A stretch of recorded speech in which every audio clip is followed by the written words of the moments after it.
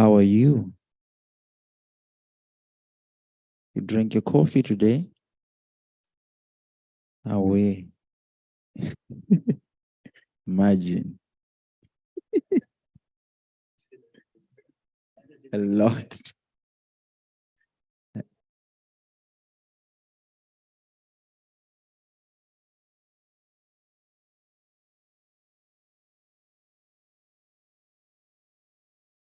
Imagine.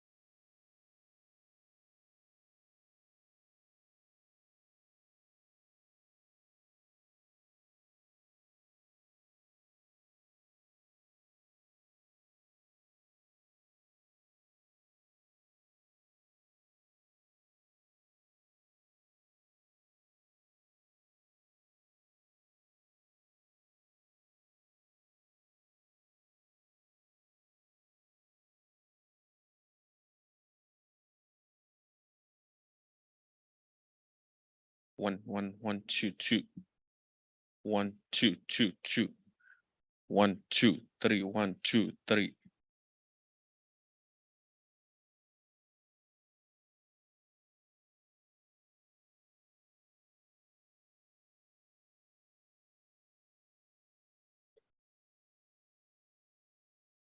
1, 2, 3, 1, 2, 3. 1, 2, 2, 2. 1, 2.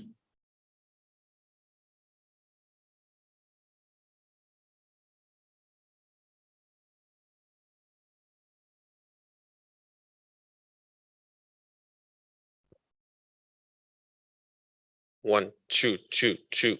1, 2, 3, 1, 2, 2. 1, 2, 3, 1, 2, 3.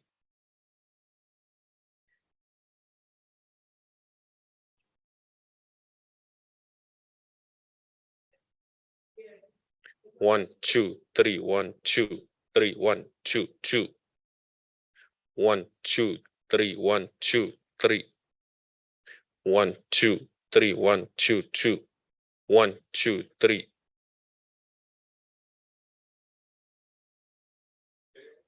1 2 3 1 2 2 1 2 3 1 2 3 1 2 2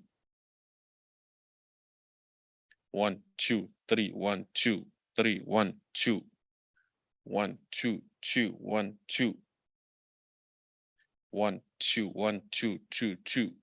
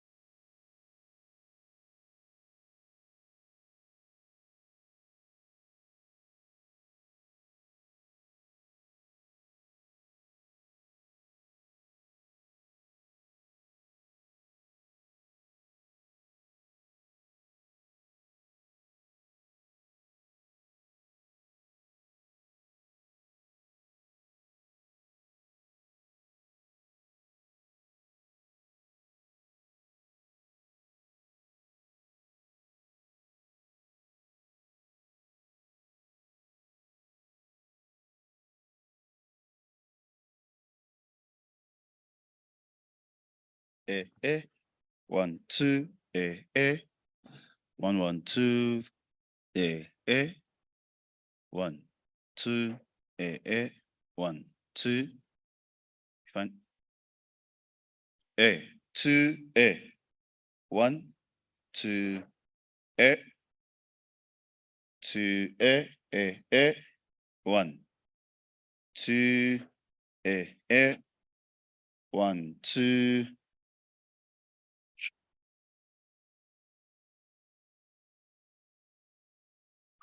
2, 2, 1, 2, 2, 1, 2, 3, 4, 5, 6,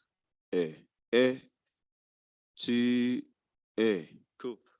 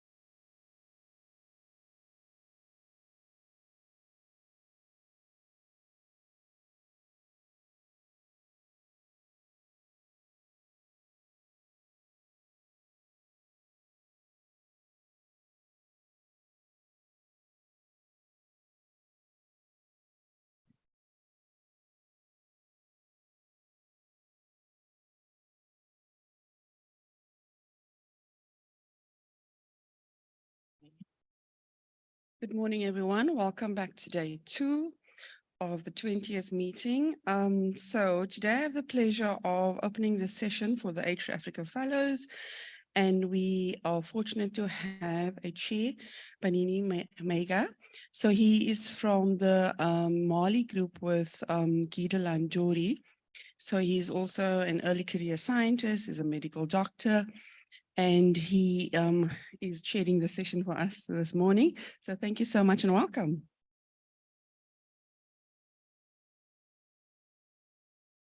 Good morning, everyone. Welcome on the second day of the 20th meeting of the H3Africa Consortium meeting. We're gonna start off the day with the fellow speed talks. I'm gonna ask the 7 fellows to come on stage. Ade Kunle Fakunle, Bethlehem Edwin Moses, Jerry Lumbono, Harrieta Monnier, Ishrak Benamri. Okay.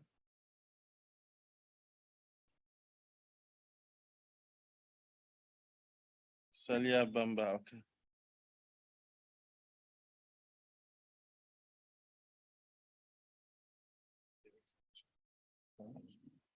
She's not here, okay. Okay. I'm being told that Jerry is not around. So we're gonna start with the first one, Adekunle Fakunle. He's gonna be talking to us about the indirect tobacco smoke exposure and first ever stroke among indigenous African in Ghana and Nigeria. Adekunle, the stage is yours.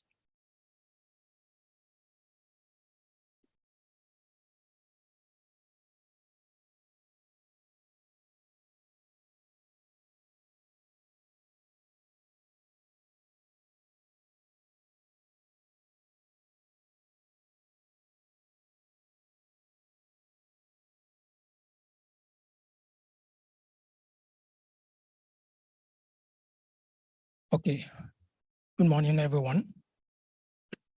So I would like to appreciate H3Africa for giving me this opportunity to showcase one of the numerous findings of the Siren project. And so despite the increasing prevalence in non-cigarette tobacco use and secondhand smoke exposure, especially on the African continent, indirect tobacco exposure remains a neglected phenomenon in cardiovascular disease epidemiology. So we decided to investigate the association between indirect tobacco exposure, focusing on non-cigarette tobacco use and secondhand smoke exposure, and first ever stroke among a cohort of West Africans in the Siren population. And so the Siren population, as earlier introduced by the principal investigator, Professor Maya Olabi, yesterday, is the largest study of stroke on the African continent, whose aim is to investigate and unravel the environmental and genetic risk factors for stroke among Black Africans. And so what we did for the current study is to identify 7,617 individuals who had never smoked, and then collected vital information, including social demographics, physical examination, blood investigation, and several other variables that were included in the Siren study. And so indirect tobacco exposure, such as secondhand smoke, was defined as regular exposure to tobacco burning in an indoor environment. And the non-cigarette tobacco use was defined as self-reported use of at least one of cigars, pipers grouped as smoked, and then snuff and chewed tobacco grouped as smokeless tobacco in the past 1 year before the onset of the study. And then the outcome, which is stroke, was defined based on clinical evaluation and brain neuroimaging. So the mean age of the population studied in Nigeria and Ghana was 59 years with a male preponderance, and then the prevalence of the proportions of individuals that reported exposure to secondhand smoke was 20% as compared to less than 1% that reported non-cigarette tobacco use. And then our multivariate analysis, adjusting for known risk factors for stroke, such as hypertension, diabetes, revealed a borderline association between secondhand smoke exposure and any kind of stroke. But further stratification by stroke type revealed a positive association between secondhand smoke exposure and hemorrhagic stroke. So coming to the non-cigarette tobacco use, we discovered that individuals exposed to smokeless non-cigarette tobacco were approximately 3 times more likely to develop stroke as compared to those that were not exposed. So the key messages here are that smokeless second-hand smoke exposure was independently associated with higher risk of hemorrhagic stroke, but not ischemic. And then smokeless non-cigarette tobacco was associated with a higher risk of stroke among Black Africans. Therefore, interventions tailored towards public health education against second-hand smoke exposure and non-cigarette tobacco use is important for primary prevention of stroke among Africans. And also to add that the well-established causal association between direct and indirect tobacco exposure and cardiovascular events, stroke inclusively, supports the plausibility of an adverse effect of particulate matter on cardiovascular system. So as a young environmental epidemiologist with keen interest in exposure science, I think it is important and relevant to also explore the epigenetic modifications as a result of exposure to environmental stressors, air pollution, particulate matter size 10, 2.5, carbon monoxide, polycyclic aromatic hydrocarbons. Those are important determinants which I think on the African continent we need to explore to further understand cardiovascular disease epidemiology, including stroke. Once again, I appreciate the H3Africa Consortium for giving me this opportunity and the principal investigator of the Siren project, Professor Maya Olabi. Thank you.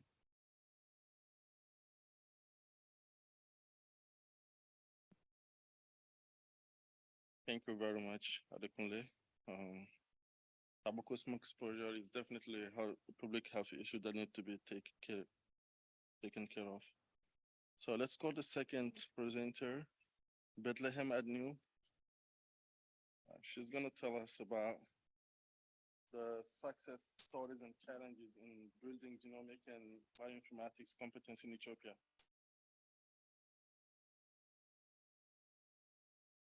Thank you. Good morning.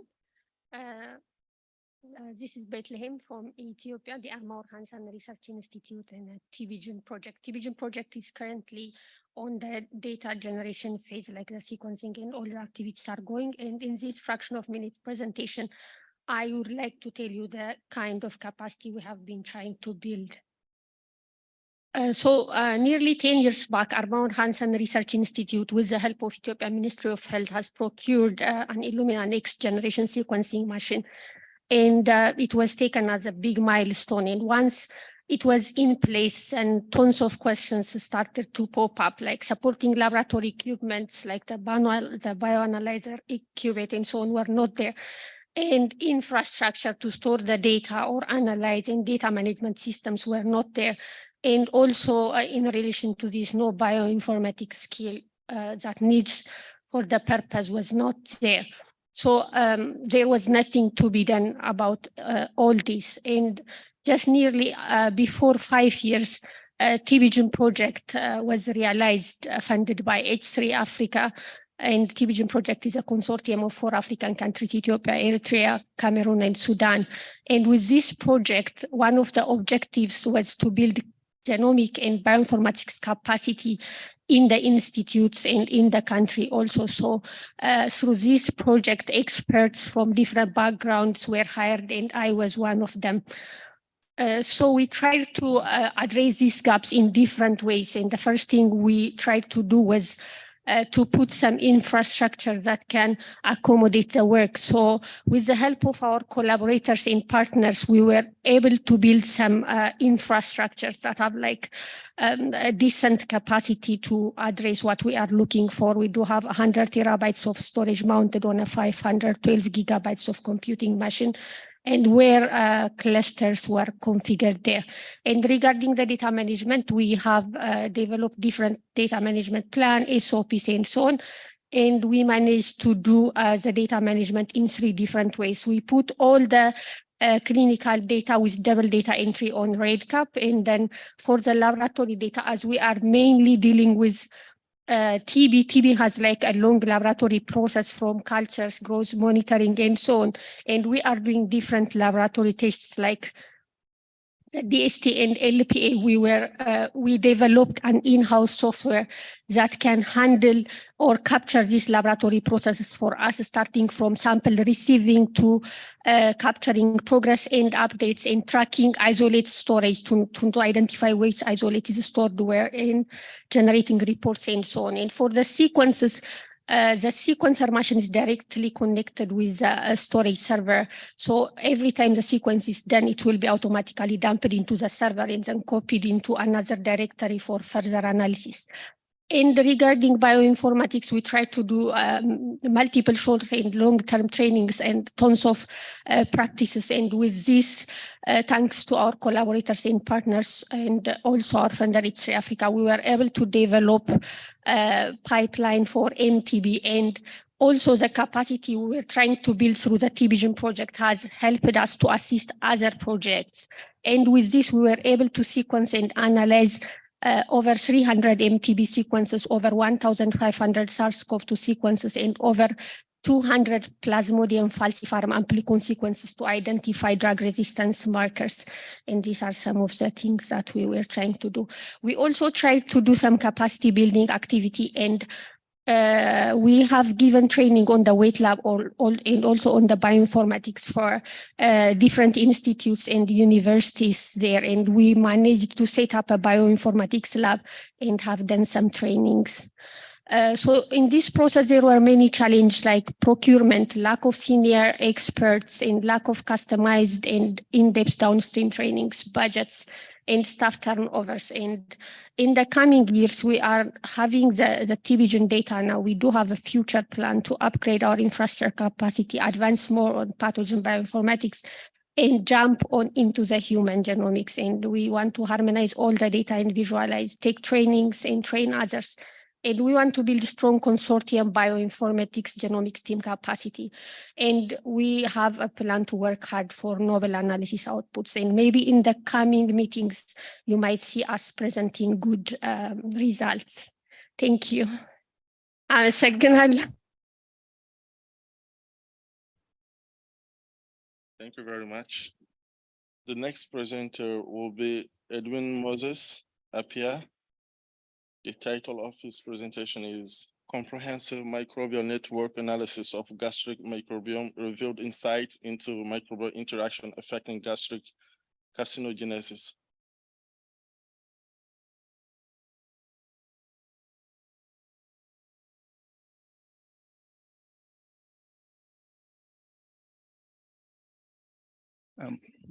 Good morning, everyone. My name is Edwin, and I'll be presenting on microbial interactions that affect gastric cancer development. So gastric cancer is the 5th most common cancer and the 4th leading cause of cancer-related death in the world. And growing evidence now suggests that changes in the microbiome affect gastric cancer development. But the challenge is that most of these studies that try to elucidate these microbiome changes that affect gastric cancer development do not necessarily look at the microbial interactions, which will allow us to identify functional groups and keystone species that actually drive these changes. So that is what we sought to do to present a comprehensive network analysis of the microbial interactions that affect gastric cancer development.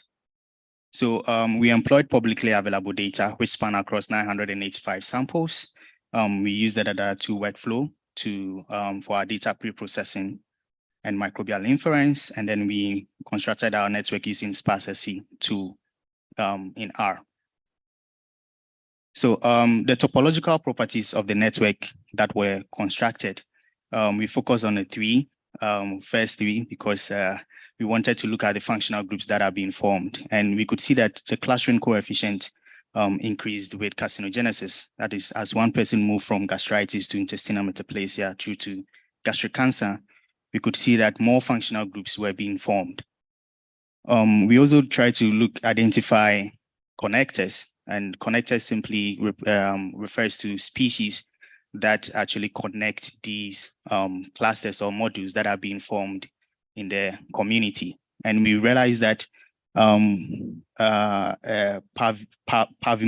micra and Streptococcus stomatatis were represented as significant connectors here. One of the things that we also tried to look at was herbs, and herbs are species that have central role in the community. And then we also found out that Rhotia, which has been identified in other studies to have higher significance or enriched in gastric cancer, was represented. But most importantly, we found out that Fusobacterium nucleatum, Parvivorous micra, and Streptococcus stomatatis co-occurred significantly, and they are the ones circled in red here.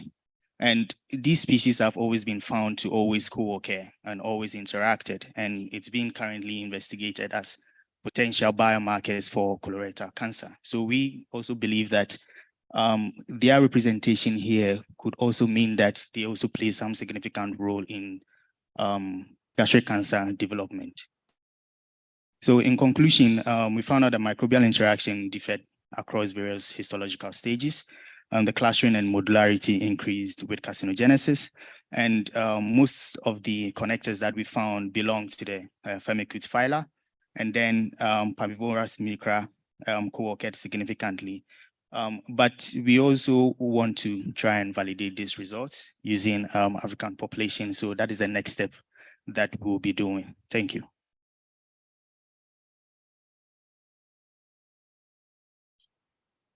Thank you, Edwin. The next one, Harrieta Munier. Okay, she's going to tell us about the burden, manifestation, and parental willingness to test for pediatric genetic eye diseases in Ibadan, Nigeria. Good morning.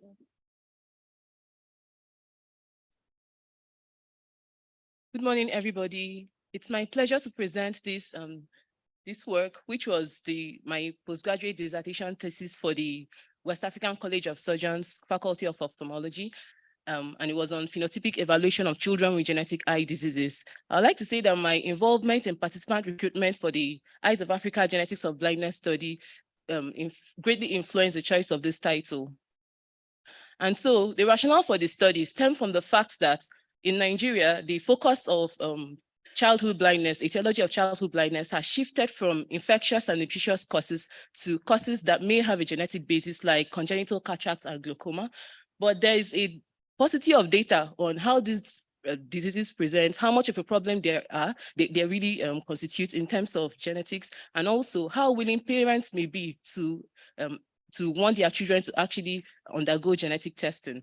And so the aim of these are very important in informing policy and planning for ophthalmic genetic services. And the aim of the study was to determine the burden, the manifestation, as well as parental willingness for genetic testing of their children. It was a cross-sectional tertiary hospital-based study, which involved consecutive recruitment of both new and follow-up patients in the pediatric ophthalmology clinic.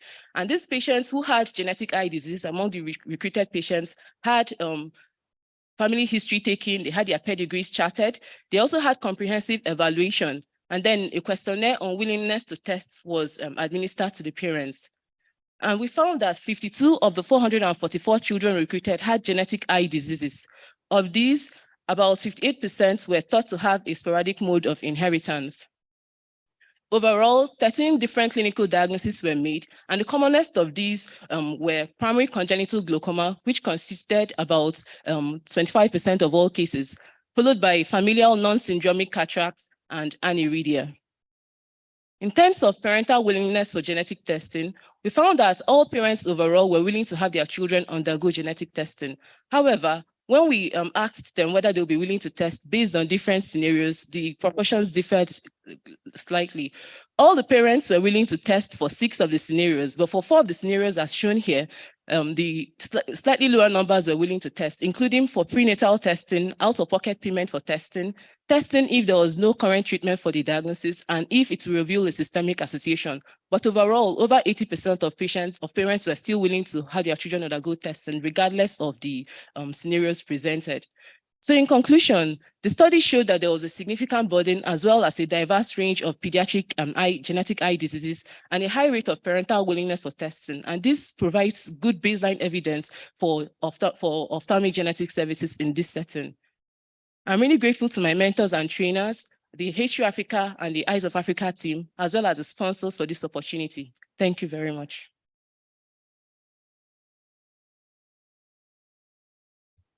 Thank you, Arietta. The next one is Ishraq Benamri. She's going to tell us about her journey as a young Moroccan PhD student acquired skills from H3Africa Bionic Projects.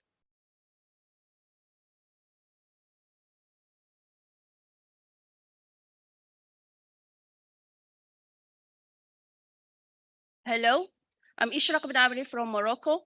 I will present my career story entitled Tracing a Road for a Moroccan Scientist in Bioinformatics. I'm PhD student in Bioinformatics at Institut Pasteur du Maroc, Casablanca, and National School of Applied Science in Tangier, Morocco.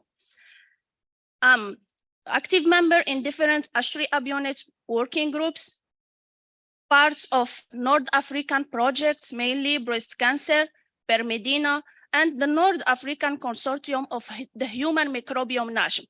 I authored and co-authored different papers, participated in conferences, meetings, workshops, and hackathons. And I have been awarded 2 prizes at the H3 meetings, consortium meetings.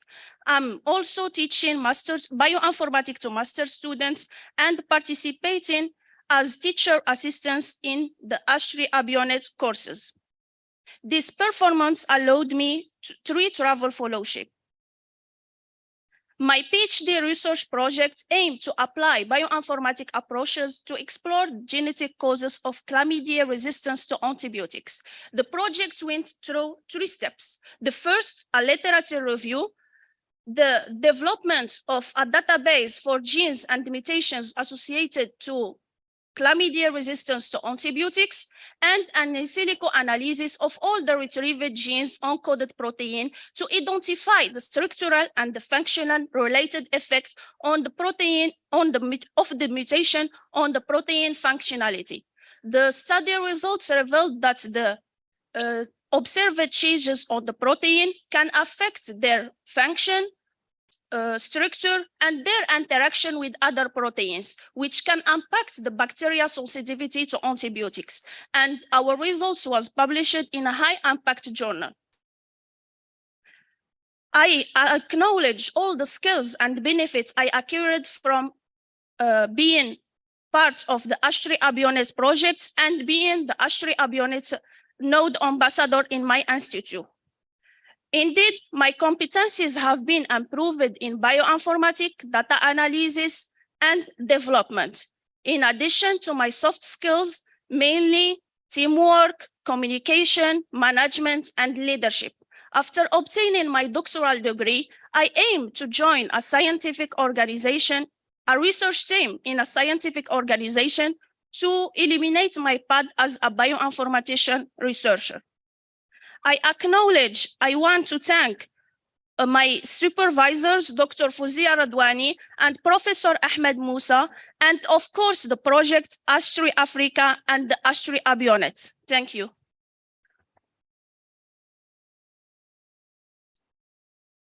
Thank you, Ishraq. The next fellow is Nana Yaashia. She's gonna present the Genetic Association of GCSPD variants and preeclampsia in Ghana.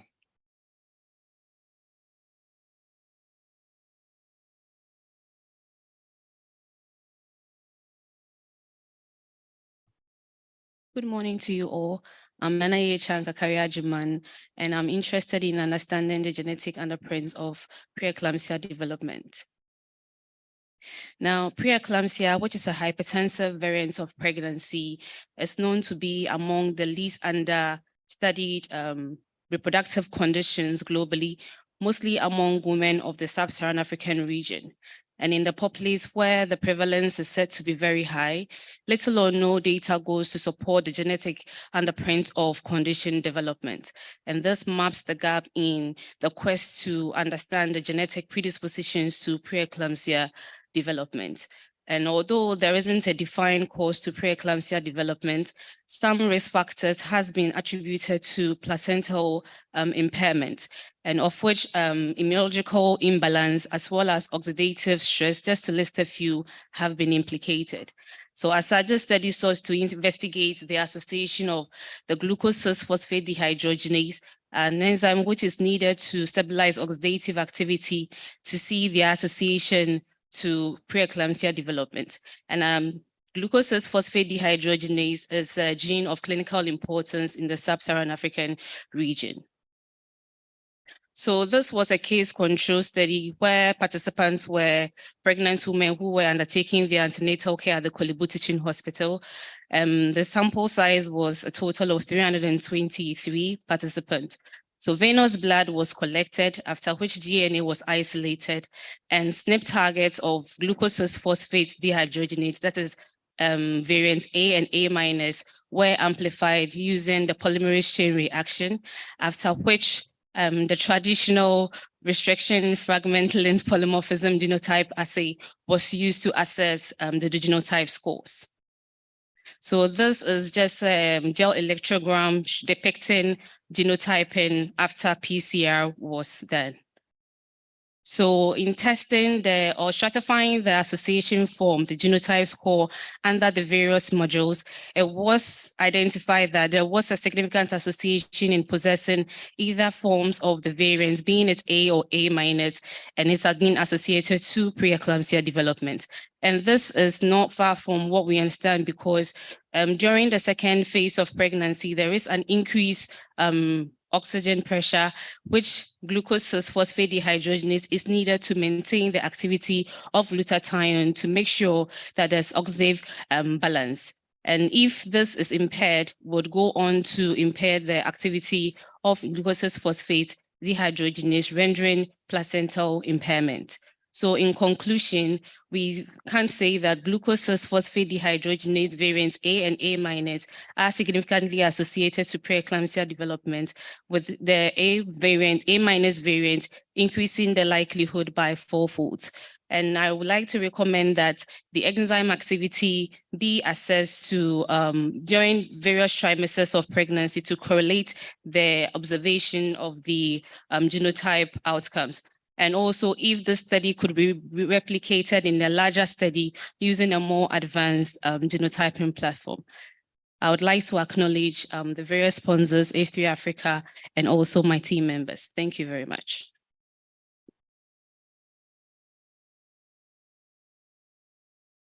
Thank you, Nana. The last one is Salia Bamba. His presentation is reporting a novel candidate gene associated with generalized epilepsy in a Malian family. Okay, thank you. Good morning, everyone. Here this morning, I would like to share with you one of my preliminary results of my PhD thesis focused in genetic of familial epilepsy in Mali.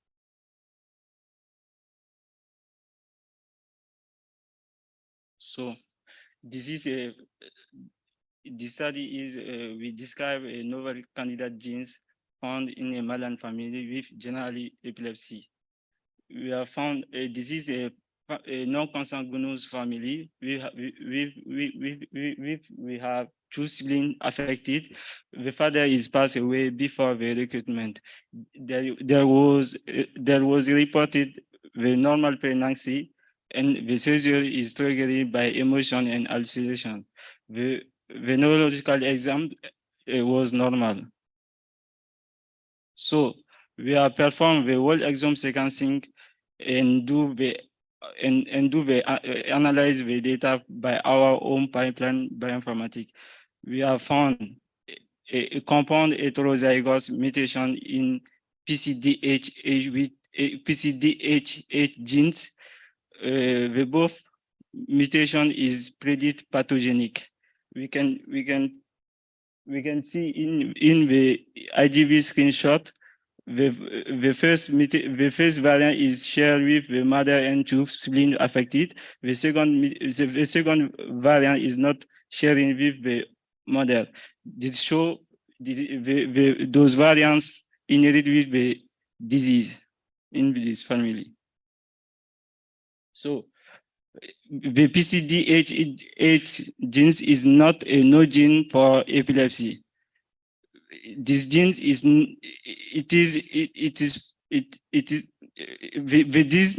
a same family of the PCDH19.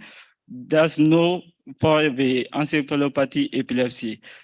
The PCDH8 genes is highly expressed in brain, particularly in frontal cortex. That defect cause the seizure. So those points push us to plan the functional study on the frog by using the CRISPR-Cas9 protein to coordinate the gene function to see the overexpression of the genes. So thank you for your attention. Thank you for all sponsors and my team.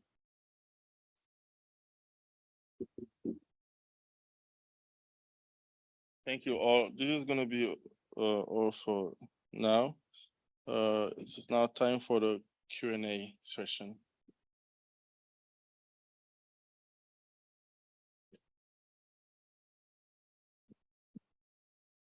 Okay, over there. Thank you very much. And I think each of the talks was really fantastic, the way that you managed in 3 minutes to convey your entire project. So congratulations to all of you. So my first question is to Adekunle about the passive smoking exposure, but also other forms of non-smoking tobacco exposure. Did you actually look at chewing tobacco and other forms of tobacco consumption as a risk factor for stroke, or was it mostly secondhand smoke from smokers? Yes, thank you so much. And well, we grouped the forms of tobaccos into 2. The cigars and the pipers were grouped as smoked non-cigarette tobacco, and the chewed tobacco and snuff, which is a form of tobacco in Nigeria, it was grouped as smokeless. So when we ran our multivariate analysis, we discovered that the smokeless tobacco, which comprises the chewed tobacco and the snuff, were significantly associated with stroke. Yeah.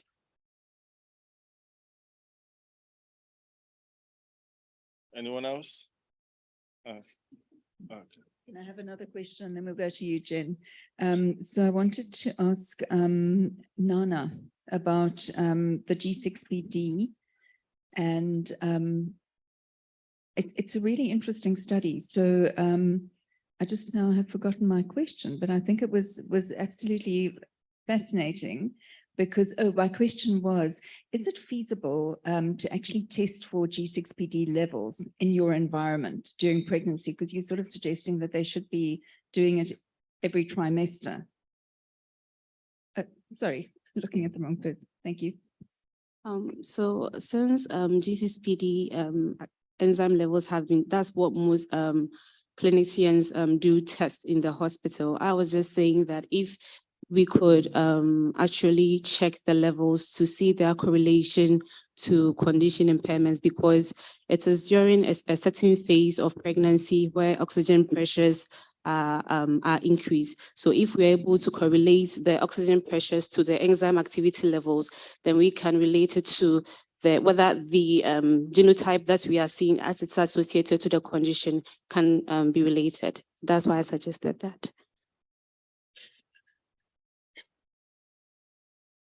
So my first question is about the gastric cancer. And so what do you think that these changes in the communities and their interactions are in any way causal or a result of the cancer? And how would you tease that out? Yeah, we can't be certain on the causal effect of these microorganisms, but we know that when certain changes in their environments begin to happen, they also try to readapt. So what we want to do is to try and see that, could we find these microorganisms? Could we, find specific interactions that could allow us to predict certain changes, that when we see that, oh, okay, there's this set of microorganisms interacting in this way, then we are most likely to know that you are going to have, or you are at a gastritis stage or intestinal metaplasia stage. So this could allow us to detect early gastric cancer, so that we could find preventive measures towards it, using these microorganisms as biomarkers. Yeah. And then Henrietta, I thought it was really interesting that it was some pretty high percentage, even if they had to pay out of pocket, would want to do the testing, which says a lot about the value that they perceive. Could you elaborate on that a little bit? Thank you very much. So we found that a high percentage were still willing to test, even if they were going to pay out of pocket for that. And the interpretation we gave to that, and from interacting with the parents of those children, was that they were just desperate to find a solution. Some of them had 1 or 2 children that already had a problem. Some of them had maybe a harrowing experience taking care of that child, finding the funds for treatments and all that. Some didn't know if other children would have the risk. So they were really interested in finding out exactly what the problem was or the risk could be. So I think that may have influenced their high interest or high willingness to test.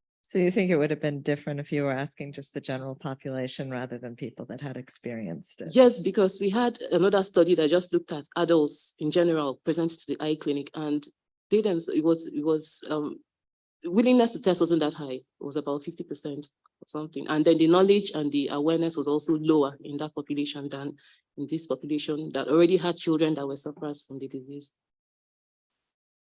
I just want to say thank you all. Those talks were fantastic. Every single one of them very interesting. I'm glad I'm not judging.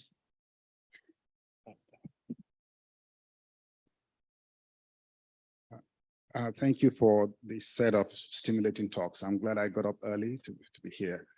I have questions for 3 of the presenters, so please indulge me while I ask them all at once, because I've been raising my hands for for Nanaya Chair, I wanted to ask about G6PD. G6PD, the gene is on the X chromosome, so it means that when you're talking about women, you have X inactivation of 1 chromosome on each one.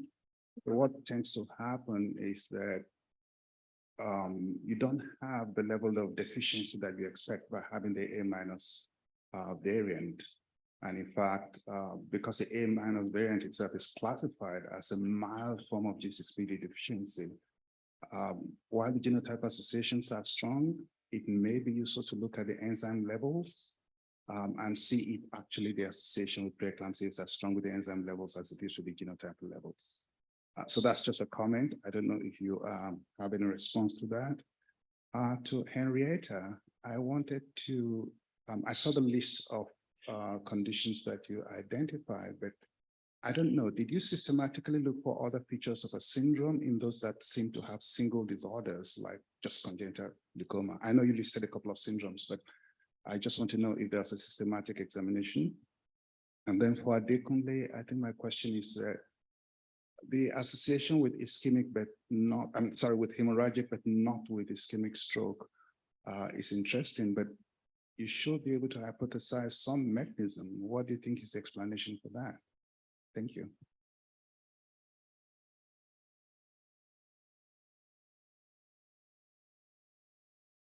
Okay, so thank you. So that's why I put it in the recommendation that if we could actually test for the enzyme activity to, you know, confirm the genotype scores that we are seeing. I don't know if, thank you. Thank you very much. So for the, yes, we actually did that. So we had a very stringent criteria for saying that someone actually had cataract that was of genetic origin, because we found that for those children that were not classified as having genetic eye diseases, almost a third of them had lens-related pathologies. So people that had bilateral cataract but couldn't confirm that it was actually genetic, people that had traumatic cataracts and all that. So we had to use a very stringent form. If they had familial cataracts and there was no systemic involvement, no trauma, no history suggestive of any other etiology.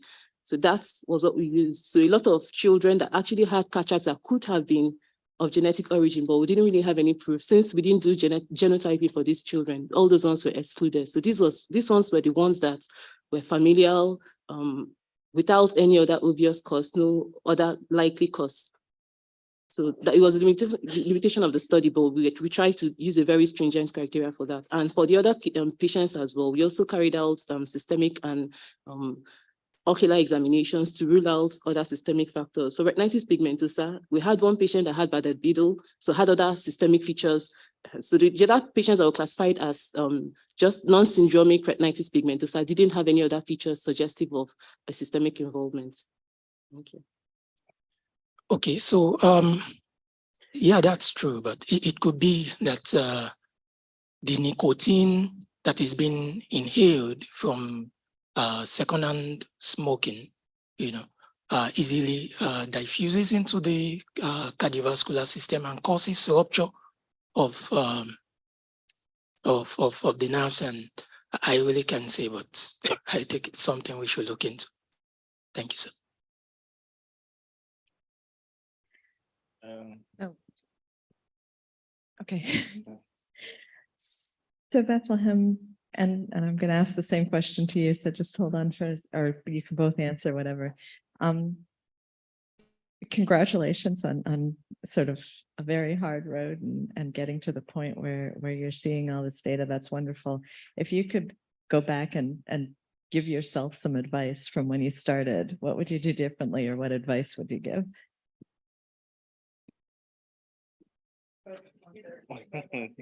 You can talk.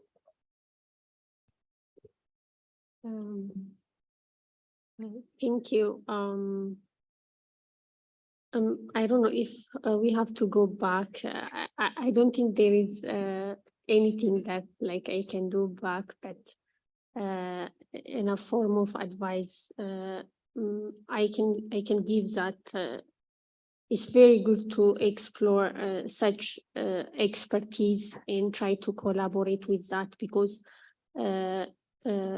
if for anyone to have such kind of capacity, we don't have that kind of skills in Africa. Once Professor Allen from Zambia, he told me that it took him 2 years to recruit someone like that here in South Africa.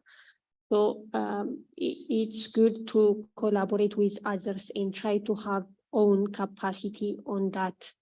And that will highly support and facilitate the work we do in bioinformatics. So if I can go back, it's very hard to be here with you. I can't believe that I can be in Cape Town. So I can give me an advice, like keep going and keep fighting. So all will be good. Thanks. Yeah, so thank you very much. My question also is for Ethiopia and Morocco, and it was very nice to see this progress and the capacities that you've been able to put in place. Now, what about the next steps? So what are you aiming to do after the H3A or the H3A Bayonet? So you have your own projects that you can start with, or collaborations with other fellows here from Sub-Saharan Africa, for you mainly, Shraq. You know, it's very important to keep in touch with your peers in the South. So what are your plans for the future? So I will defend my PhD in April.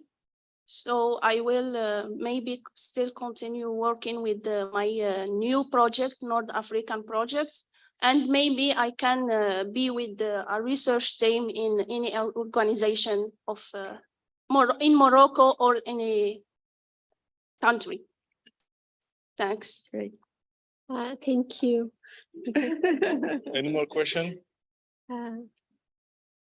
No?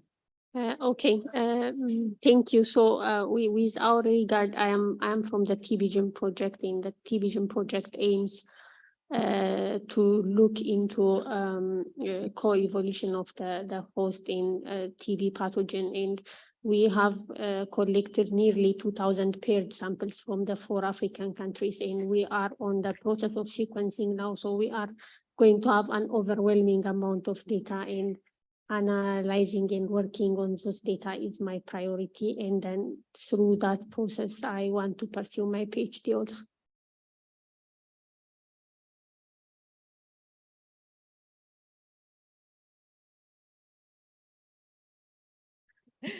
All right, so this question is from me and Charmaine.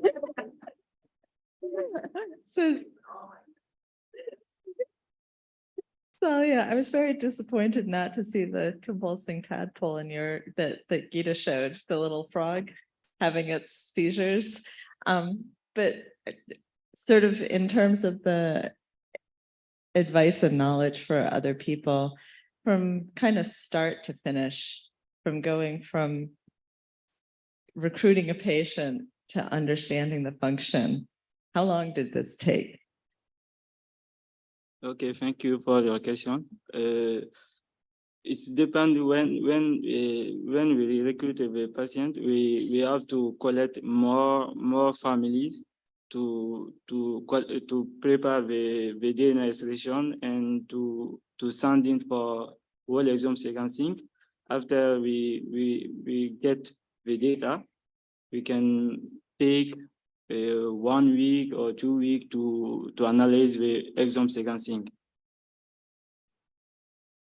So for the next step to prove the pathogenicity of the variant, because the pathogenicity of the variant, we have to do sometime the functional analysis. We have to take more time because it is the laboratory work. It is very hard. Sometimes it's not. We cannot predict the result of the functional analysis.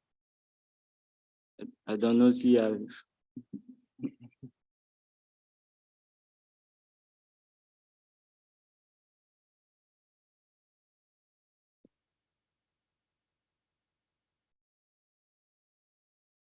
Thanks. I just wanted to follow up actually on Jen's question around what would you do differently, and the issue around bioinformatics that Betty raised, because, you know, we've seen fantastic things happen with the H3A Bionet,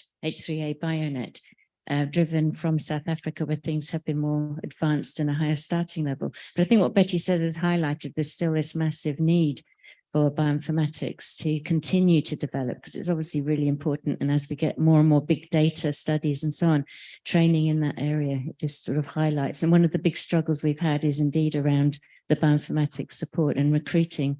You know, we included a senior bioinformatics post and we struggled to recruit. And, you know, Betty was just saying about Alan Christoffels here in South Africa had similar problems. So that is an area that we need to increase activity. And just as things we at this, you know, point with H3 Africa about what next, I think the bioinformatics is a really important area. a lot of things are, but I think just to stress that has been a big struggle, not just for us, I think, on TBGen, but for a number of other projects too.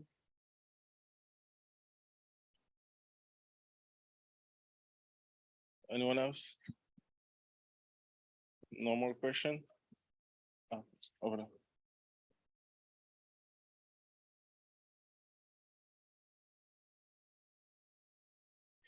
Okay, good morning all.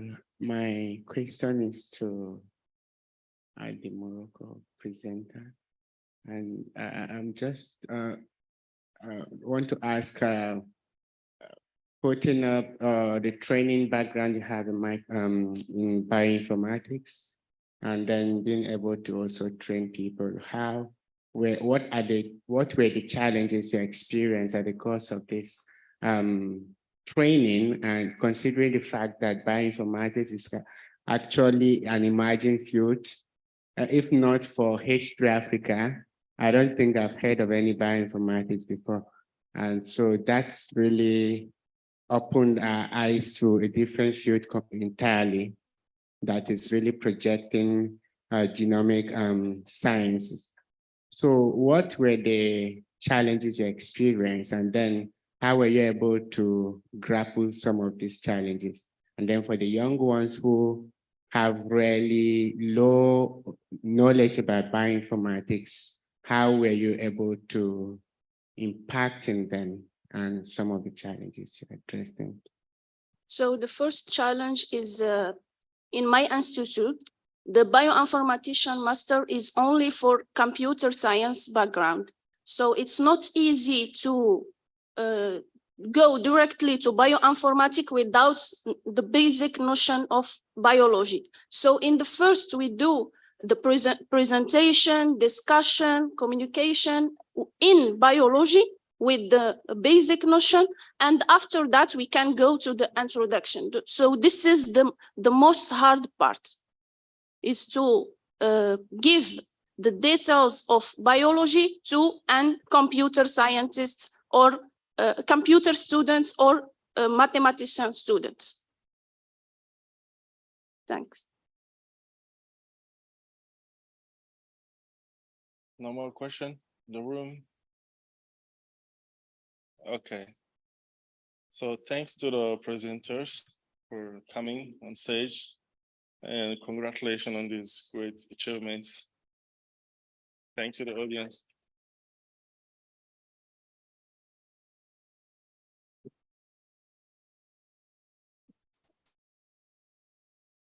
Thanks.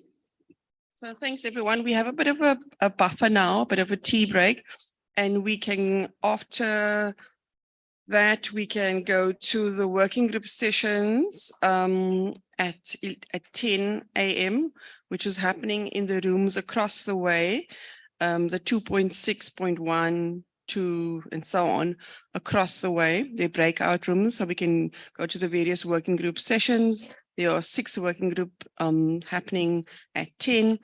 After that, there's another tea break at 11, and we reconvene here for the plenaries at 11:30. So please join us for that again. Thank you so much.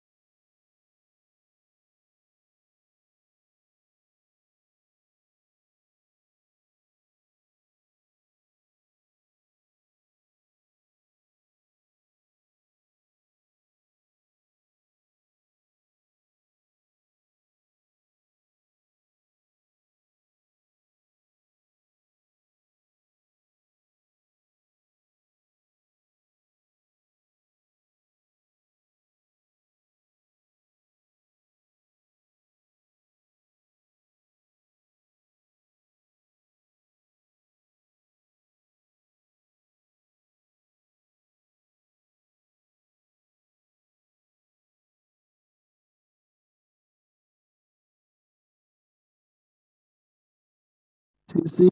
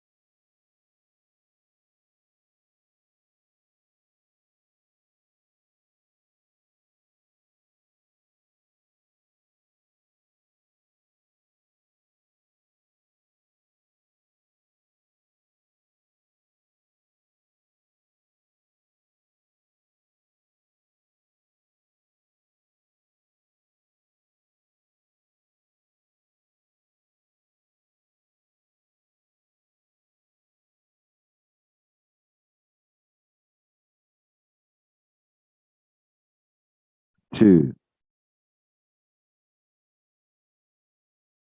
1, 2.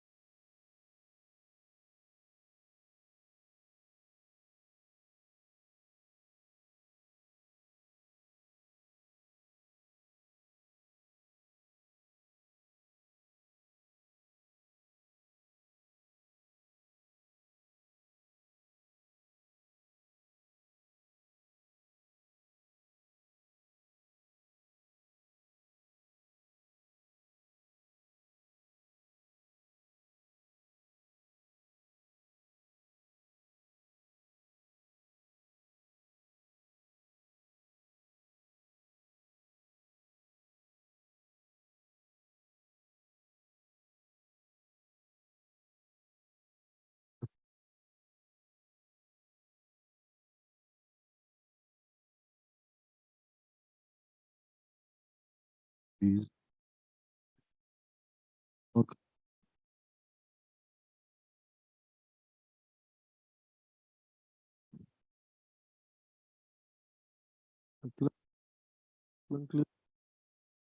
Azuma.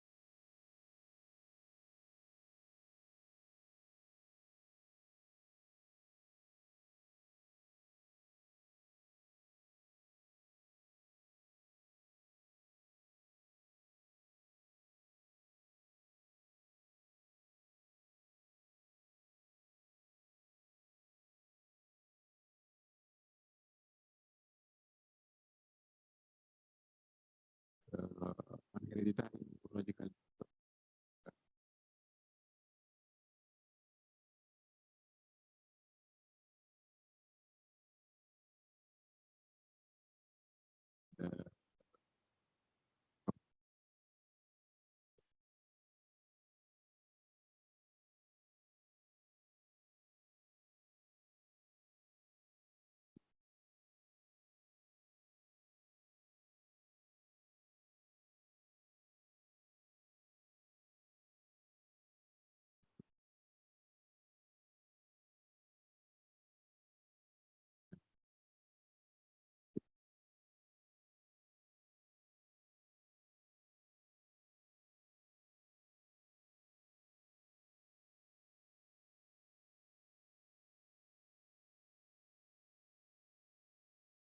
Mariana.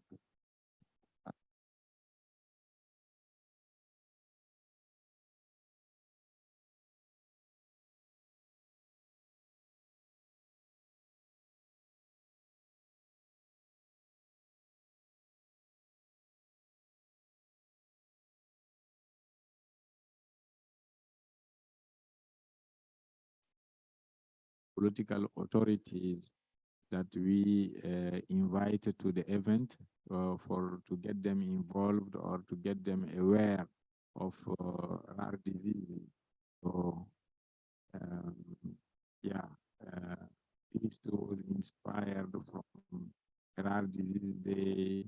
I was invited to attend back in 2017 or 2018 in Ivory Coast. So since then, we also established our own event we hold every last day of February.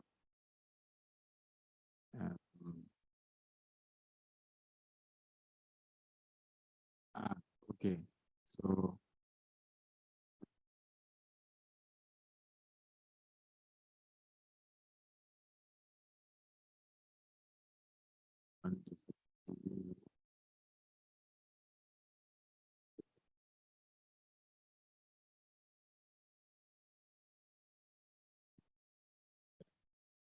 African data in very own data. So that as we go, as we see variants, we will be able to get them uploaded. And I really encourage people to connect with this team, the CleanGene team. They have workshops, they have working groups for creation, for data, what they call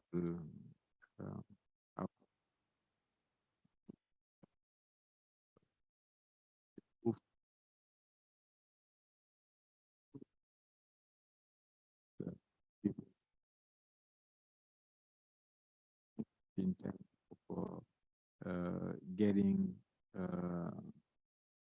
their data uploaded. So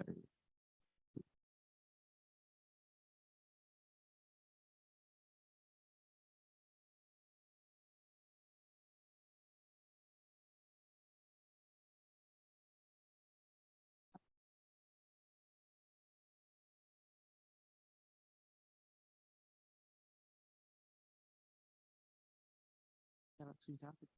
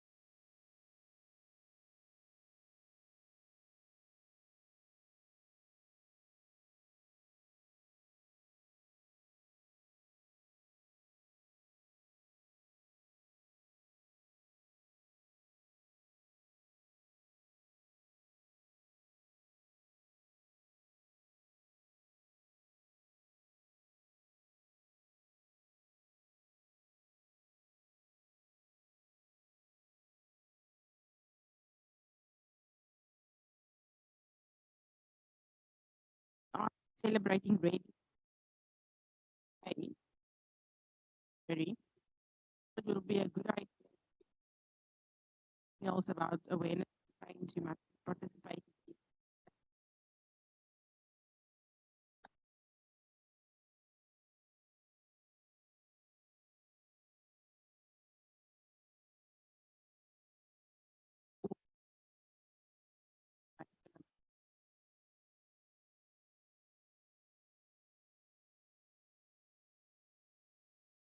in. Activity.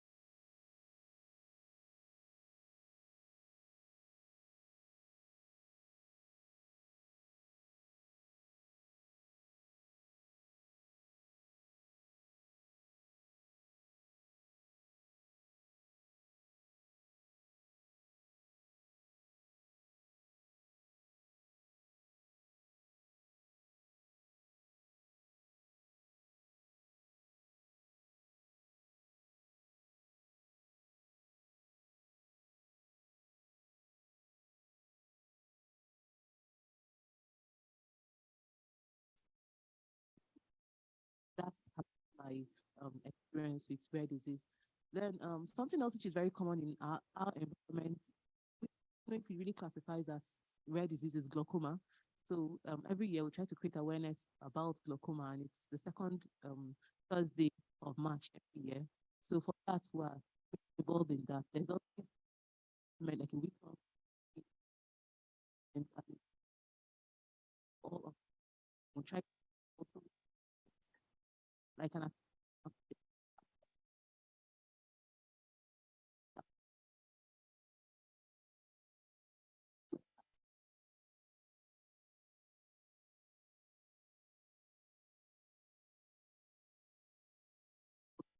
things like that. So those have been how we've engaged the public for yeah.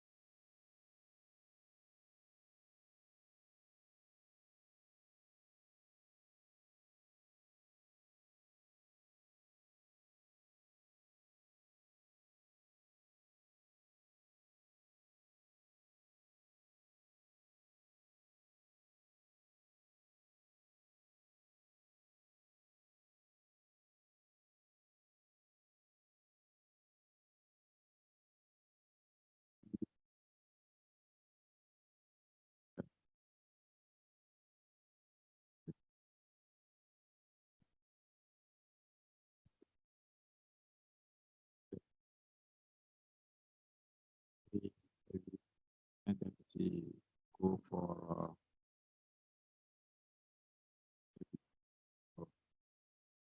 one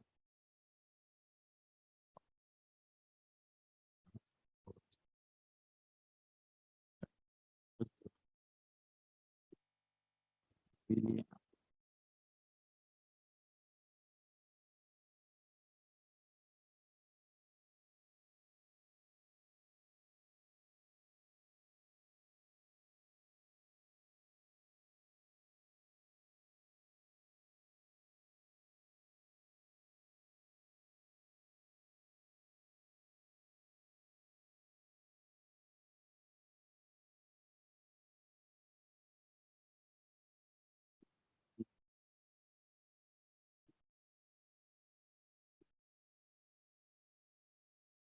part of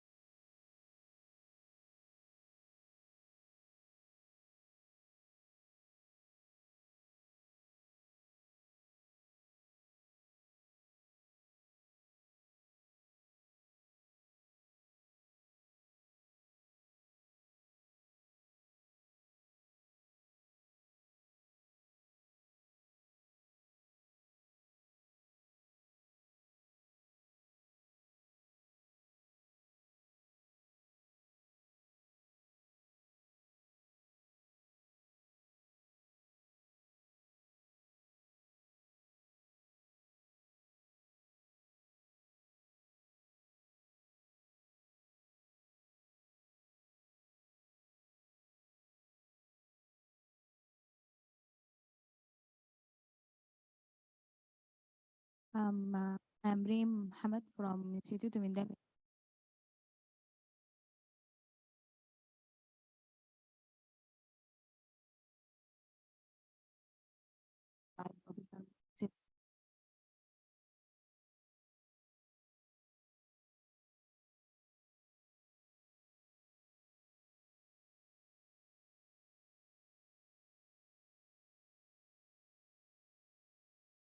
Genome technical exome analysis.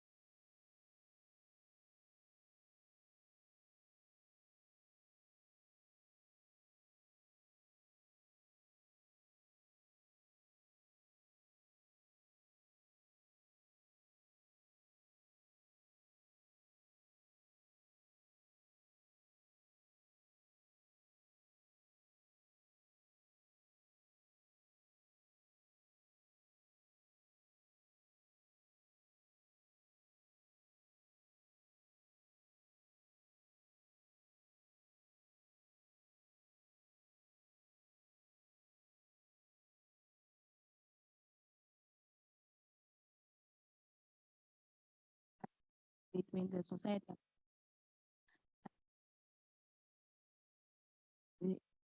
to build up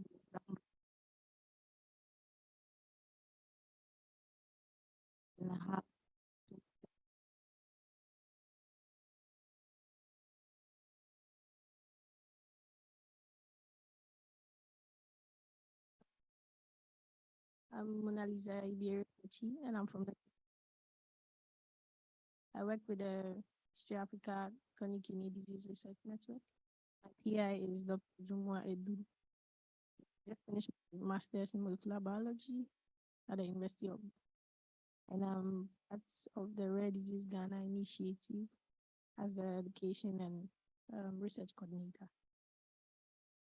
For our organization,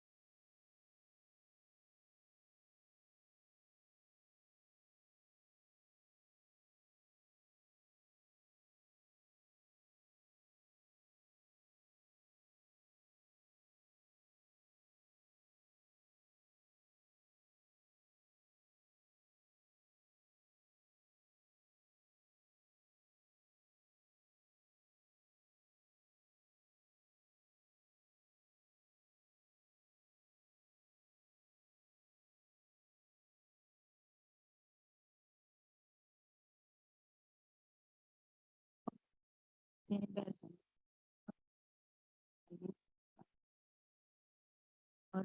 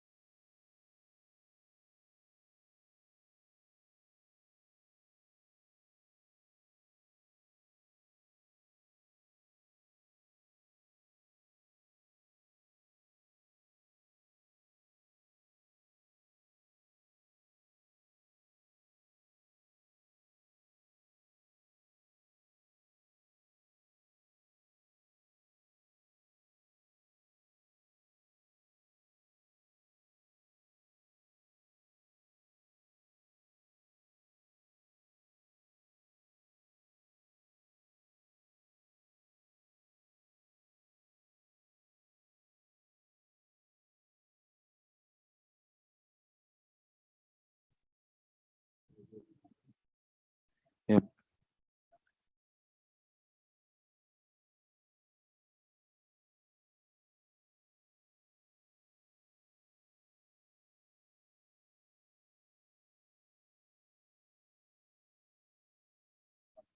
Yep, 1, 2.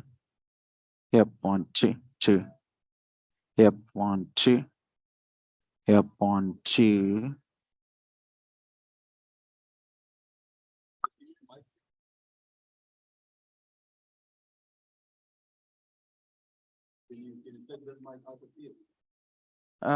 Yep.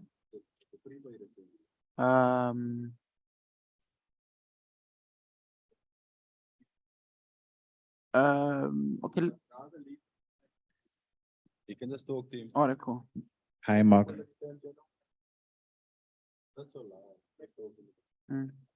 Hi, Francis. Can you hear me? Hi. Could you speak, please? I just want to Yes. find out if. Can you hear me okay? Yes, try again. Okay, how about now?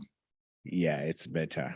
Okay. Okay. Yeah. So I would want you to share your screen and we try to see whether we could see from here. Okay, that's fine. Sorry, let me just open up my presentation. There's this.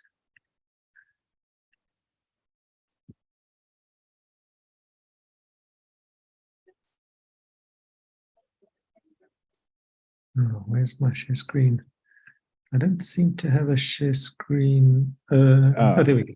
There it is. It's there now. That's fine. Okay.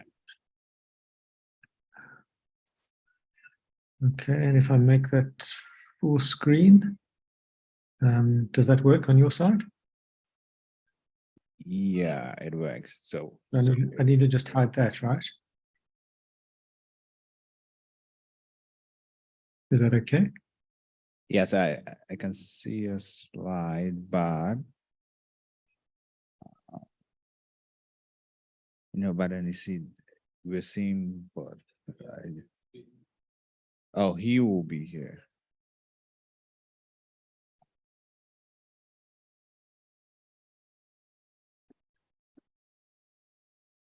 Hi, Mark, just a second, trying to sort out the display. That's fine. Yeah, from my side.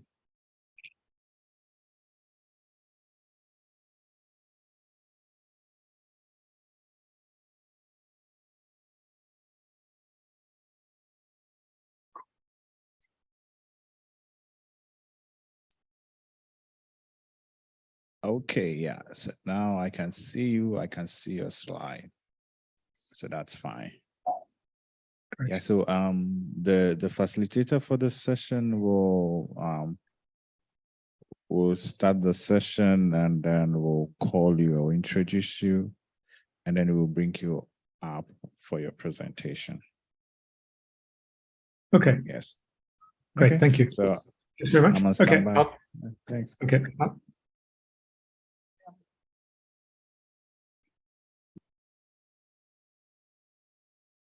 Because I think he's speaking from yeah. Yeah.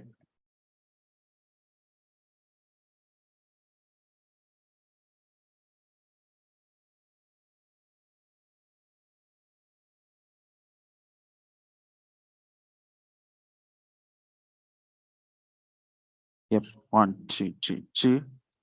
Yep. Yeah. Yep, 1, 2, 2, 2, 2, 2. Yep, 1, 2.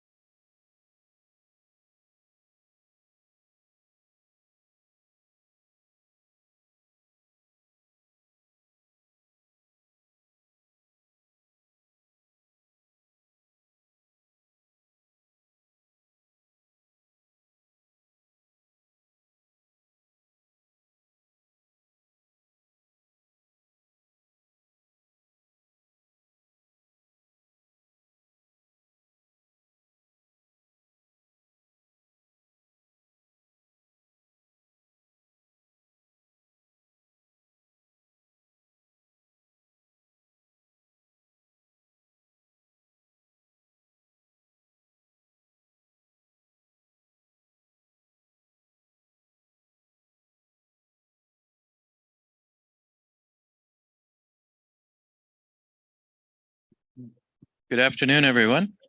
Or sorry, it's not afternoon, it's still morning. Good morning, everyone. We're going to start this next session. This morning's session is common disease. Our next presenter is Mark Nickel, who will be joining us and presenting via Zoom or virtually. And I believe, Mark, you are online. I am. Thank you very much. I hope you can hear me okay. Yes, we can. Thank you.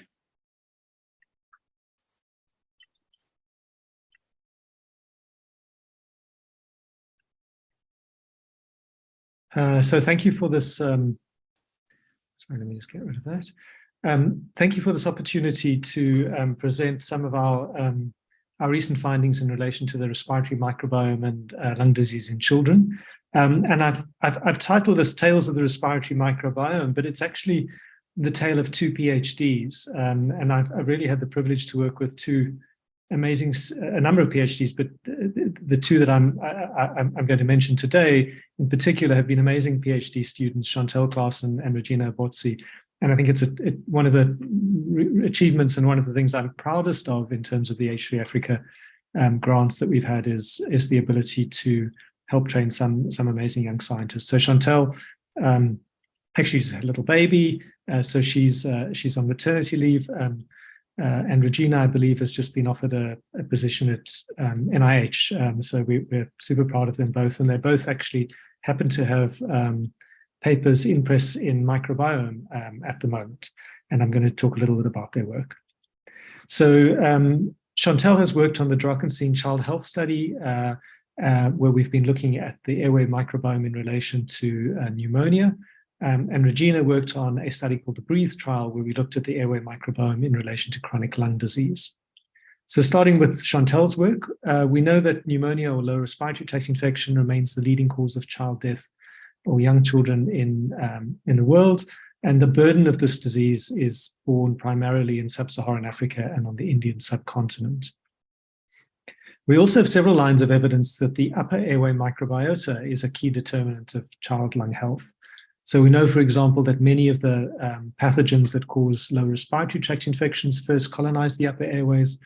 And there's increasing evidence that that bacteria migrate from the upper airways down into the lung in both a transient but also a more permanent fashion. And so we're interested in studying the upper airway microbiome and its relationship with child lung health. At the moment, there are fairly limited data from Africa on the upper respiratory microbiome. So this is a systematic review that Chantel did, which at the time of the review only had the Gambia and Botswana represented in upper respiratory microbiome studies.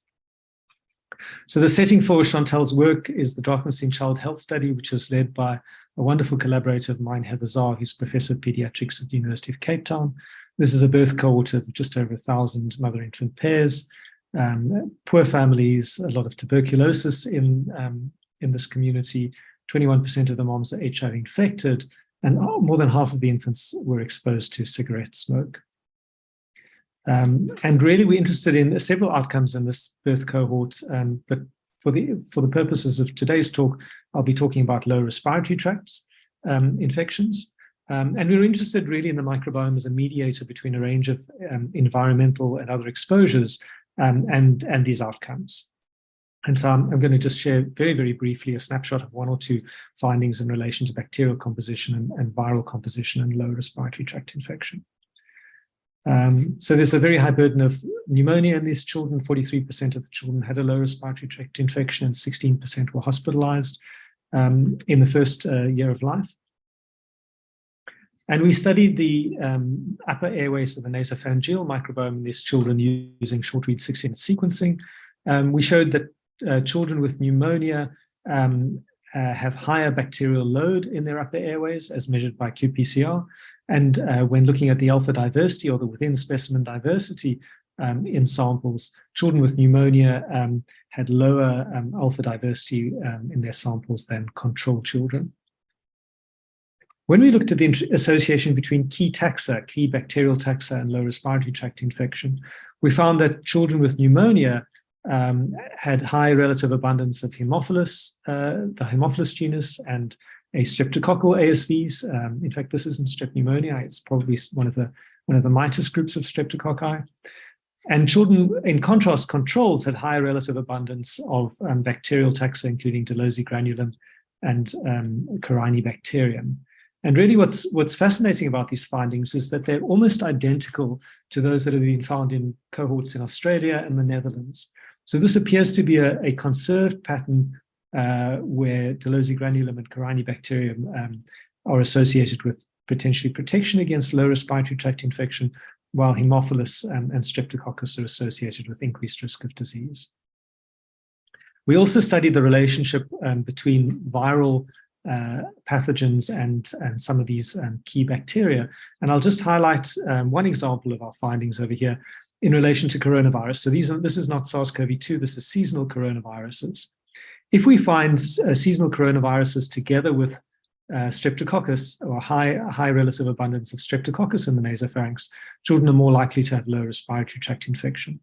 In contrast, if we find coronavirus in association with a high relative abundance of Corynebacterium in the nasopharynx, children are less likely to have low respiratory tract infection. So it appears that the Corynebacterium may be modulating the virulence of coronavirus and potentially protecting against development of disease. And interestingly, we have a similar finding with RSV. So that's in 2 minutes, Chantel's work. The second work is in relation to chronic lung disease, and this is Regina Abotzi's work. And this work was done in the context of a randomized trial of azithromycin for the management of HIV-associated chronic lung disease in African children. And this, the PI of the overall PI of the RCT was Rashida Farhan from the London School, who's worked for many years in Zimbabwe on HIV-associated chronic lung disease. She's shown this is a major cause of morbidity and mortality in children living with HIV, with a prevalence of over 30% in older children. And these children get repeated respiratory infections, chronic inflammation, and impaired lung function. So the hypothesis here was that azithromycin would improve lung function and morbidity by controlling infections as well as systemic inflammation. It was an individually randomized trial of azithromycin weekly for 48 weeks. The primary outcome was lung function, but we also looked at acute exacerbations and hospitalization. And this study was done at 2 sites, Harare Children's Hospital and Queen Elizabeth Hospital in Blantyre in Malawi. Regina's role in this work was to look at the microbiome of these children in relation to the intervention and outcomes. And Regina did short-read V416S sequencing at baseline, 48 and 72 weeks. In terms of the effect of the intervention on the primary and secondary outcomes, there was no effect of the azithromycin on chronic lung function. However, azithromycin reduced the incidence of acute respiratory exacerbations here between the placebo and the control arm, and there was a borderline effect on hospitalizations. So what did Regina find? Well, she found, first of all, that azithromycin decreases bacterial load in sputum from these children. And this is shown over here at week 48. You can see azithromycin has lower bacterial load than placebo. And interestingly, although this recovered somewhat by 72 weeks, so remember the children stopped the azithromycin after 48 weeks, even 6 months later, we found a persistent effect with children with azithromycin having lower bacterial load. In contrast, and somewhat surprisingly, azithromycin appeared to maintain alpha diversity within samples. And instead, we saw alpha diversity or within sample diversity decreasing in children in the placebo arm and being retained in the azithromycin arm. And this is interesting because in many different human diseases, low alpha diversity is associated with disease. And so the azithromycin was able to maintain alpha diversity. When we looked at the effect of azithromycin on specific taxa, we saw when we compared the placebo and the azithromycin arm at 48 weeks, the placebo arm had or rather the azithromycin reduced the relative abundance of taxa such as Haemophilus again, and increased the relative abundance of a range of different commensal bacteria, particularly commensal anaerobes, which were more abundant in the children receiving azithromycin.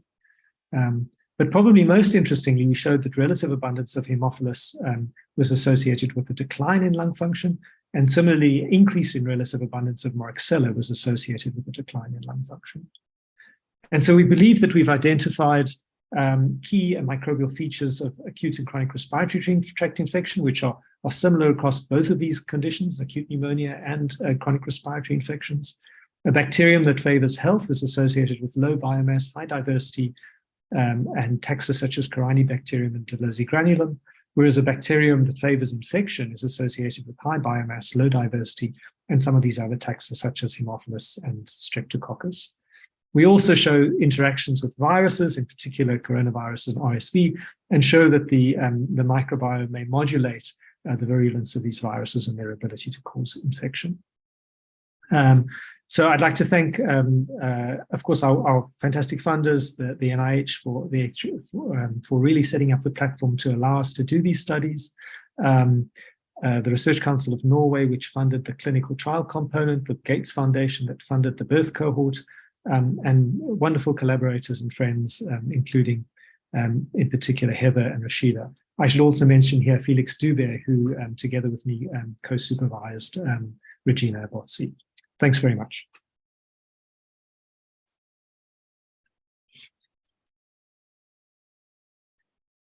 Mark, any questions for Mark? I have two questions, in fact. Mark, in the first study, I was curious about two things. One, where there was potentially a protective effect of some bacterial infections. What happens there with the infection when there's an lower respiratory tract infection? Does Haemophilus outcompete those bacteria? Is that maybe the model there?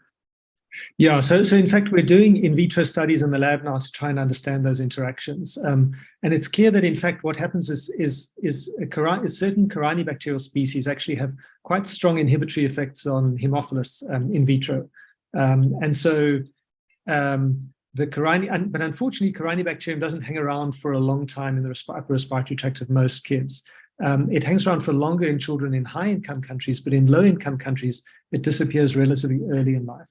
Those children in whom Corynebacterium is preserved appear to be relatively protected against respiratory infections. But we don't understand Haemophilus. It doesn't work the other way. So Haemophilus doesn't get rid of Corynea. Corynea inhibits the growth of Haemophilus. So what we don't understand is why the Corynebacterium is disappearing in the first place. Is it environmental exposures like cigarette smoke or pollution? And those are things which we're currently studying. Great. I'm just scanning the room. And while I ask my second question, I don't know this literature, but what is the literature? So I was intrigued by the coronavirus observation. What is the literature on coronavirus or COVID and lung microbiome? There must be is there a protective effect? Yeah, so actually they're not consistent findings. So interestingly, we found we did look at COVID-2 we did look at the COVID-2 in our cohort as well, and we did find an association between streptococcal infection and COVID-2 disease, but this hasn't been a consistent finding. Yeah, I mean, they're kind of the usual associations with some of the gram negatives like Klebsiella, but whether those are acquired in hospital or not is not clear. So yeah, and there unfortunately isn't a really strong body of literature on this, surprisingly. Great. All right. Thank you very much, Mark. Let's thank Mark again.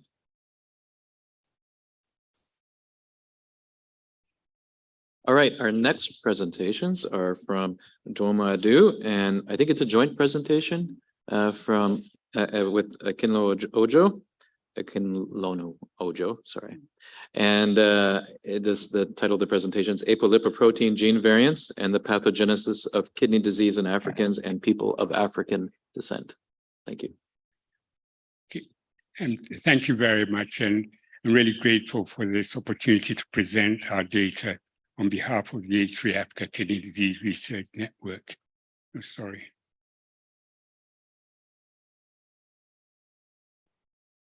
And I'm presenting this on behalf of the H3Africa Kidney Disease Research Network. And there are over 100 of us, and I've listed some of the PIs on here, and remember Professor Plangerul, who unfortunately died some 2 years ago, and we have no disclosures. So talk a little bit about chronic kidney disease evolution of APOL1, just very briefly, the evolutionary arms race between pathogen and us, and what kept our ancestors alive 10,000 years ago is killing us now. And our research assistant, Nanaya, said, nature has a way of taking back what it gives. And I've Googled it and I can't find it. So it's an original statement. Well done. So chronic kidney disease, the prevalence of chronic kidney disease in Africa is around 14%. And Africans succumb to end-stage kidney disease 20 to 30 years earlier than the median age of disease in Europeans. And renal replacement therapy is either unavailable or unaffordable in Africa, making the development of end-stage renal disease a death sentence for many. And so it also extracts an enormous toll, not just in premature mortality, but also in cardiovascular comorbidities.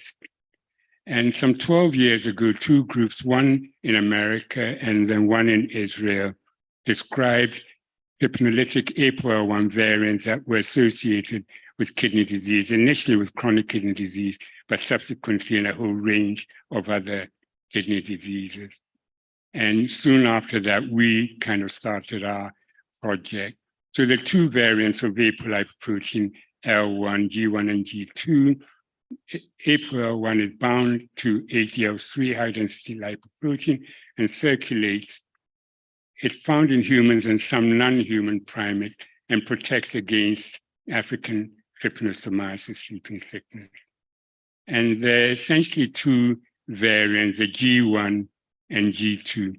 And individuals with the wild type high no risk allele succumb to trypanosomiasis and will therefore die, or likely to die. If you have one risk allele, you're protected against developing trypanosomiasis, as is the case if you have two risk alleles. But those with two risk alleles have an increased risk of chronic kidney disease. And I guess 10,000 odd years ago, that didn't really matter because most people didn't survive beyond 30. But actually, over the subsequent centuries, that made a big difference. And again, strangely, the APOL1 variants are much more common, around 20, 30% or higher in Western Africa, both G1 and G2, than in Eastern Central Africa.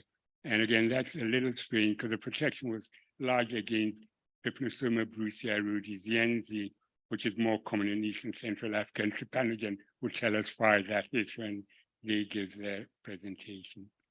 So the H3Africa Kidney Disease Research Network is quite a broad network. So we had subjects, case control subjects, 4,000 CKD cases, 4,000 controls with genotypes, and of those 5,000 had GWAS on the H3Africa chip. We then had a cohort study in which we're following up. It's about 3,500 subjects, and more recently, got a study looking at childhood nephrotic syndrome and sickle cell anemia. In addition, we've had groups doing studies on pregnancy and APOL1 variants, and Anaya presented some of that here. We're looking at capacity building, community engagement, and then also the role of APOL1 variants in SARS-CoV-2 infections. And so we've phenotyped CKD cases and controls, conducted genetic and translational research projects in adults and children with chronic kidney disease and glomerular disease, big emphasis on training, and again, just to mention that we've got ethics approval for all sites and all studies. And our main sites have been in Ghana, Nigeria, Cameroon, and then South Africa. And I will mention, in addition, we have 8 sites in North America, collaborating centers, and USA, and then in Canada.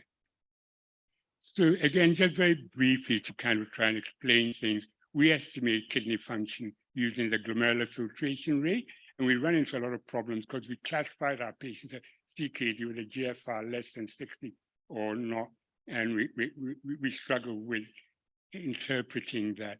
So this gives an EGFR greater than 90 is normal and less is lower. And then in addition, we had patients in whom we done kidney biopsies. And so just looking very briefly, just at the top line under yellow, so we found that individuals with 2 APOL1 risk alleles as compared with normal individuals had an increased odds ratio of developing chronic kidney disease. And this ranged from 1.47 with very severe disease to 1.27 with less severe disease. And the same held with the patients who just had a renal biopsy, that's in group 5. And again, quite interestingly, we found that there was a striking difference in the frequency of the high-risk APOL1 alleles in different ethnic groups in both Ghana and Nigeria. So the Akans, that's in red or orange, and the Igbos in dark blue, had a much higher prevalence of 2 APOL1 risk variants than the Ghans and Yorubas and Hausa Fulani, and so can't quite explain that.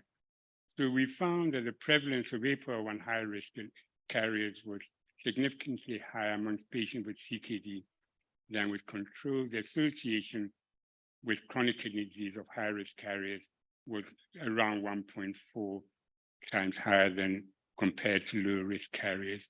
We didn't find a differential effect on diabetes, as has been shown.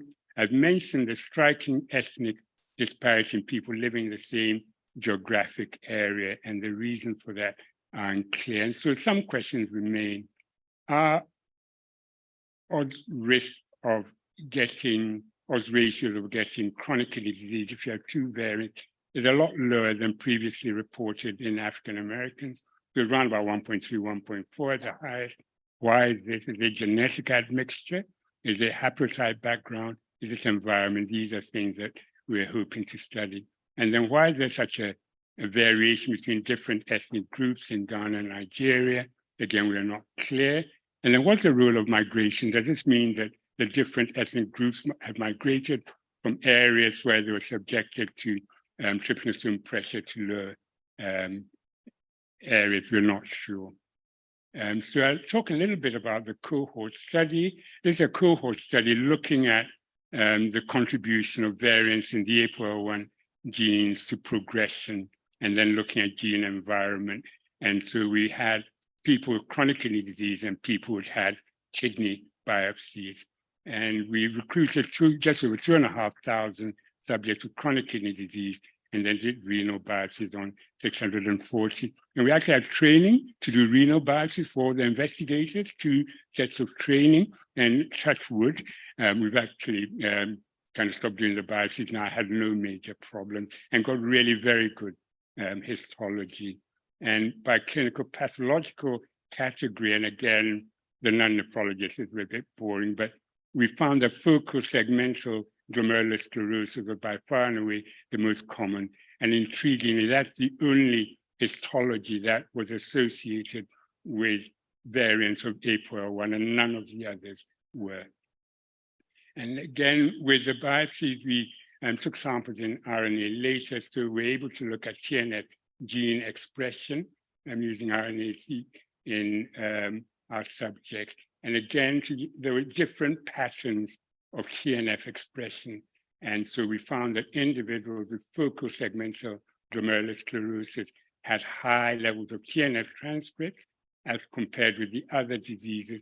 And again, interestingly, we can get markers in the urine of TIMP1 and MCP that reflect high intrarenal TNF. And so that might give us a pointer to management in future.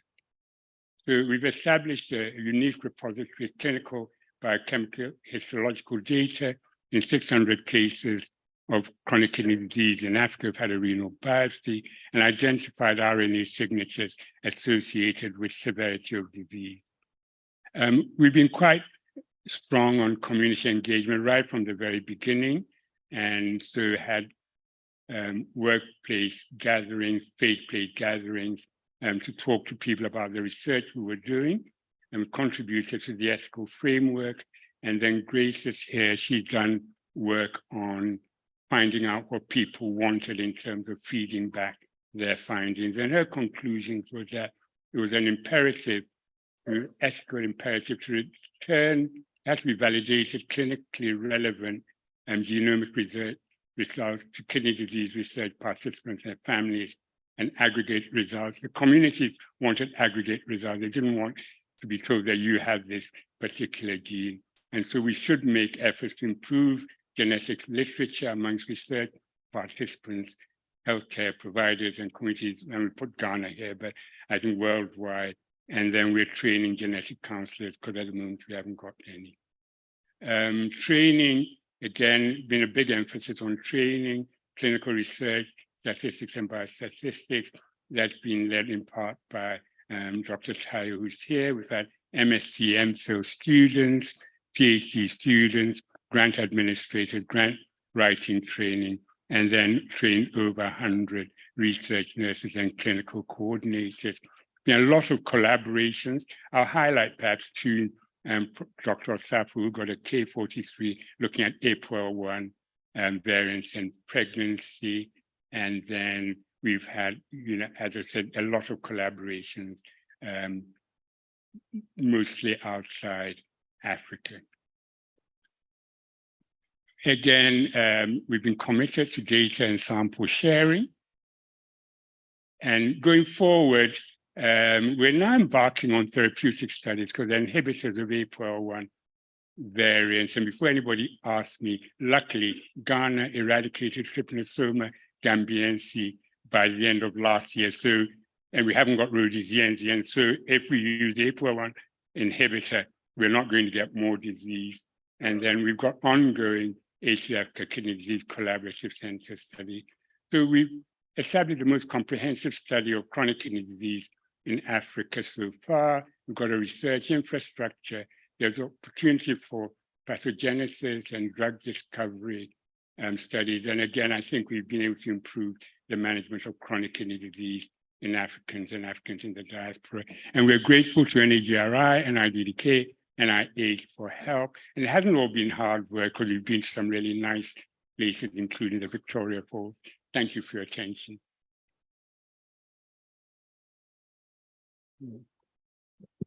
Lovely presentation. Any questions? Right in the middle from Charmaine. And okay, we'll go there first. Sorry, Charmaine. Thank you very much, Dr. Du. I have just two questions. The first one is, you probably have seen that paper from Lancet last year that is saying that we should be testing using serum creatinine as a biomarker for testing kidney disease in Africa, that we should be instead use cystatin C for testing. So what biomarker did you use for the EGFR? Number two is, you mentioned you have data of 5,000 people for GWAS. So your GWAS, did you find APOL1 to be associated with CKD in your analysis? And if you don't find it, why? No, so we haven't done the GWAS analysis yet. Still doing that. So the Lancet is wrong. I mean, the serum creatinine and estimated GFR are good, widely accepted markers of kidney function worldwide. And so recent studies by, the NI in the USA and also in Europe indicate that we should use the serum creatinine. You may get slightly improved accuracy using cystatin C creatinine, but again, that's not yet established. So I think the creatinine is still adequate. One last question, please. Yeah. Great work, Prof. I noticed that you have 2,000 people with sickle cell, a little over 2,000, and then 1,000 with sickle cell trait. I wanted to know, with lots of questions about APOL1 and sickle, what were your findings with regard to sickle cell disease and sickle cell trait? At the moment, our preliminary data suggests that there isn't an association between APOL1 variants and renal disease in sickle cell, anemia, or trait, but the numbers are small. So we haven't genotyped the full cohort as yet. Thanks again. Our next presenter is Michelle Ramsey. The title is The Awajan Experience, the Value of African Population Cohorts with Genomic Data.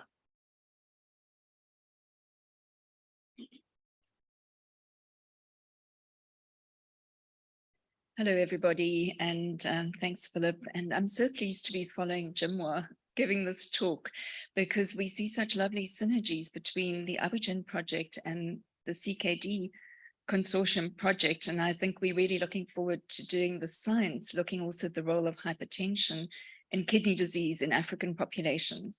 And just like you found in the Awajan study, we found tremendous diversity or differences in the allele frequency of G1 and G2 in Southern Africa, despite the fact that they no longer have a problem with trypanosomiasis. I think, so interesting making the connections between the different H3A projects and asking the same question. So thank you. Great. So today I'm going to just tell you a little bit about the Awajan experience. It's hard to think that it is now, 11 years. And I'm going to tell you a little bit about where we are now, what some of the major findings are, but then also what we're thinking about going into the future. So I think all of you by now are aware that Awajan is a study started out as a cross-sectional population cohort across 4 African countries with the aim of identifying genetic and environmental contributions to cardiometabolic diseases that we know are common in these different areas of Africa. And what we've done now with the second phase of Awajan is to develop this into a longitudinal set of cohorts in these 4 African countries. So we've collected a lot of data, which has made it a very powerful platform for really asking many different questions. And in addition to working with the kidney group, we've worked with the Siren group a lot, and Mayowa sort of showed some of the collaborations that we've had between Awajan and Siren also going forward. And you can see that we work in both rural and urban areas. And this is the 10-year journey in a single slide. Sort of going from our first challenges with ethics review boards, not understanding what we're doing, having a workshop, inviting them in to say, let's talk about what are some of the contentious issues, how can we work through them so that our projects can be approved. And you can see that COVID came sort of towards the end, which was really tough for us because that was when we were in our second wave of data collection. And I just have to commend all the sites for the work that they did in terms of calling back the participants who were part of phase 1 of Awajan. So you can see that, recruitment took place over 2 years. And the second time around, it didn't take quite as long because everybody had learned. So we were building on our prior knowledge. But what has been incredibly important to us is the community engagement. And we actually haven't quite finished. We think we'll finish by June this year, making sure that we've gone back to individual participants again, but also to all the other stakeholders in the project who are the clinicians, the clinics, the ethics boards. We're going to do webinars to tell them about the project. And then we're also going to go back to the community leaders to tell them, what has happened.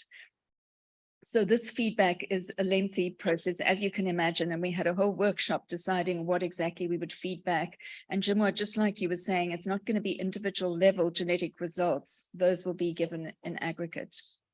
So what are some of the highlights of Awajan? It's so hard to do this in such a short time, but that gives you some idea of the geographic spread of where we were working. 2 sites in West Africa, 1 in East Africa, and 3 in South Africa. And I want you to note from the slide Awajan 2 and the fact that we were able to recall 60%, about 60% of the cohort. So it is a closed cohort, and we just did a little bit of augmentation in one of the sites where we had fewer people at the very beginning. But this is some of the capacity development that has happened, through Awajan and this 10-year journey. And it just gives me so much pleasure to think about the people who came in as young students and are now sort of independent investigators. And you can see there's a lot in progress still using the resources that we've built for Awajan. In terms of publications, we've also made progress. We've got a spreadsheet and we've got those 38 publications in process. And of course, some of them will come to fruition in the next few months and others may take another 2 years or so. So what are some of the cardiometabolic disease outcomes. Because of the fact that Abidjan is a population cross-sectional study, it's meant that we've been able to do work on prevalence. And I think, this wasn't known before, and a lot of data, isn't big enough to give you good prevalence. But of course, for the common diseases, we could look at, what was happening across the different communities, and just being very aware that what we find in our communities may not necessarily reflect what is happening in a country as a whole. In Ghana, we already know that urban and rural differences are quite significant. But what I want you to look at, so the blue is chronic kidney disease, the yellow is diabetes, the red is hypertension, and then the light blue is obesity. And what you can see is that all the sites across the board have a high prevalence of hypertension. This is a huge concern. When we look at obesity, much more common in Southern Africa than it is in East or West. And, I'm not even showing the nuances here in terms of men and women, because we see dramatic differences there. But on average, when you look at these 4 conditions related to cardiometabolic disease, you can see that they're generally lower in the West. These are rural areas. They haven't yet, transitioned across that epidemiological shift from, greater urbanization, poorer lifestyle, less exercise, and so on. So we're really seeing this reflected in the bigger Abidjan study. One of the important things for us was body composition, and we were really grateful to have an entire issue of Global Health Action, where in 2018 we published 7 papers on all the different Abidjan sites separately and then together, and then also have a very detailed methods paper, which is the one that everybody's using when they use our data, because that's where they get information about what we actually collected. So in terms of publications, we've published on all these different areas, but we still have quite a way to go. So in terms of the genetics, so, we've done population genetic studies, and as you can see from this principal component analysis, we certainly don't have a homogeneous group. It's a very diverse group because we're traversing West, East, and South Africa. And there are some of the papers that we've published. I know that you've looked at many of those, and there's much in progress in terms of genetic association with different phenotype outcomes, and also now beginning more and more to look at gene environment interactions in terms of what this data is showing us. So what are the main messages that have come out of the genetic studies? So one is that if you are studying African populations, you will get novel associations and you will replicate other findings. And it's trying to understand that, which is important, and where the novel findings can really maybe lead to new drug targets or interventions. What we do know is that African populations, because of the genome structure, lower linkage to disequilibrium, has advantages in terms of fine mapping and reducing credible sets. We know, however, that there are size limitations in our studies. And what is really good is that we can now start doing meta-analyses because people are beginning to publish African data. And I know that people will use our summary statistics to meta-analyze with phenotypes of interest to them as well. The population substructure is giving us really interesting challenges. And, there's a lot of talk about polygenic risk scores, and just, sort of a word of caution that if we want to think about polygenic risk scores and implementation in Africa, we have to be super careful because we just don't have enough African data. And although there's a lot of work on transferability, the predictability of a polygenic risk score is still very small. So I just wanted to show you some of the aggregate data. This is over the whole of Abidjan. And this is kind of a hard thing to do because there's so much heterogeneity, but I just want to point out 2 things. So one is, over a 5-year period from Abidjan 1 to Abidjan 2, hypertension in the group has increased by 10%. When we look at diabetes, it has doubled. So in 5 years, the same people now have a higher prevalence of diabetes. And then when we look at each of the sites, you'll see that there are differences. So when we look at Nairobi as compared to the global one, you'll see that they've had a very significant jump in hypertension, starting off lower, but then ending up higher than the aggregate. And when we look at diabetes, again, slightly more burdened than the average across all of these. So one of the things that's been really important to us is this community engagement and feedback of results. And Paulina Tindana has been our community engagement lead for Awigen. And we've also had this wonderful partnership with CE Biogen. And what has been so much fun is that that has partnered between the Kidney Group and Awigen. So we've got to know one another under the umbrella of CE Biogen. And so we've had lots of workshops talking about, you know, what can we feedback, what can't we feedback, how do we understand all of these things. But there are some papers written and, you know, it's really so fascinating to me that you really have to contextualize everything. Daniel's sitting here from Paulina's group and, you know, he's done a lot of this community engagement and every country is different. So you can't use one approach for everybody. So what does the future hold and what are we going to do with these resources that we've developed? So we had our 10-year sort of closeout meeting, which we really called a celebration of 10 years of Awigen. And you can see all of us sitting there together in rural South Africa. And we really talked a lot about, you know, where do we want to take Awigen? What is going to happen, you know, when the funding comes to an end? So one is that we have a steering committee of 10 members, which will continue. And that has different functions, as you probably can't read this from the back, but it's about ethical oversight. It's about a resource governance guidelines. So we've written this down. We've all agreed about how we're going to make decisions about the future use of the samples and the data. And then we've got a grand plan for many more publications. And then, of course, in addition to the H3A biobank that has our DNA, we have a biorepository that also has serum and plasma and urine. So we know that external access to our data is really important. And much of this will be done through the H3Africa DBank. So the decisions will be made without our input or say. But we will also be sharing the data as collaborators. And our summary statistics will go in global databases where they can be accessed by others and used. And the microbiome data that we're going to be generating will be in ENA. So it was really good for me to go onto the website, Michelle. Thank you for keeping this up to date. And so our data has been shared already with 7 groups worldwide from different countries in the world. And I am certainly looking forward to seeing what they're going to do with this data, what they're going to find that we haven't found, or by looking at it in a different way, we'll find something else. So they've all asked for different parts of the data. Interestingly, the genetic data is much more popular than the phenotype data, but I'm sure there'll be a time when people are going to want to access the phenotype data as well. So here are just some of the collaborations that we've entered into that I think will make sure that Awigen continues to survive and thrive. So first of all, we have a very important collaboration with our Agincourt site in South Africa, which is looking at healthy aging. We have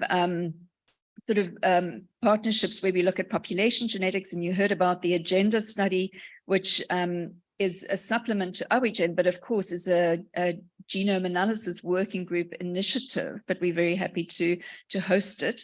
We then have all the work that we're doing together with Siren and the Kidney Group. We then also part of Cardinal, which is polygenic risk scores. We've done a lot of work on pharmacogenomic variants, and much of that has been published. And we're also part of Mediva, which is one of the DSI groups. And so, you know, for me, that's another 5 years that will see exploration of the Awigen data together with other data. And then the other very interesting thing is that because Awigen is a population cross-sectional sample, we're very good controls for people who are doing GWAS in the regions that we've been working in, and who can then use ours as population controls. So we're very happy if there's anybody else in the audience who'd like to use the data for that purpose, they would be most welcome. And then we also added a layer of lung health, which is a project that we're doing together with the University of Leicester. And this is giving us lots of opportunities again to explore the Awigen data. So maybe on the right-hand side in that circle, and this is my last slide, Philip, is, you know, we will continue to work with H3A Bionet, whatever form it's in the future, and of course, H3Africa as well. Then, you know, the DSI Africa, we are now a member of the 100,000 Cohorts Consortium, and that has been a real eye-opener. And I think, you know, I see my role in that consortium as really promoting cohorts, longitudinal cohorts from low middle income countries. So if anybody's not part of that, I'd really love to talk to you about it because I think it is an opportunity. And then the African Population Cohorts Consortium is another project that's sort of on the horizon. So we're talking now about what would be the blueprint for longitudinal population studies in African settings. You know, what have we got? Where are the gaps? How do we take this forward? And I think lovely opportunities there for also dovetailing with GENCO and this new initiative for genetic centers of excellence across the continent. So I think I'm going to stop there and just say to everybody that, you know, we've joined several international consortia. And I think that the African data, and people have said this, you know, for a long time, adds additional value. And therefore, although we're small and our cohorts are small, we can really add richness and insights to these projects. I would really encourage other H3Africa groups to engage with large consortia. Thank you very much.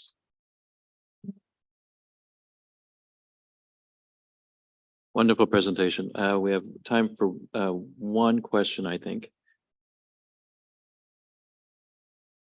Okay, we'll take. Thank you very much, Michelle. Just one question on what has happened between Abuja 1 and Abuja 2.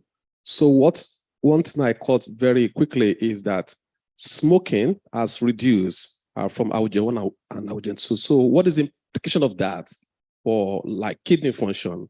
That's one. Number two is about the population substructure that you see in an admixed population in South Africa. So what is the way forward with GWAS? Should we be excluding some individuals so that will not be attenuating GWAS signal?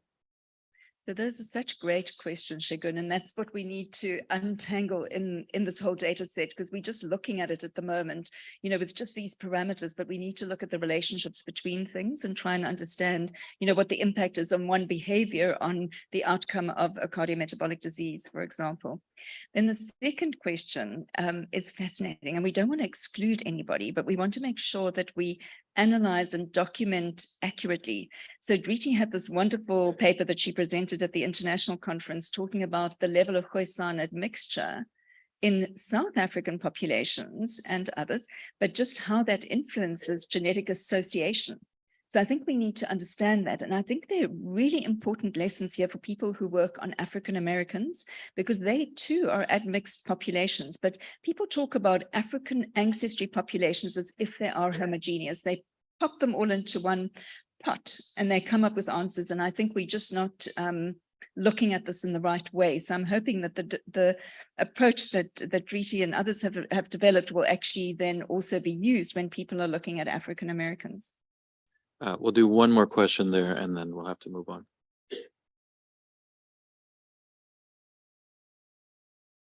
Yeah, thank you for the wonderful presentation. I really want to congratulate you for the good work you're doing, especially looking at the amount of data you've generated, in addition to helping early career scientists, because I seem to see you in almost all the works.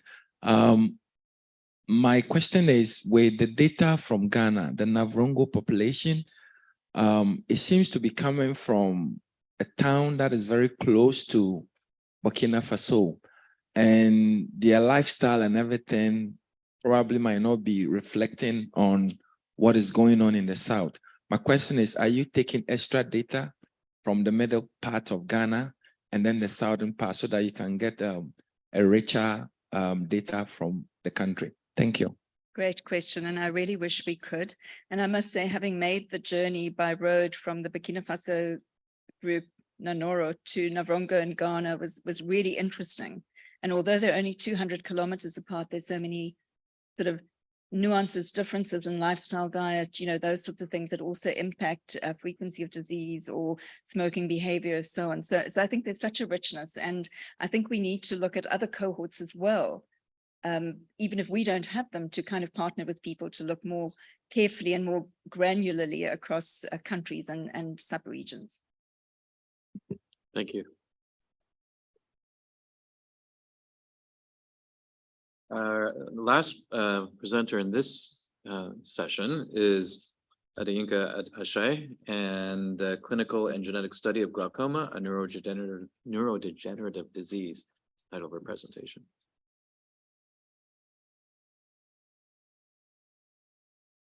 Okay.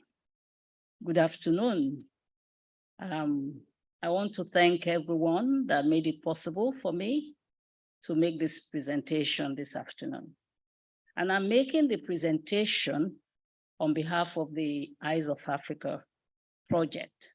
What we did is to study the genetics of blindness, specifically the genetics of one of the leading causes of irreversible blindness, which is glaucoma. We joined the group H3Africa family in 2017, and our teething problems made us start very late. And I'll just share that informally. Those teething problems, you won't believe it, includes getting equipment delivered to phenotype the patients, ensuring that we can keep our samples safely, and also the logistics of training and standardizing to ensure that we get well phenotyped patients and controls. So really to let you know that we just started our GWAS. That's why I chose a topic, clinical and genetic study of glaucoma, which is a neurodegenerative disease. So like I said, it's the Eyes of Africa, funded by NIH. And this disease indeed is a neurodegenerative disease. And because it constitutes the single greatest cause of permanent blindness in Africa, this is why we focused on primary open-angle glaucoma. So if you look at the drawing, you will see that this is a drawing of the cross-section of the eye. And you have the front part. Am I showing it over there? I have to point it to, oh, I'm sorry.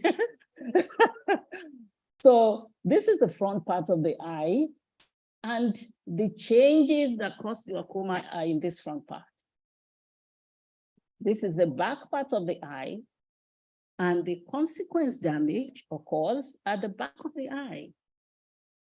It's interesting. And this is the optic nerve, and this is a long tract of fibers or cables that connect the eye to the globe and sends the message so that you can see appropriately. So when we said angle is open, we're looking at this structure here to see where fluid passes out from. There's a fluid that bathes the eye inside. It is produced as a filtrate of blood.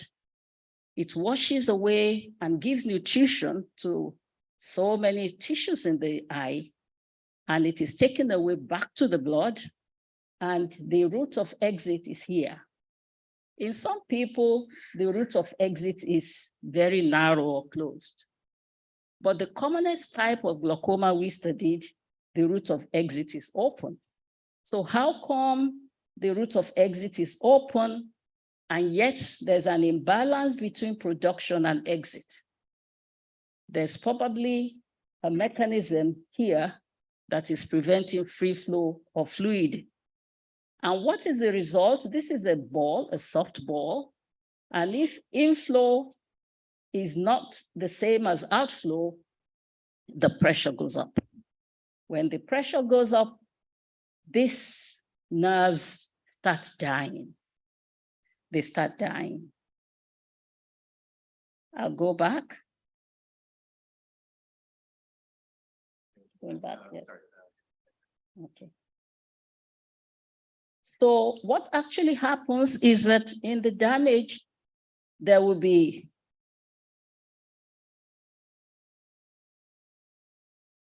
the retinal ganglion cells, neurons, they receive the visual input and they carry the visual impulse to the brain. And it is the death of the retinal ganglion cells that causes blindness and inability to see to the side. And typically, we all like to see to the side. But when the damage occurs from the periphery. So the sufferers don't really know that they have any problem until they get a tunnel vision. So early changes, more changes, and then a tunnel vision. At this stage, this patient begins to bump into objects. And because I'm a clinician, I like to talk about my patients. And I remember a young man of 45 who came in and said, I was trying to hand over the key to the house to my brother, and his hands were in another direction. And I said, you are not seeing. He said, well, I think I've been having fuzzy vision. I said, no, this is more than fuzzy vision. So he brought the brother to the clinic, and we found that he had advanced disease, like the person who is here, in both eyes. So I asked the brother, may I take a look at your eyes as well? Guess what? He had moderately advanced disease. This is what we see chronically in the clinic. So the people who seek help in a typical African eye clinic have the advanced disease. And at this stage, you cannot reverse the blindness. You can only do everything possible to maintain whatever the patient has. And so in terms of number, the number with glaucoma is very high. It's getting higher because of population growth, increased longevity, and more than half of these people are women. And the rate of blindness overall is 1.5%, is much more in African countries. And this is the graph that shows us the prevalence model data in 6 ethnic groups, and this is for the African population.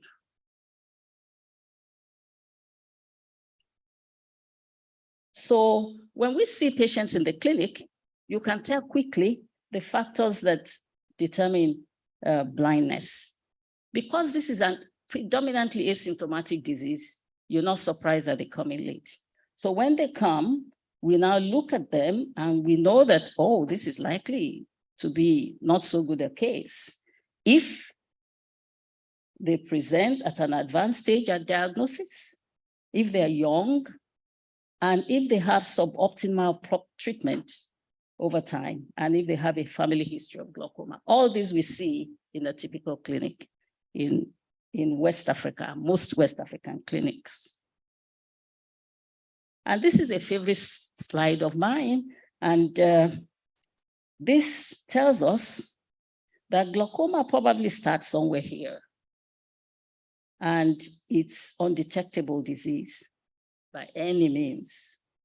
Maybe some changes which can be detected, but at this stage, you have some changes, but the patient is asymptomatic. By the time the patient is symptomatic, he's functionally impaired. And the question is, if they come at this stage, do we have enough therapy to keep them at where they are? The answer is no. All we do is lower the pressure. There are probably many more factors that cause blindness.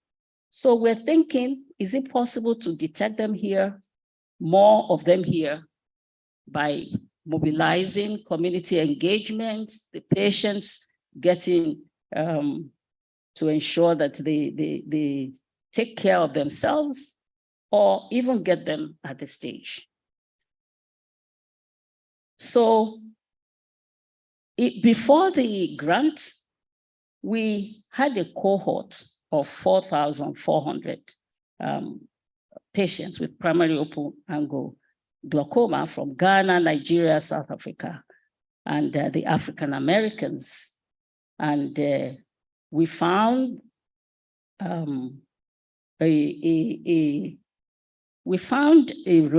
genetic variant of the APBB2 gene that was associated with a higher risk of POAG.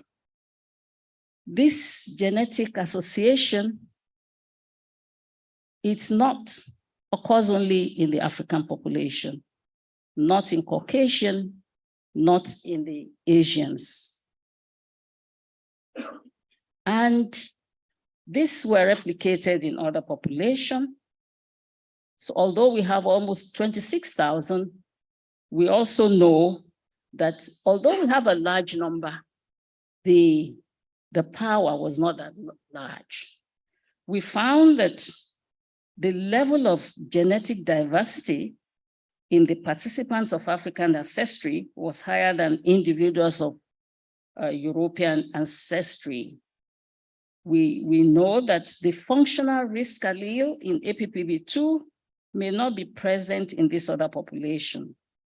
The increased risk associated with APPB2 allele appeared not to be mediated via increased pressure or optic nerve neuropathy. In other words, some people have found genes that is linked to pressure and the damage, the nerve.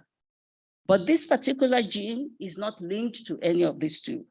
So perhaps this means that we have to find the new mechanism by which this gene is associated with glaucoma. So I'll quickly move on because of time. We also notice that this risk allele is a protease that forms beta amyloid. And this beta amyloid have been found in the brain in excessive amount and also on the retina. And this beta amyloid is neurotoxic. Perhaps this beta amyloid produces the toxicity that causes apoptosis, that is death of the nerves. So I'll quickly move on. That's what I just described. And this was published in JAMA. So we know that glaucoma genetics is different in different populations.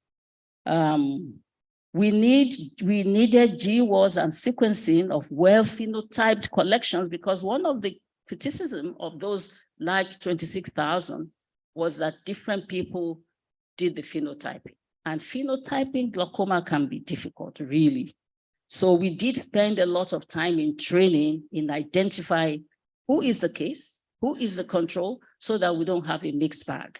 So the people that usually are the mixed bags, we did not study them in this present study. So when we were privileged to be awarded the grant, we proposed that we would do 6,000 POAG cases and 6,000 controls. We also had another group of people who will present at age 30 with blindness. Actually, I have people who came in from the university, like age 26 with advanced disease in both eyes. So in the African population, you do have these families who may have the Mendelian forms of POAG. So we wanted to study them as well. And of course, we wanted to have a good community engagement to understand so many things about the glaucoma itself, the clinical study, and all the other things. So we have major sites in Nigeria, Ghana. In Nigeria, we have Ibadan is the major site and is the coordinating center. And we have other sites in Lagos. We have sites in Enugu in Nigeria. And we do have sites in South Africa and in Malawi. So COVID. Okay, so COVID struck, so we had to devise a way to make sure that we collect enough samples. So we had to reach out and expand our territories to collect the samples. And taking the first consent, we had challenges. So we had to develop educational materials so that we can retrain the research assistant to improve participation. And as at June 2022, we have about 9,560 participants and about 9,000 blood samples in the biobank. So training was more specifically for phenotyping for every aspect of questionnaire that we administered. And we have research assistants who did quite a lot for us, sample processing. We shouldn't assume that it goes on well in a setting like ours. Community outreach was where we recruited most of our controls. And the criteria was very strong, was very stringent. And also the definition of controls was very stringent, so that we will have good definitions and phenotypes that people can rely on. So at the community outreaches, we took some of our equipment there so that we can take as much data as possible.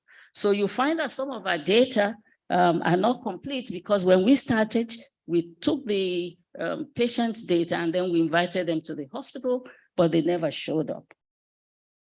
So data collection, we transport our samples in this, and then from long distances in cradle boxes.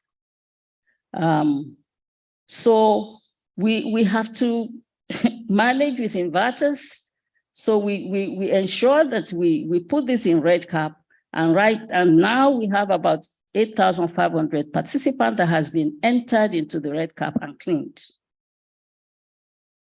So this is the phenotypes that we have studied, and we are comparing this with the ADAGI study. And these are interesting to the ophthalmology community, very interesting. So we have a study, and we have the African descent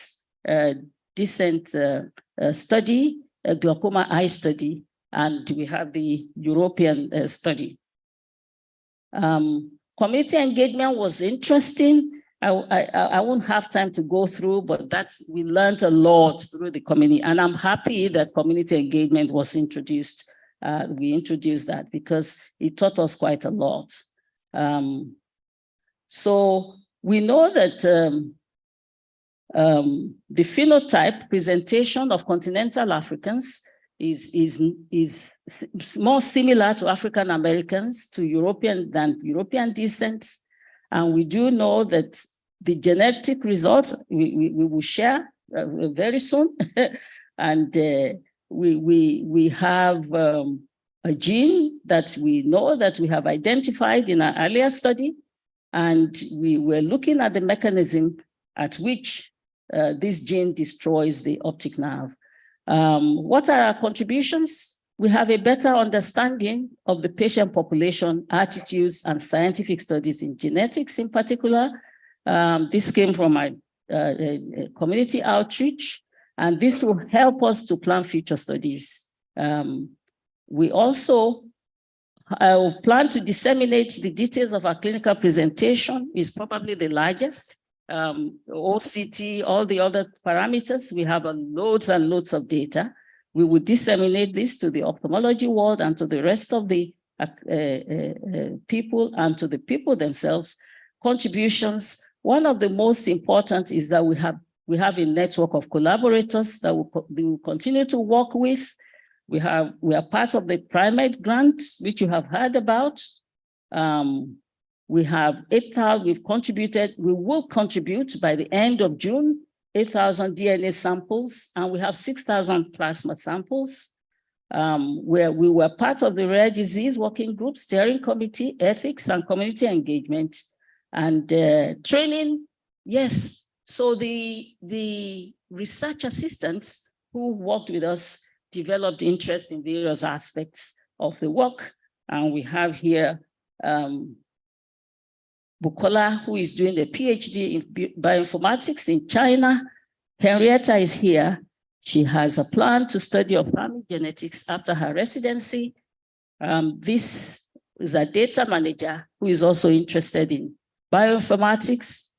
This is a clinician from Enugu who has done her master's in ethics. So although we don't have a formal training program, we did have so future directions. We hope that we can function properly under the various consortia, and the chair, the primate, and we hope also that we will be able to continue taking grants, because now we have a lot of information we want to share, and we actually have a grant to evaluate a low-cost method of screening. It's funded by Bright Focus, and we're also part of a grant to do polygenic risk factors.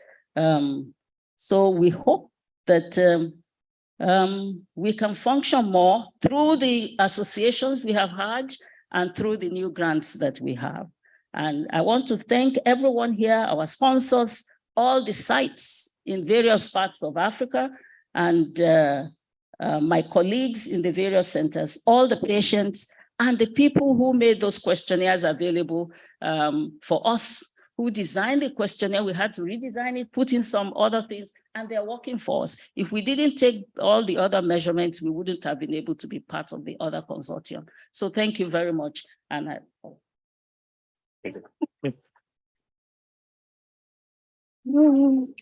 Thank you very much. We won't have time for questions, but it was a wonderful presentation. So we only have two more presentations, so because we heard from one of our scheduled presenters yesterday. So the next presenter in this next shifting theme here is implementation science and genomic medicine is Nadia Liu, and she'll be presenting deciphering developmental disorders in Africa, expanding phenotypes using exome sequencing in an African setting. Welcome. Thank you.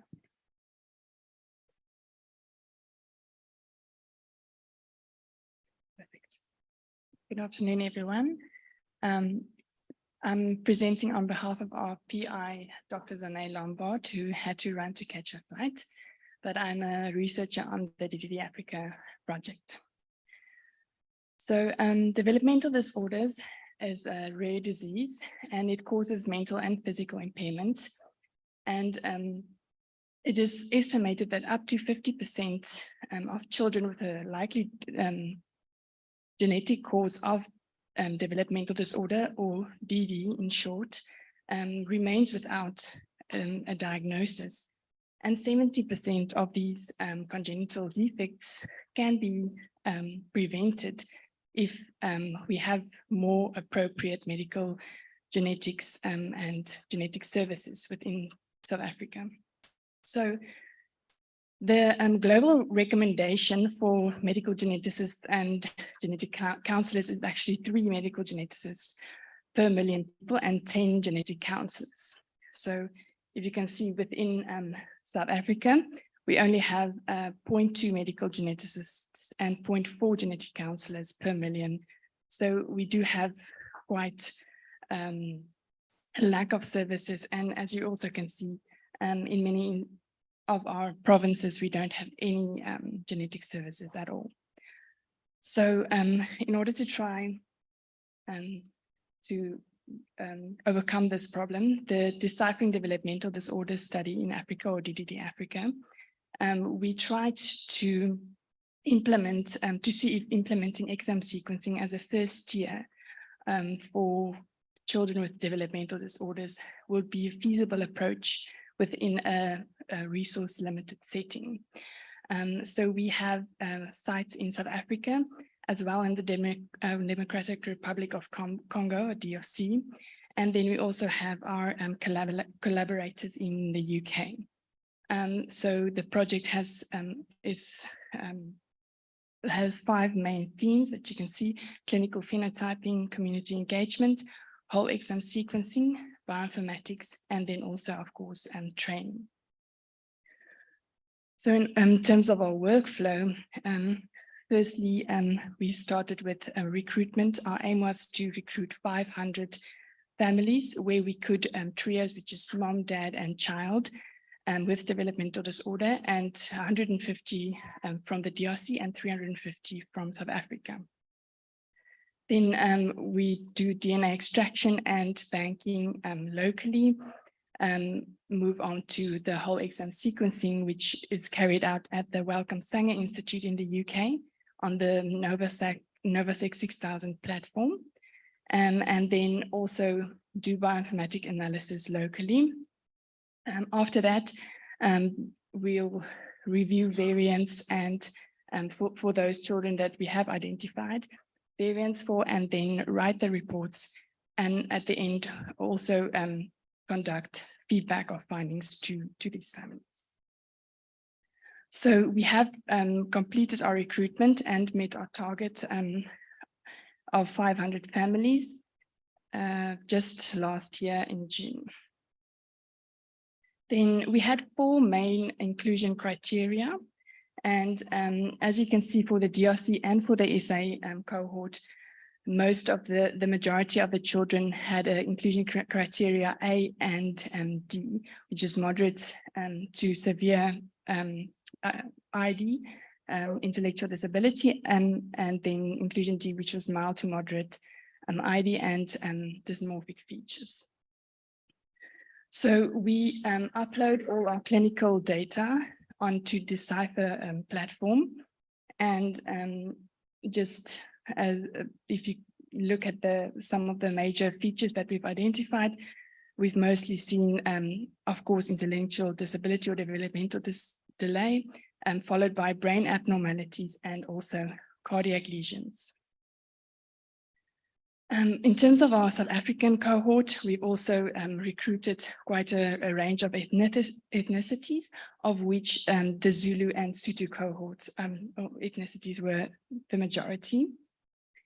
Then for our exome sequencing, 473 samples have already been sequenced, and we're still busy with the analysis at the moment. And then also at the end of last year, we sent the remaining 809 samples for exome sequencing.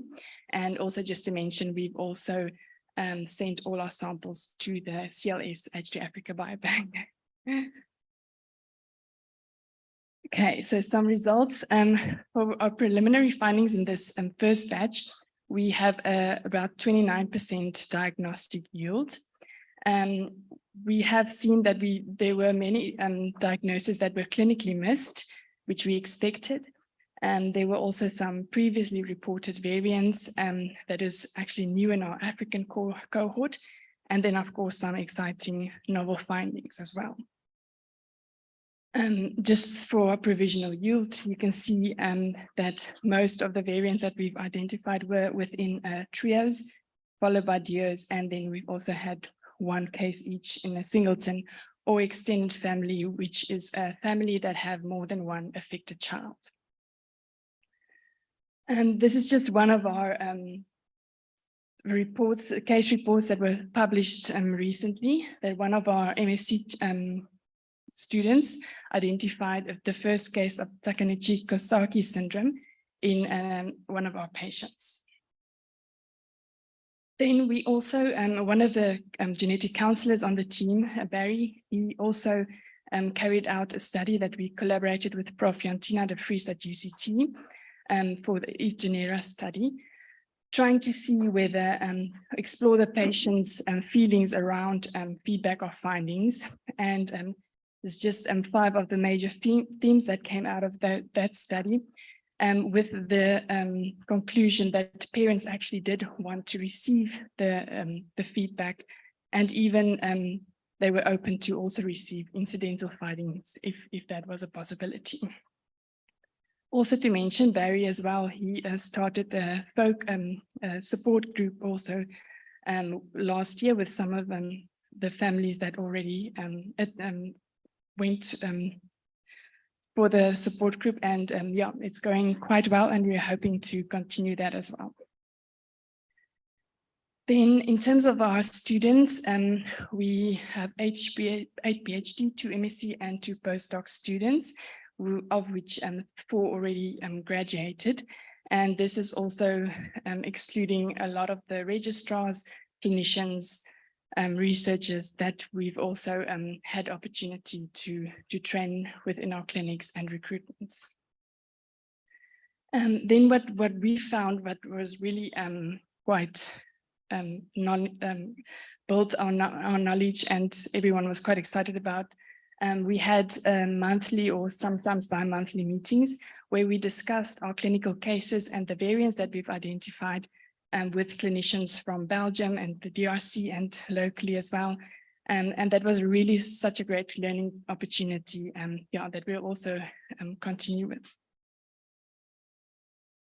So then in conclusion, the benefit of our study is that we have demonstrated the potential benefit of exome sequencing approach for rare diseases, specifically in a resource-limited setting.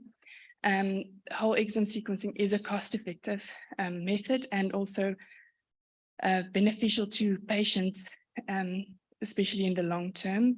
And of course, it presents with lots of discovery opportunities. And then if we can prove the feasibility of this to implement it locally, this would also help us towards genomic medicine services in Africa, as well as job creation and of course, local skill development. So in terms of our future directions, we have applied for some funding opportunities, including to train teams to decipher developmental disorders in other parts of Africa as well. And then, of course, to expand the analysis of this very rich DDD Africa resource that we have. And then just lastly, this is a photo from a meeting that we had in Cape Town last week to also just discuss some of our future directions and publications that we're planning. So yeah, thank you very much. Just also like to thank our funders, partners, collaborators, and yeah, thanks so much for the opportunity. Fantastic presentation. Let's take one question. Yes.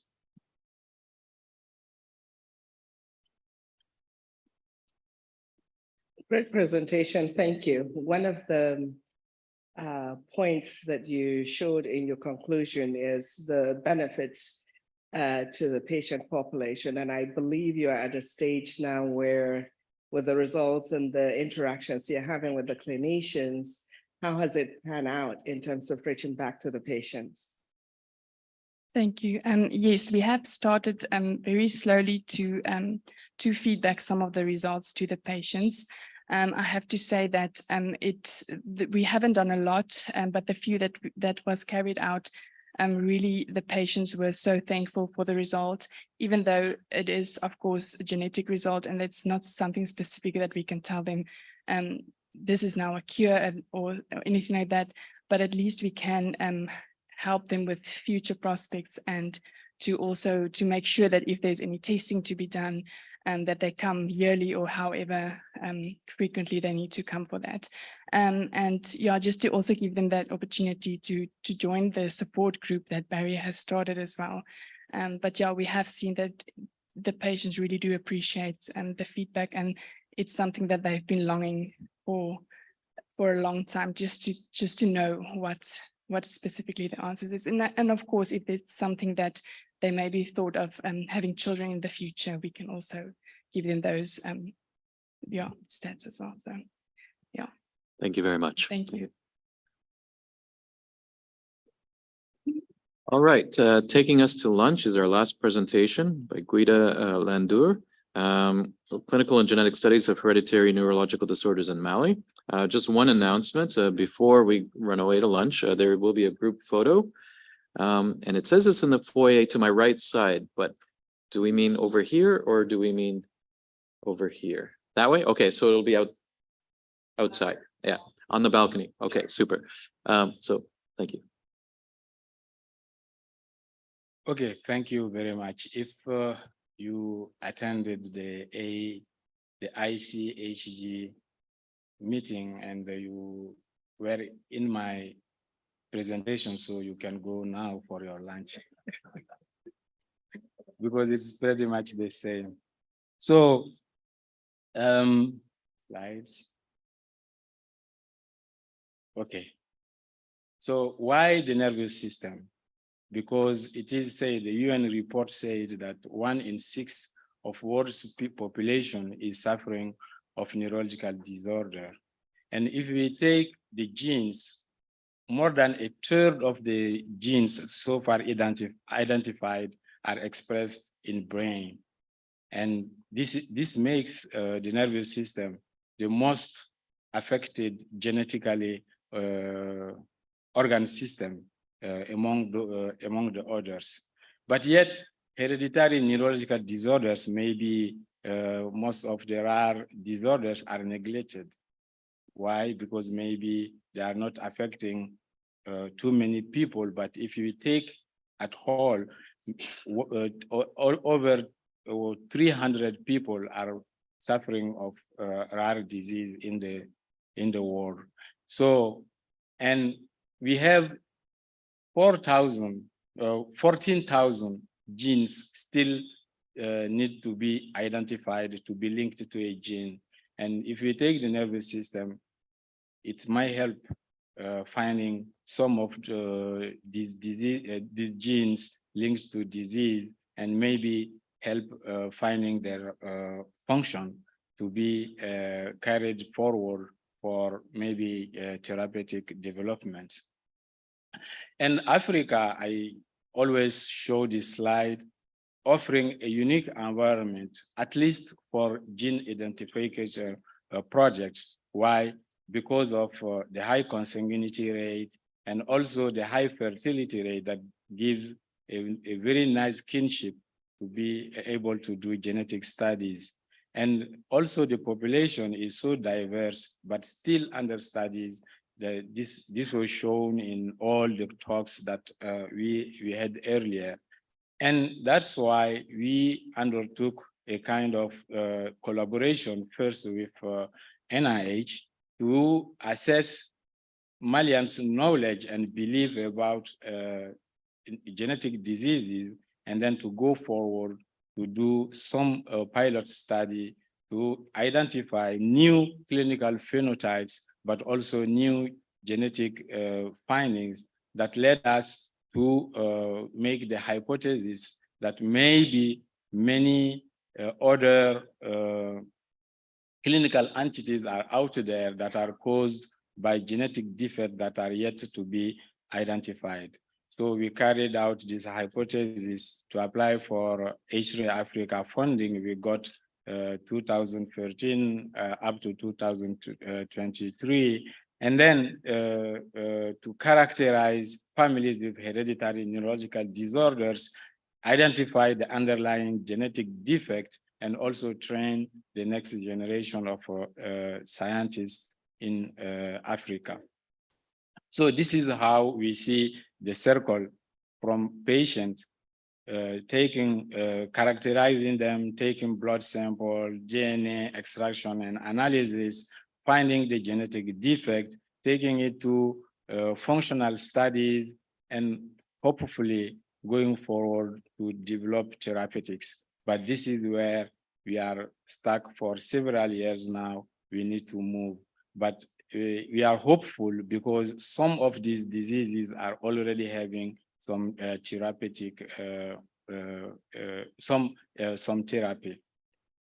So far we have more than close to 400 families we have collected, close to 800 patients, and not all are neurological disorders, because as the only one team doing clinical genetics in the country, we do also get referrals from other physicians.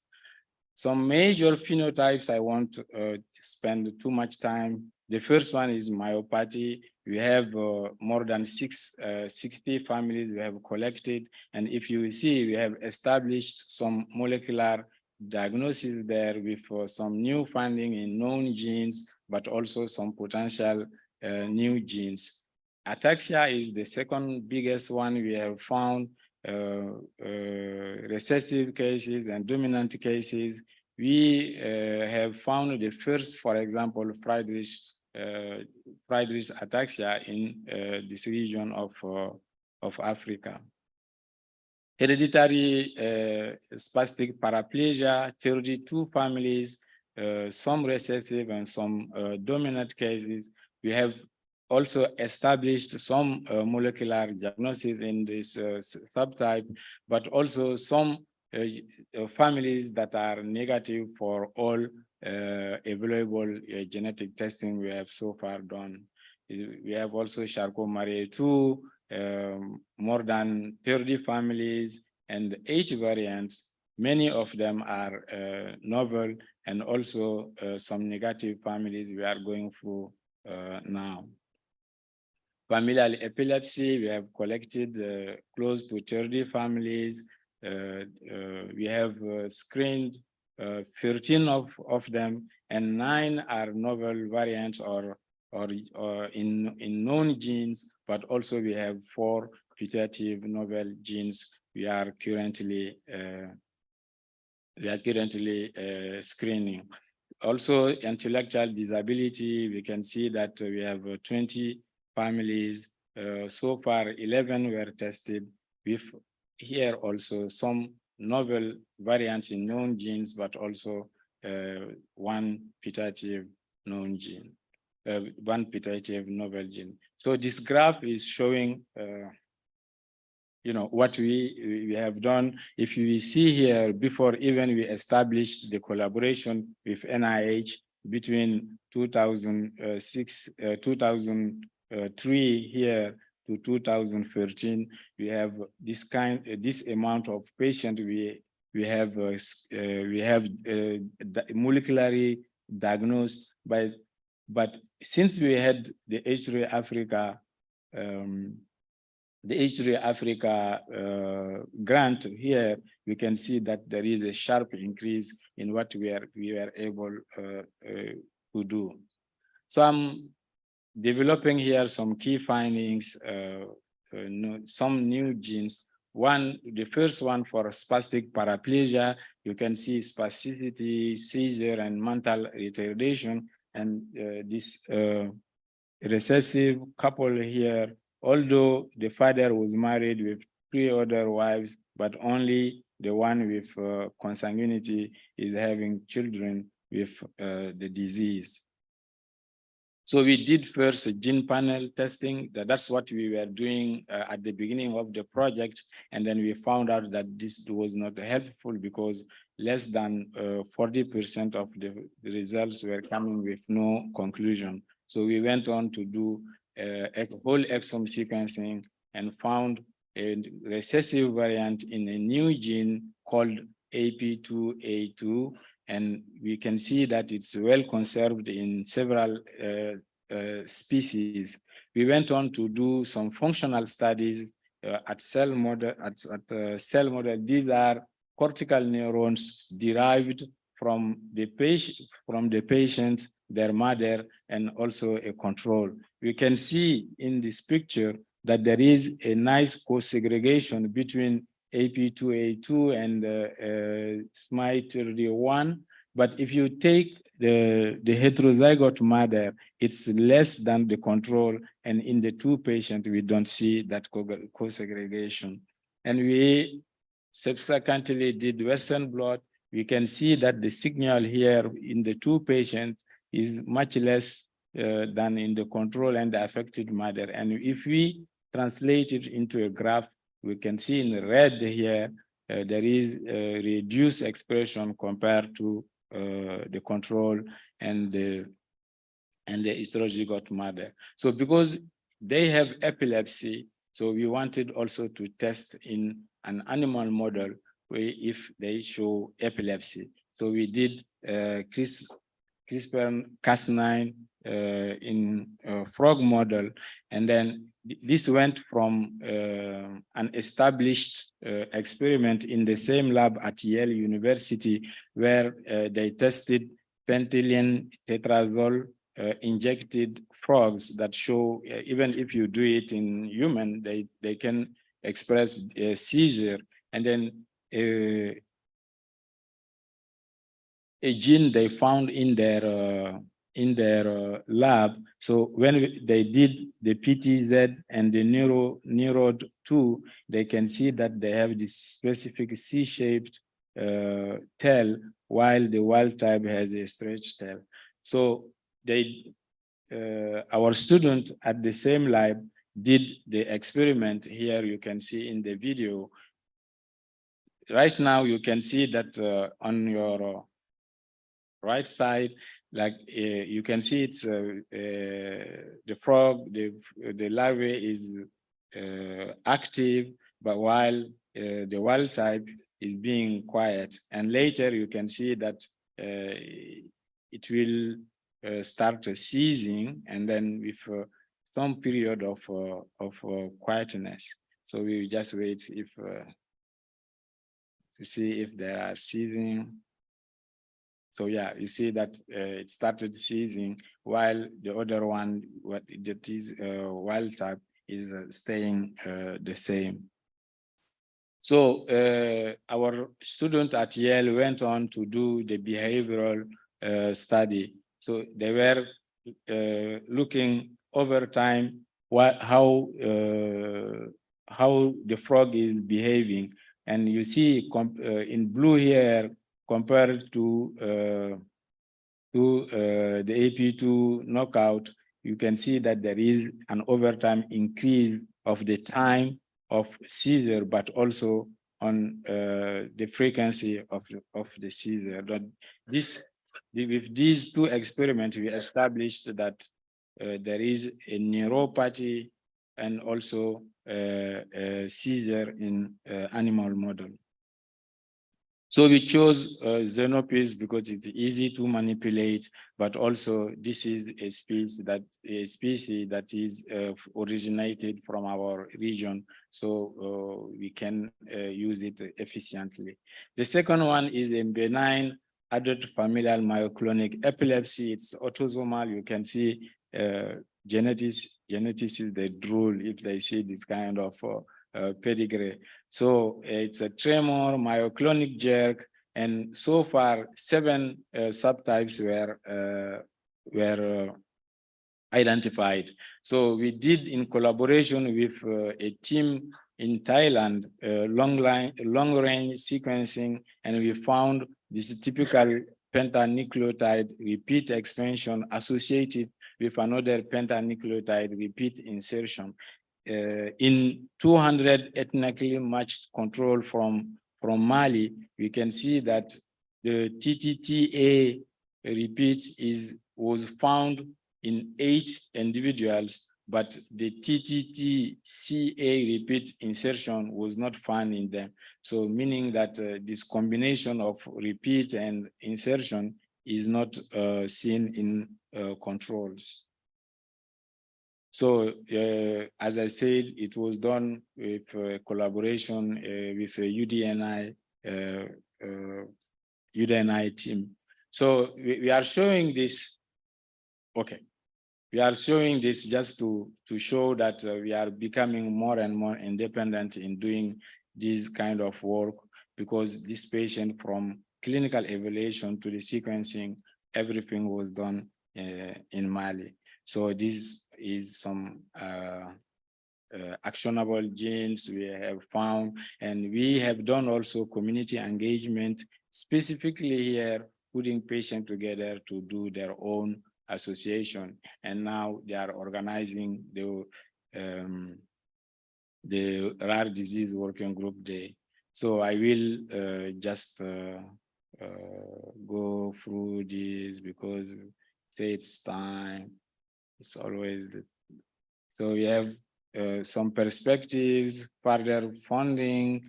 We have got to do specific study in epilepsy, but also some ongoing, some pending grants also we have done in collaboration with USAID or University of Columbia, and another one with Yale.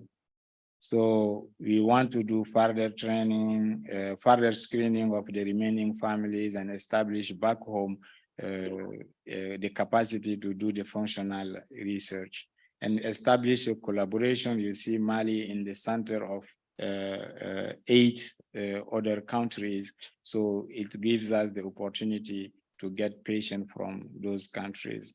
Further train our students and enhance them to become more independent. Now, 5 of them are outside or working with projects outside.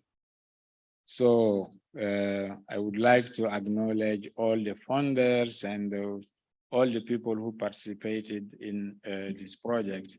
And then today is the International Rare Disease Working Day. So I would like just to raise the awareness that people think of rare diseases and that we are not put now at the end of the sessions before lunch.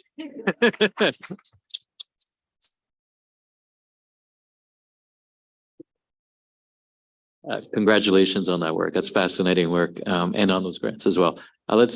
We can maybe take one question before we go for lunch. Wait, I think Neil over there.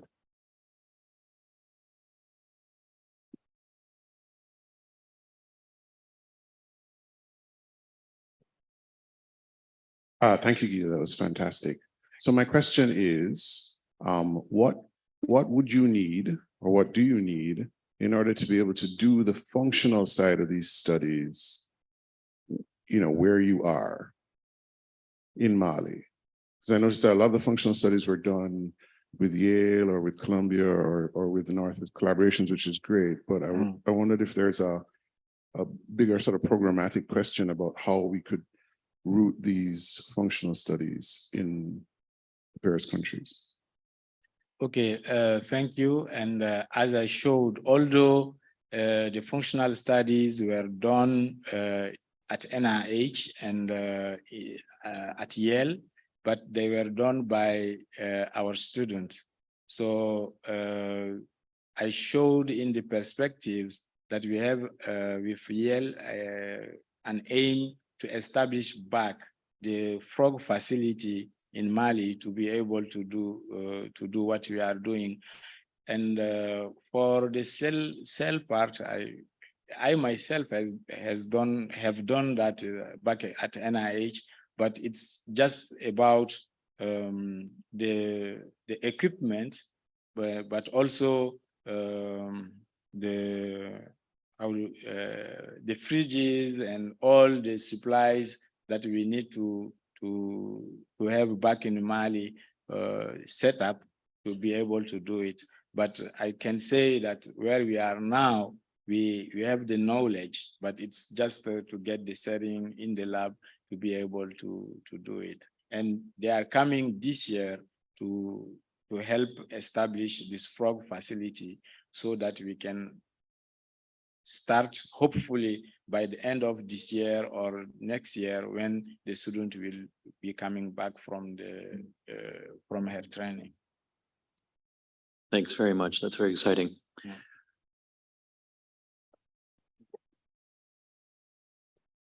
All right, so thanks to all of our speakers. So everybody's favorite activity is the group photo, which is over on I think the doors are there. So head towards the balcony.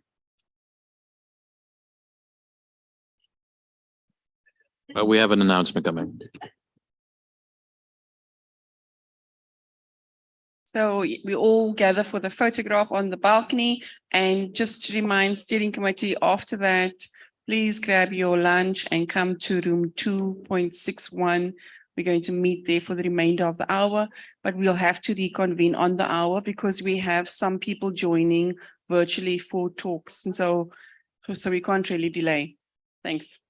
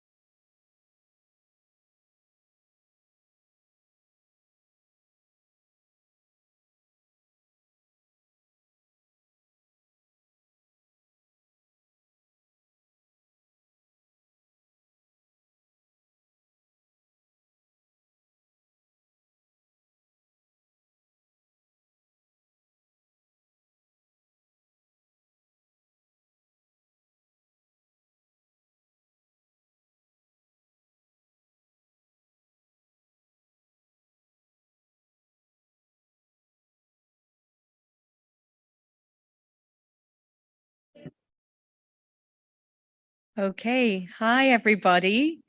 Welcome to session 8. Well done to everybody, especially those who were here last week for ICGH as well, for your stamina. See great stamina in the room.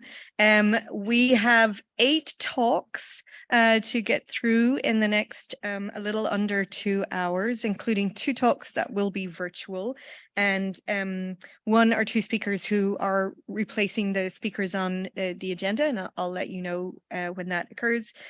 Because of that, and because subsequent to this, we have a scheduled hour for sustainability conversation and closing. We can't run too late. A lot of people are actually flying out tonight. There's delays at the airport at the moment. So we want to keep a little bit on time. I'm going to be a little strict about that. I'd ask all the speakers to keep to 10 minutes, please. And then we'll allow 2 minutes for questions and answers. And hopefully be able to make sure we're not shortchanging folks who come at the end of the agenda. Okay, so this is session 8, and we have 2 themes in this session. The first theme is ELSI projects. I will be hearing about project highlights and future plans. And then the second theme in the back half is infectious disease, where we're going to be also hearing about projects and future plans. We've got a great a lineup of speakers. And so I'm going to invite the first speaker to the stage, Dr. Joseph Ocheng, who will be speaking to us about guideline development process, a case study for Uganda. Please join us.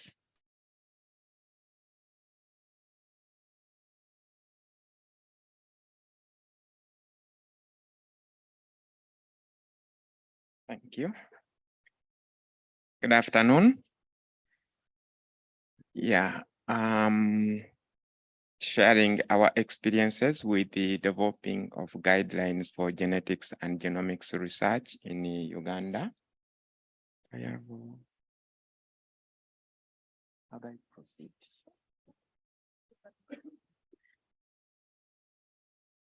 Thank you. So I will go through a brief introduction, the aims of what we did, the approach and the process. And basically, genetics and genomics research is considered one of those key things for improved healthcare and public health in the future. And we all need to do research in that. And we've been doing research in that in many of our settings, including Uganda. However, we never had guidelines or regulations, so it was never regulated. And any unregulated research can result in unwanted sort of outcomes. So we are presenting one of the outcomes of our research. Our research was genetics and genomics research in Uganda towards context-specific guidelines. And that's what we're going to share. We're going to share the guideline development process. So we aimed at contributing to genetics and genomics research in our setting for improved regulation and the ethical conduct of genetics and genomics research. And the approach was quite lengthy. We did a number of activities, including identifying the gaps in that field. Then we identified the social and contextual issues that need to be addressed. As we address the gaps, we engaged the stakeholders, we drafted the guidelines, we again engaged the stakeholders in there, and then we passed on the guidelines to a team that is developing the national guidelines, and they are towards the final stage of development of finalization and approval. So what we did first, we did the scoping review to look at literature, and we actually confirmed that there is no guideline in Uganda, just like many of the other African settings. And this one prompted us to do more research. We did research with the genomic researchers, with the regulators, and many other stakeholders. For this one, the regulators and the researchers in genomics emphasize the need for guidelines because they say we are doing research, but we do not have guidelines. We do not have capacity to review genomics and genetics research. So we need some form of capacity building as well, so that the research ethics committees are able to understand what genomics review and approval involves. And then, of course, they talked about community engagement, and they also stressed the need for privacy and confidentiality during such research. Then we had the individuals from the communities. These ones involved grassroots communities. We had patients in hospitals, and we also had the individuals who had participated in genomics research. And they stressed the need for adequate information and understanding.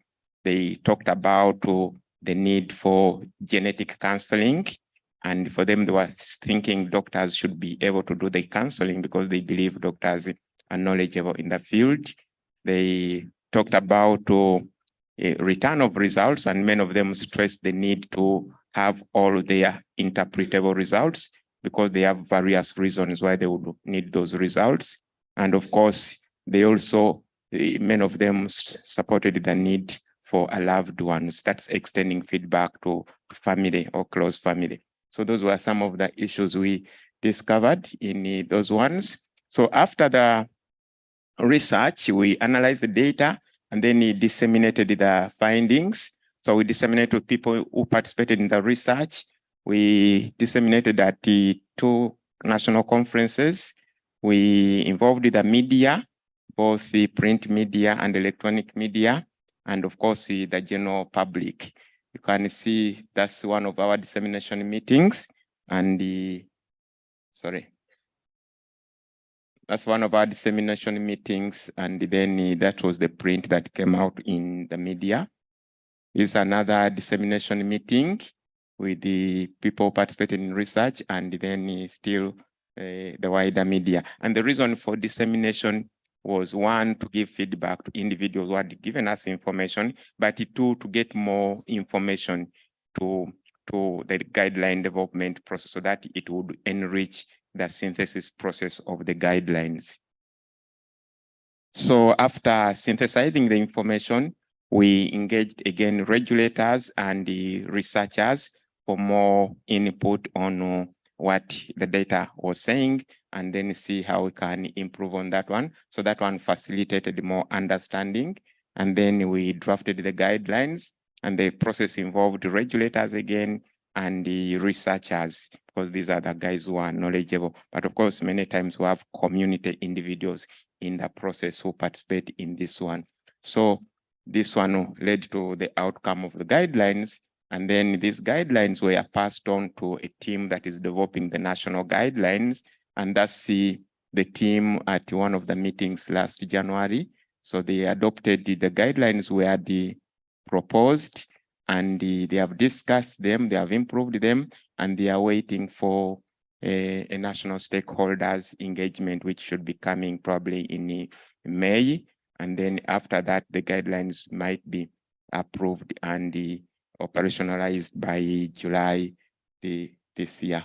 So the issues we identified and incorporated into the guidelines included the aspect of need for capacity development of research ethics committee members. They need to be trained, they need to be empowered, they need to be knowledgeable about what they are reviewing. Otherwise, they cannot review what they don't know.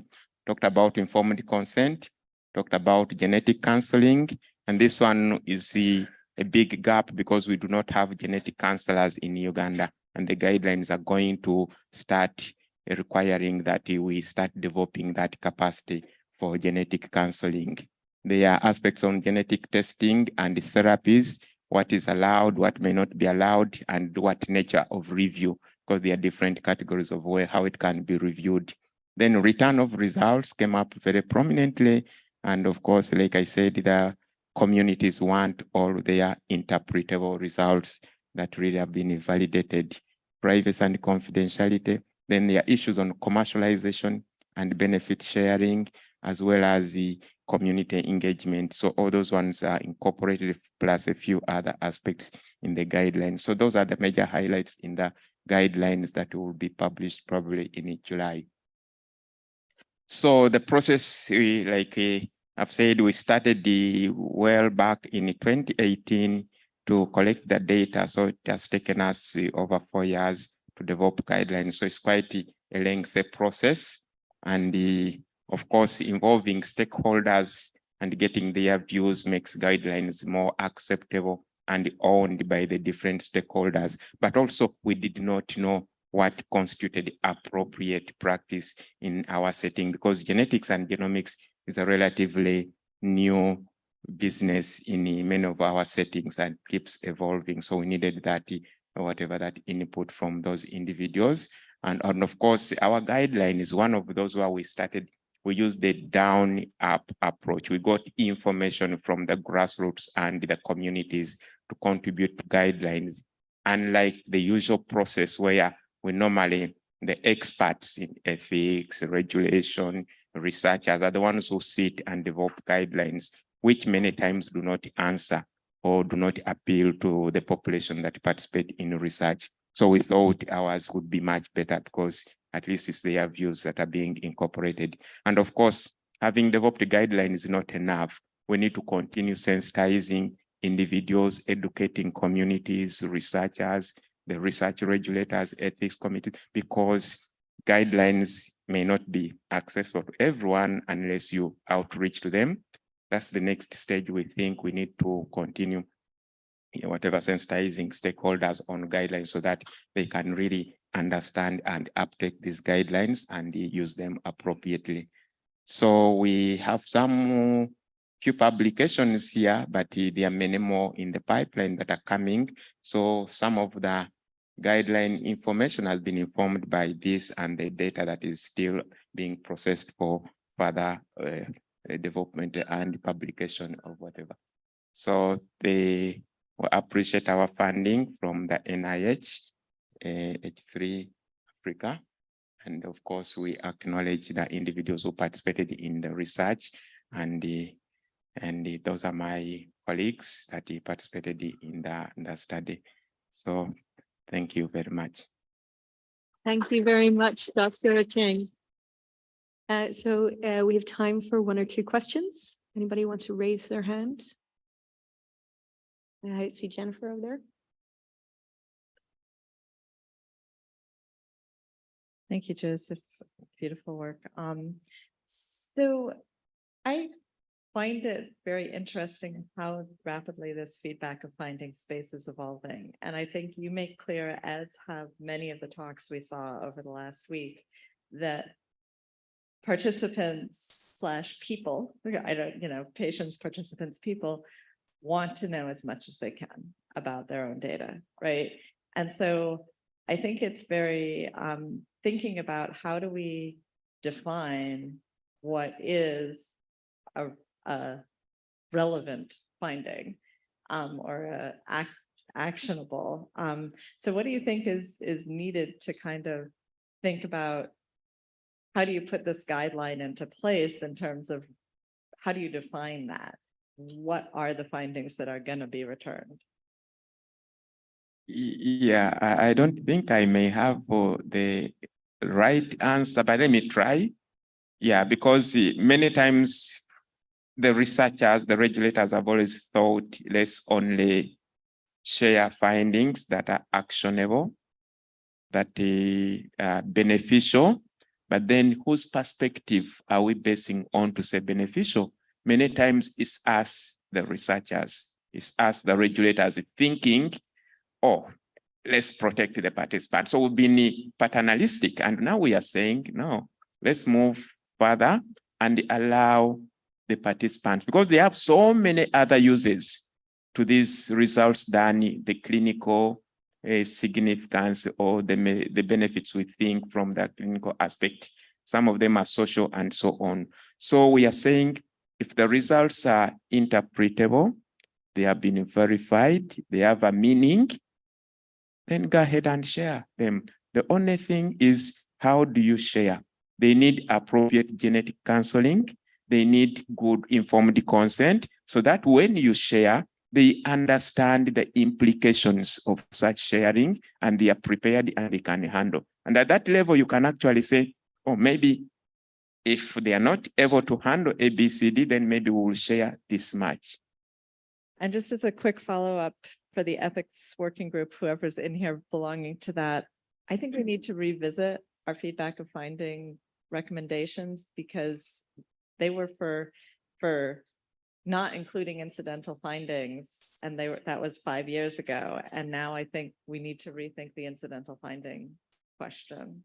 Yes, actually, they have said whatever has a meaning, give back to us, whether incidental findings, individual findings, and so on, video results. So that's what we are trying to see. How do we make it appropriate in our setting?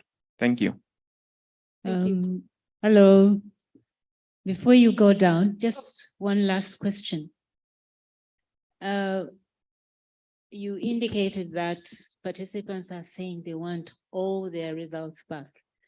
Did you try to probe into considering the context, the health system? If I give you back your results, what are you going to do with them when the health system won't help you? Yeah, because that question now goes back to what we've been promoting as actionable, as clinically significant. But then we have not looked at the socially significant or social uses for this. For example, in our study, one participant said, "Oh, I love this study because when I had my child, my second child, my husband denied the child and was accusing me of having committed adultery. But when we did a DNA test, the result came back that the father and the child were what? Matching. And even never said, he even never apologized. So those are some of the social things that we may not see for us on our side. What are those benefits that society looks at and they think they are beneficial to them, not necessarily for us, the people in the research and the clinical setting? Thank you. So we'll have to leave it there for now, but thank you very much. Let's thank our speaker again. Thank you. Okay, so our next speaker on the agenda is Dr. Pauline Tundana, but in place of her, she can't be here today. We have wonderful Danielle Sekwo, who will give the talk. Welcome, Danielle.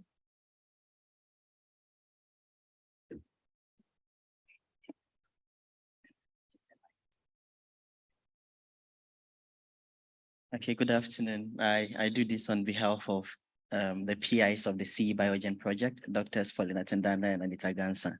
And I have carried a notepad to take questions I may not be able to answer back to them so that they give us the answers we need. So the CE Biogen is the community engagement in biobanking and genomics. By way of outline, I would walk us through the background, the aims of the study, collaborative projects, updates, sustainability plans, and acknowledgements. So right from the ICHG through to all the days, we've been here from yesterday and all the talks we've been listening to, genomics research in Africa has really grown. And as the research projects are growing, so are the ethical issues. Ethical, legal, and sociocultural issues also growing. And there has been very limited attention to community engagement in genomics research in Africa. Largely due to the limited capacity to address most of these issues. And not so many people in our research teams know the how of community engagement. We do know that conducting genomic study and biobanking in Africa is very complex because it involves different collaborators, different research actors with competing interests, with every actor defending their interests. And what we know is that the interaction between these interests of the various actors raises ethical issues around consent, research understanding, where we have to break down our science to enable communities to understand and to be able to participate in our studies. There are issues around sample sharing, benefit sharing, data sharing, and all of that. Luckily for us in the H3Africa, we've all realized that if we need to go far, we have to go together. And so the importance of community engagement is appreciated by all of us, yet there is limited capacity in ethics and community engagement. So how can community engagement support open science? How can we build the right evidence base? And so the Sea Biogen project aimed to investigate the role of community engagement in genomics research and biobanking in Sub-Saharan Africa by conducting collaborative projects across 5 African countries: Nigeria, Kenya, South Africa, and Tanzania, and Ghana, where I come from. We also wanted to identify best practices for feeding back genetic findings and results to individuals and groups, and to strengthen capacity in ethics and community engagement within the H3Africa Consortium, who would later serve as a resource center for ethics and community engagement. And so to be able to achieve these aims, the Sea Biogen team designed 2 interrelated but distinct projects, looking at already existing research infrastructure within the H3Africa Consortium. So project 1 was based on the Awejen study, and it was a community-based study where we aimed to explore innovative ways of returning aggregate genomic research results to research participants and communities. Project 2 used the Kidney Disease Research Network, and which is more hospital or clinic-based, to explore the attitudes and preferences of research participants to receiving genomic research from their involvement in the kidney study. And so to be able to do this, we had to leverage community engagement. And we built our community engagement on already existing community structures and relationships. And so in your efforts to engage communities, it is you have a likelihood to succeed if you build on what communities already know, not introducing anything alien to the community or just going in with your project to, present that to them and for them to accept it as it is, but building on what is already existing within the community helps. So, in the case of Navrongo in Ghana, there is a structure in the community that before you go into the community to do anything, you go through the gatekeepers, the community together. So in the you can see there are women groups within the communities who can sing or produce songs out of any message you give them. So we just had to leverage that, giving them the message of the science, so they would break that into simple songs that the community can easily adapt. And as time is changing, we also had to be innovative in our approaches to community engagement. And that helped us to develop videos to demystify genomics and also to describe the processes right from ethics up until when the sample is taken and it's goes through initial analysis before it is transported to more advanced laboratories for further analysis. So what have we learned during this project, and what can we share with all of us today? We have learned that context and relationships matter. There is no one size fits all for all the projects that we used as case study. And so in the community context, you use different approaches. In the hospital context, it is different approaches. We also learned that community engagement is both an art and a science. So you should build on indigenous knowledge. Do not assume the communities already do not know anything about genomics, but learn what they know and build on that to be able to get them to, work with you along the journey of developing the interventions that would later benefit them. And you should be very innovative. So in the case of the videos, we realized that, that was where people were going. People want to see how things are turning out, and then that is what we did. We also learned that it is important to not just leave community engagement as that other thing on the project, but allowing people who are trained multidisciplinary community engagement team members to be part of the scientific project right from the beginning, so that it is not at the point of recruitment where you want to be able to recruit people, then you are leveraging community engagement. But it should be carefully taught right from the beginning of the project in order to allow the project to run out nicely.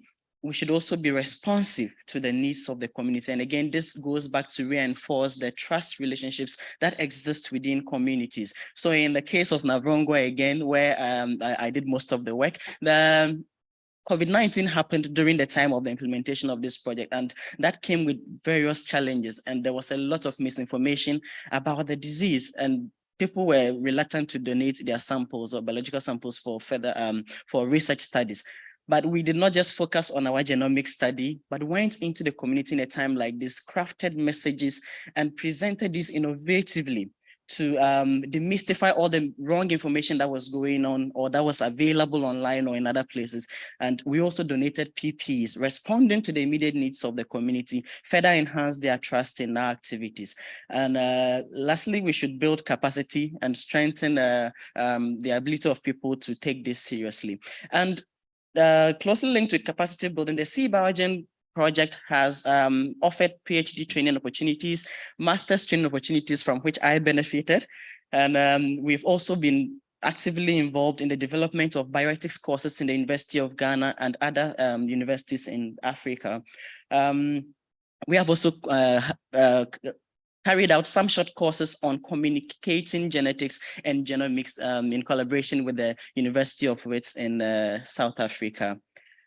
So a summary of our achievements, we have successfully conducted 2 collaborative projects across 5 research sites in Africa. We have successfully organized 3 face-to-face and 2 virtual workshops involving other H3Africa projects. We have developed 2 video clips, one on basic genetics and the other on the journey of the sample. We have given training opportunities. We have our PhD fellows here, and we have some people who have also, some fellows have also completed their master's training. And we continue to contribute to the H3Africa Community Engagement and Ethics Working Group. We are inspired by the Ouagadougou Declaration on Primary Healthcare and Health Systems in Africa and the H3Africa Consortium to continue to promote health awareness among the people, particularly adolescents and youth, build a capacity of communities to change behaviors, adapt healthier lifestyles, take ownership of their health, and be more involved in health-related activities, and create an environment to empower communities in the governance of healthcare services in accordance with the primary healthcare approach. And so in Ghana, we have a very strong primary healthcare system, and that is what we want to leverage to be able to do most of these works going forward. And so looking ahead, we have taken a 1-year cost, no cost extension to complete training, our training programs and dissemination of activities and our publications. We aim to sustain the platform for training masters and PhDs and postdoctoral fellows. And we are looking forward to strengthening genomics and health literacy across Africa. And to do this, we are proposing for an African genomics and health literacy.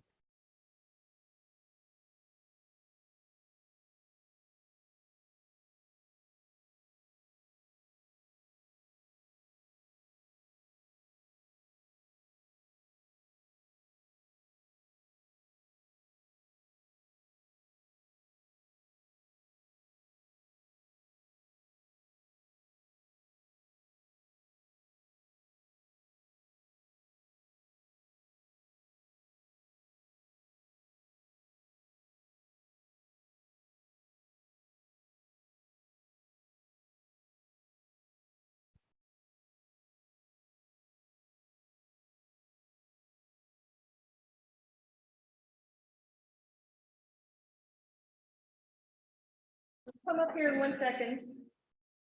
Right, okay.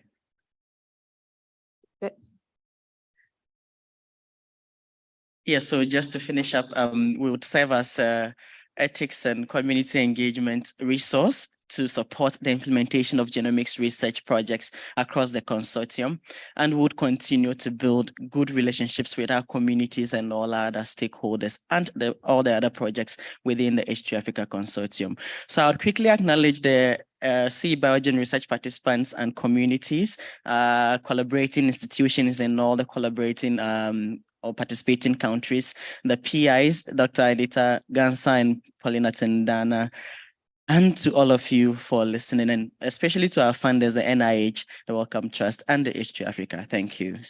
Okay, thank you very much. You managed that interruption very smoothly. So we have time for one question. Anyone have their hand up?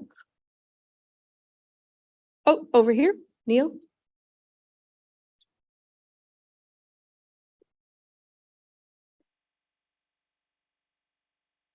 Thank you. That was a great presentation. Are the videos something that's widely available or translated? Are there going to be things that could be utilized by other groups as going forward? I'm happy to say yes. For widely available, I think we're still working on some small attachment we want to include. But these videos are translated into about 8 African languages that are dominant in the participating countries. So I think these would easily be uploaded on maybe YouTube, yes, and the H3Africa platform as well. Yes, thank you. Okay, let's thank our speaker again. Great. And our next speaker is Dr. Faith Musvipwa, and her talk is on perspectives of researchers, science policymakers, research ethics committee members on feedback of individual genetic research findings in African genomic research.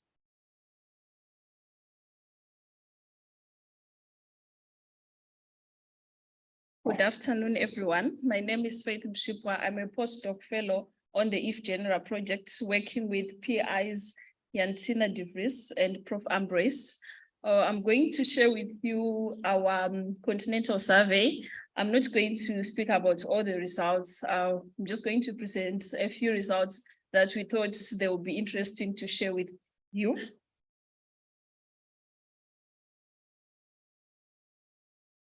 We asked our participants their role in genomics research, and 69% of our participants were researchers, and 16% were research team leaders, and 20% were ethics committee members, and 2% were science policymakers, and 2% indicated that they fall under other.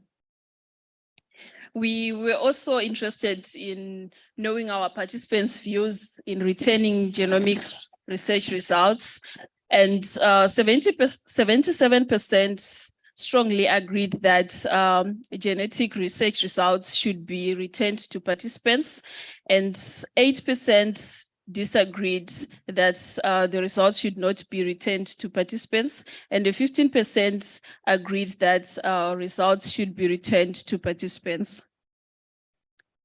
We were also interested in knowing our participants' views in returning genetic results to pediatric patients, and 70% indicated that only results that are clinically actionable in childhood should be returned, and 43% indicated that results that are relevant to family members should be returned, and 64% indicated that adult onset conditions should be disclosed. We're also interested in knowing if our participants were familiar with the H3Africa guideline, and 19% indicated that they were very familiar with the guideline, and 34% were somewhat familiar with the guideline, and 18% were slightly familiar with the guideline, and 29% were not at all familiar with the guideline.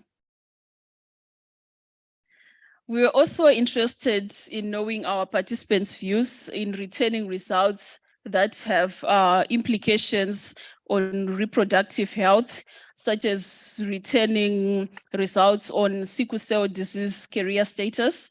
And overwhelmingly, 97% agreed that said yes, the results should be returned, and 3% were unsure whether the results should be returned or not.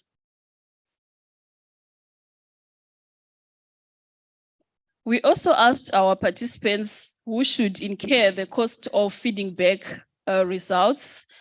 69% indicated that project funders should incur the cost of returning the results, and 19% indicated that institution hosting the research should incur the costs, and 4% indicated that the researchers themselves should incur the costs, and 8% indicated other. We were also interested in knowing our participants' views. At which stage should consent to receive incidental findings should be done.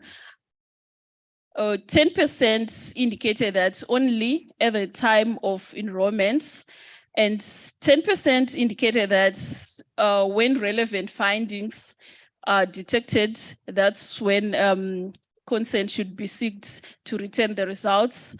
and 78%, which was the highest percent, indicated that both at the time of enrollment and when relevant results are identified, and 2% were unsure. We're also interested in knowing which standard of care should apply when research is done in different settings across the country.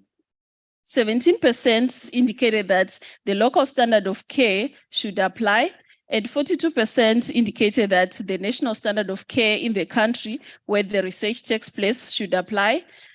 And 35% indicated that the international best care or standard of care should apply, and 7% were unsure. So generally, the if-genera findings shows a strong consensus that at least some results must be fed back, and including results that have implications on reproductive health. And these results should be at least clinically actionable. And also the national standards of care should apply when returning these results, and the cost for possible return of results should be included in the application for funding. Thank you. Thank you. Any questions for Faith? Please raise your hand. We have Jen and Audrey. Okay, thank you.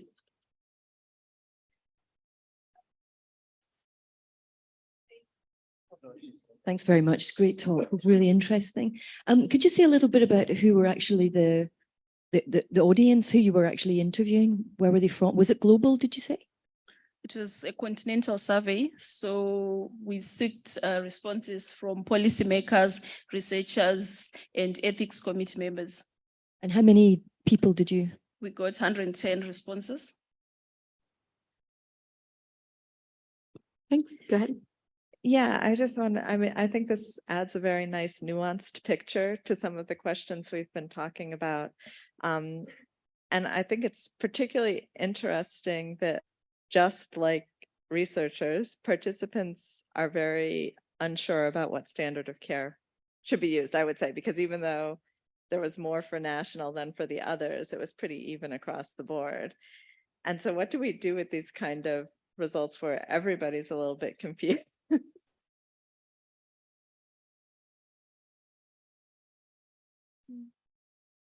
didn't get the question. Do you want to clarify the question, Jen? Do you mean how do we think about? Yeah, so how do we think about something where it's like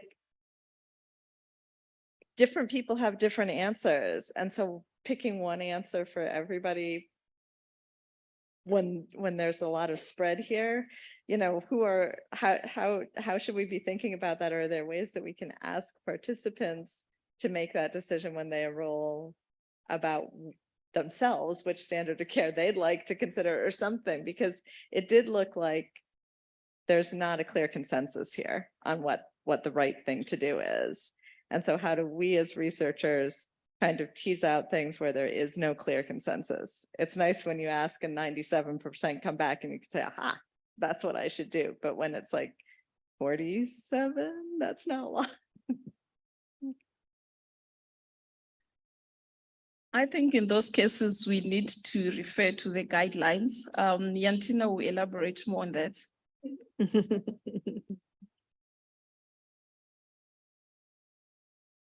Cool. Yes, now I can see what you're asking. I think one of the things that results of that kind do quite clearly is that they tell us what we shouldn't do.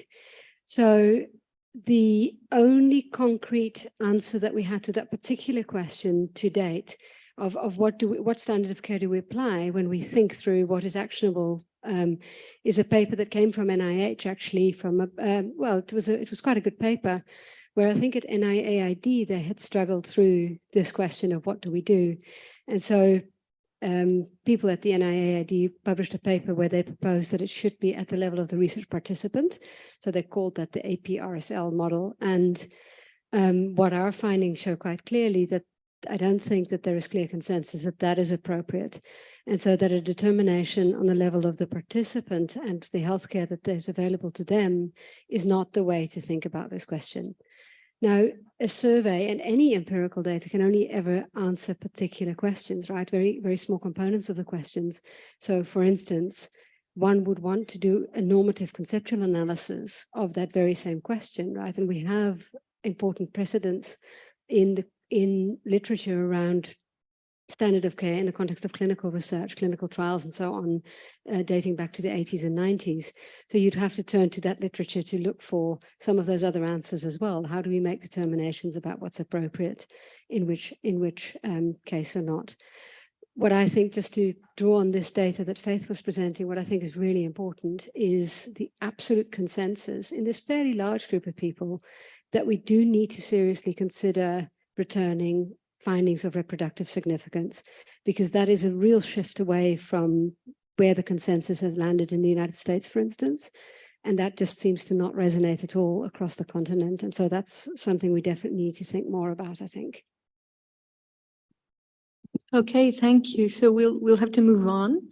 Thank you very much, Faith. Okay, so our next speaker is Dr. Annette McLeod, and her topic will be on genetic determinants of susceptibility to African sleeping sickness. And as you may have guessed, we're now shifting themes to infectious disease.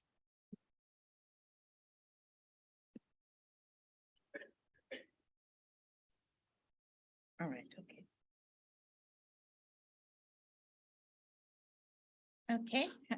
I'm here to talk about trypanogen, and I'm representing our trypanogen network, and it really should be the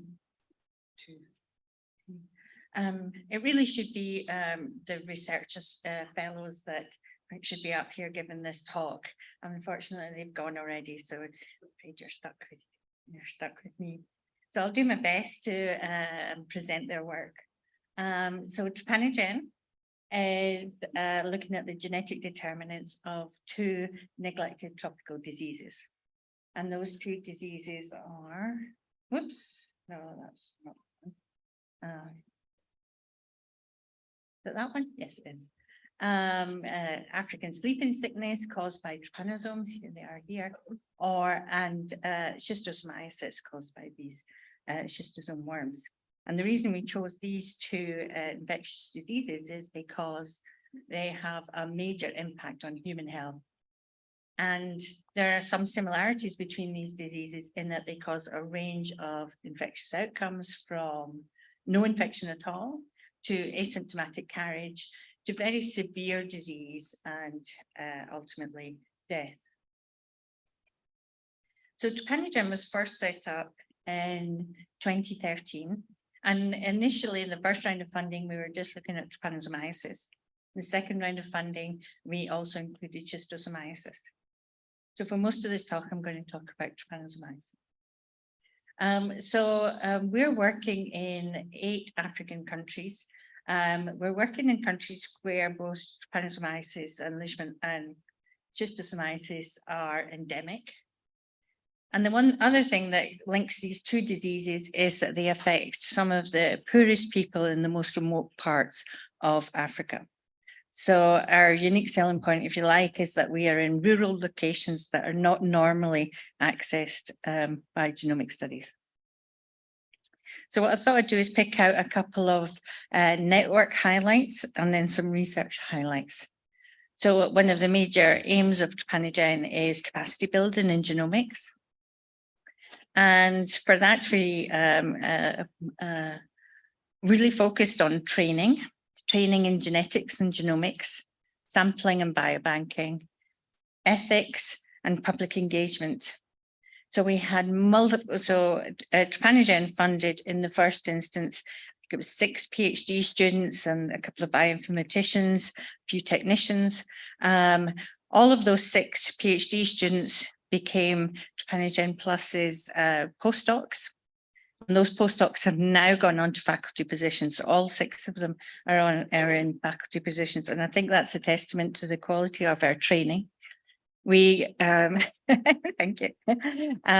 We carried out multiple workshops and also had personalized training from our expert bioinformatician, one-to-one training. And of course, we really utilized the H3 Bionet for our postdocs. We've also put a great emphasis on community engagement. And we've used a variety of different methods to get the public and to get the message across. Because we're working in very isolated rural communities, we need community buy-in. And so we're working with community leaders, national control programs, healthcare providers, etc. In fact, one of our PhD students, her PhD was on ethics and community engagement. Yes, that is a giant tsetse fly. So the kind of engagements we've carried out, we've had plays performed in the local villages and local language, and we've had dance performances at football matches. We've got some YouTube videos of that if you want to check them out. We've got a TV documentary. We've had museum exhibitions, and we made comics as well as popular science articles. So in terms of our research highlights, I'll just quite briefly go through this because I know we're pressed for time. The first thing we did was sequence 300 individuals from our study sites. I'd just like to draw your attention to these two populations that we were particularly interested in, both in Uganda, North Uganda and South Uganda. So although they're quite geographically close together, on the PCA plot, they are really quite separated. Oops. Here we go. There they are here. The Southern Ugandans are more similar to West Africans from Cameroon and DRC than they are to Northern Uganda. That's because this population is Nilo-Saharan, and they are very distinct, very little admixture between them. And this population has been very underrepresented in genetic studies. And that's what you can see here is that they're so unique that they generated a whole load of novel SNPs when we sequenced them. And all of these SNPs were then used to go into the H3 SNP chip.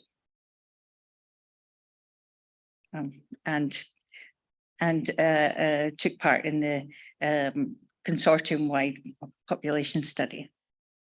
Another research highlight is candidate gene analysis, and we heard earlier a really nice description of APOL1 and the co-evolutionary arms race with trypanosomiasis.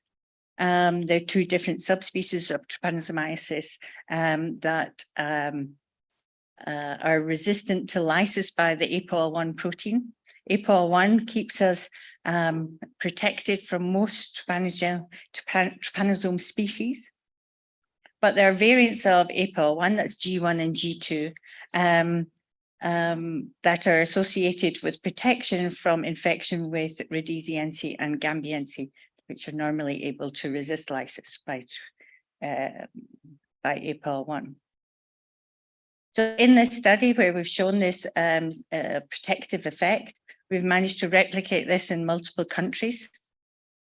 And one of the knock-on consequences of being protected by APOL1 is that you're at a higher risk of chronic kidney disease.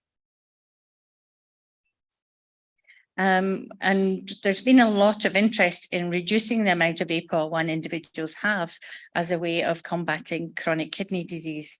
And so we've looked into how much excess protein there is in the human serum that's able to kill most subspecies, most species of trypanosomes.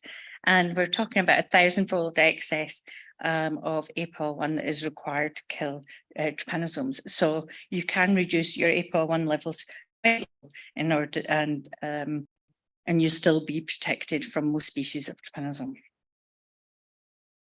The other thing we did with APOL1 is look at the data from the UK Biobank. It's got about 10,000 African genomes. And we did a fee was to see what associations we could find with the different genotypes of APOL1. And what you can see here is that the compound heterozygote G1, G2 is associated with 47 different phenotypes, whereas G1 and G2 are hardly associated with anything. And they are, so it's associated with multiple conditions, including COVID, and some, as well as some non-communicable diseases. So this is, and the majority of them are deleterious. So that's what's shown here. If you take all the associations, whether they're significant or not, and look at the odds ratio, you can see that for the other genotypes, the odds ratio is 1, but for G1, G2, it's higher. So these are the list of diseases that that are potentially associated with G1, G2 compound heterozygote. And so this is something that we really want to follow up with, and if anybody else is interested, doing it with us. The other research highlight is that we've carried out a genome-wide association study into susceptibility to trypanosomiasis. We enrolled 3,000 cases, controls, and carriers, used the H3Africa SNP chip. We had a 2-step process, a discovery cohort, which was about half the samples, and then taking the top hits and then validating them in the validation cohort. And using that method, we managed to get genome-wide significance for a number of genes. And interestingly, these genes are all associated with wasting, muscle wasting, which is one of the key features of trypanosomiasis. Another research highlight, if I've got time, is the transcriptome. We've done that on the host and parasite, and identified a biomarker for infection.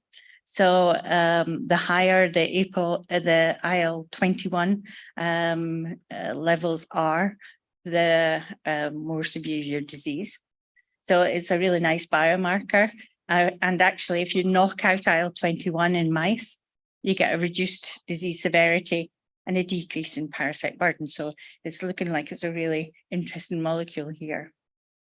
So I'll just skip on. We've also carried out single-cell transcriptomics in infected mouse skin.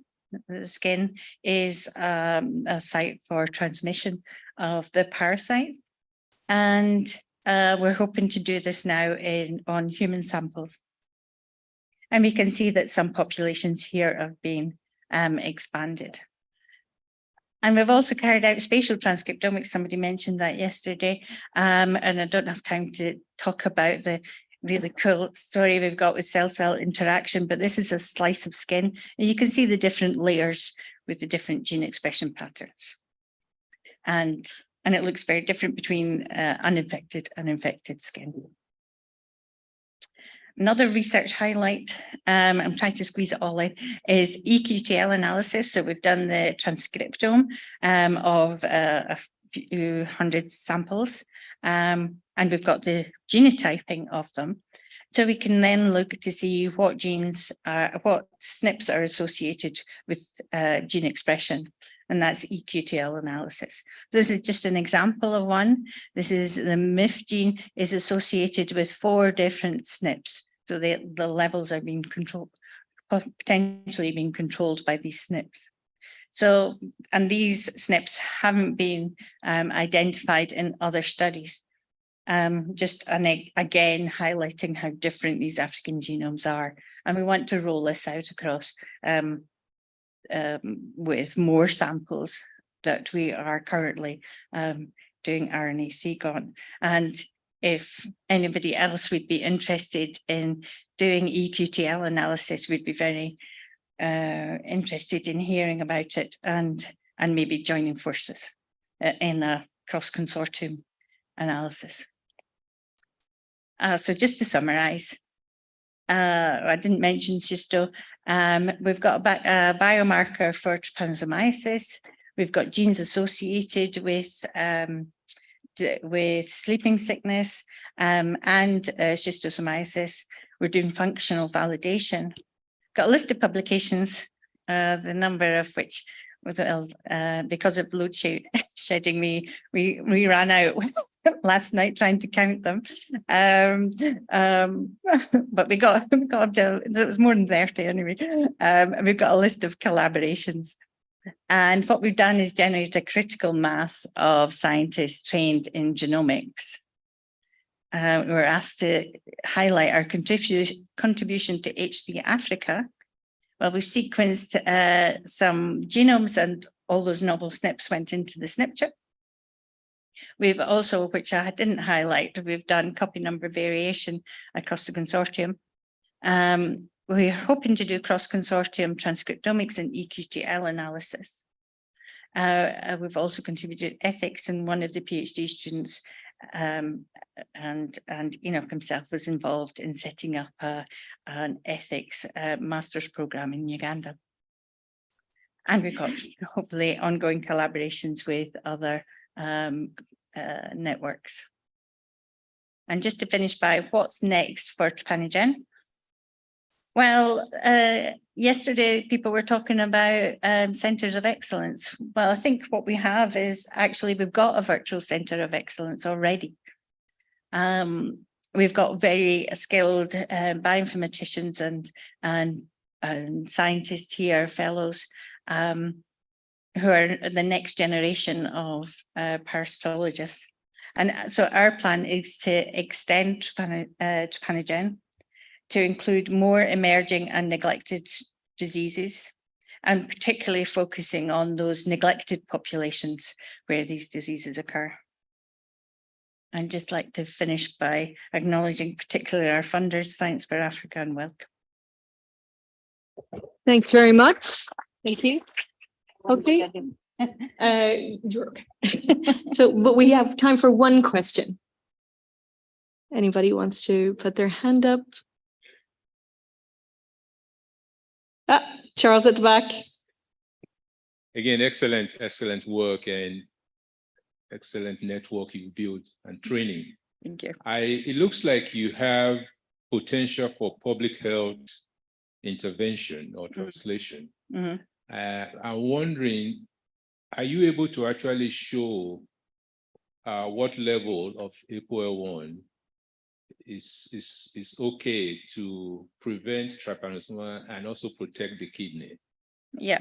And therefore to be able to put that, and how do you determine that in a way that it can be cost effective, so there will be public health message coming out of that?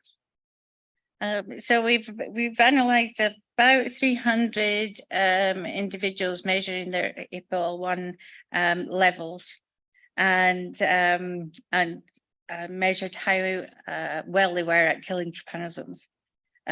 So we've got the IC50s, IC90s of the kind of levels that you need.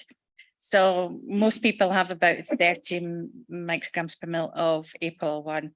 You can go to 1,000-fold less, and you're still lytic to trypanosomes. But if you go lower than that, then you are exposing yourself not just to the Gambiense and Rhodesiense subspecies, but also the Brucei and potentially Evansii and Congolense, other trypanosome species that normally infect animals. And we are normally protected from them by APOL1. So if you go below 1,000-fold, then you are at risk of being coming down with sleeping sickness if you're exposed. And that is probably enough to control your risk of kidney disease. So that's something for the kidney consortium to answer. That is really wonderful, and it also be important to find out at what age you do that intervention. Yeah. Yeah, I think that would be really important. Yeah. Yeah. Jomo, I think you are to. I'll bring it to you.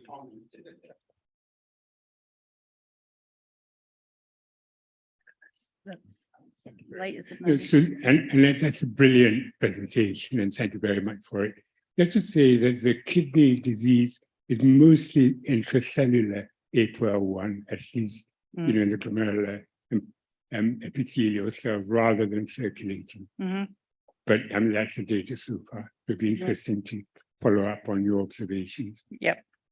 Certainly, we know that the phenotype in transplant patients goes with the transplanted kidney and not with the rest of the body. So it's actually the endogenous production of APOL1 in the kidney is important. Okay, thanks very much to our speaker. Great. Okay, and our next speaker is Dr. Caleb Kibet. Title of their talk, hi Caleb, is Building Bioinformatics Capacity in Eastern Africa, the NBET story. Welcome. That's going forward and that's the remote. Okay. So thank you very much. And it's really good getting to follow up on the trypanogen study. I'm from an insect research center, and really we are studying the vector that actually transmits the trypanosome, so the tsetse flies and the rest. And to be a bit of a transition to capacity building work that we're doing under the faculty funded ENBIT, and I'll just be talking about the ENBIT story. So the long-term goal of ENBIT was really to develop bioinformatics capacity and the research leaders in bioinformatics. And the interest there was to increase the size and the quality of that pool of graduates that can move on into PhD programs, but also to support data analytics within the H3Africa and also just within our group. So the design of the program was more or less centered around a number of themes. So that aspect of strengthening the application of bioinformatics in East Africa within the bioscience community. And that was done through that individual training, mentorship, and of course, getting to enhance the capacity within the various institutions that are involved. So these are collaboration of a number of research institutions and universities as well. So the first aspect there was to develop a curriculum that's harmonized within the MSc level. Then the next aspect there is to create a collaborative platform. So that collaborative platform is collaboration of that research, academic, and of course, where possible, industry collaborations. So we have been able to develop harmonized curriculum within 3 different universities. So in Kenya, we have the coastal town of Kilifi, Pwani University, Makerere, and also moving towards Muhas in Tanzania.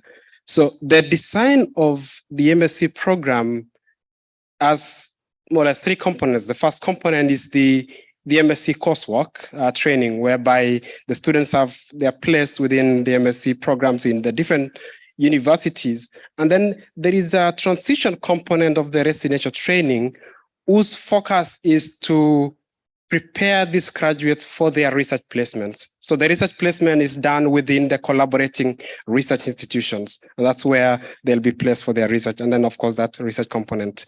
So what we've been able to do, so we've had 5 years of, because it started 5 years after H3Africa, and we've had 5 years of training, and the first cohort have completed their MSc, and all of the graduates from this cohort are already doing their PhD, or another one is a genomic data scientist at Chicago.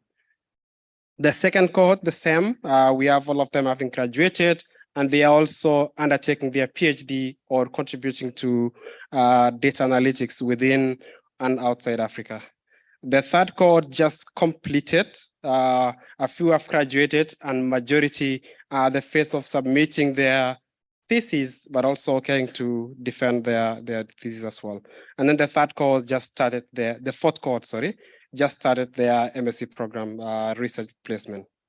So through the period, we could say that we've been able to generate a cohort of really highly trained bioinformatics master students who've been able to competitively join PhD programs and support really genomic research across the world. We have 44 fellows that have been trained. A number of them are self-sponsored within the university, especially for Plenary University.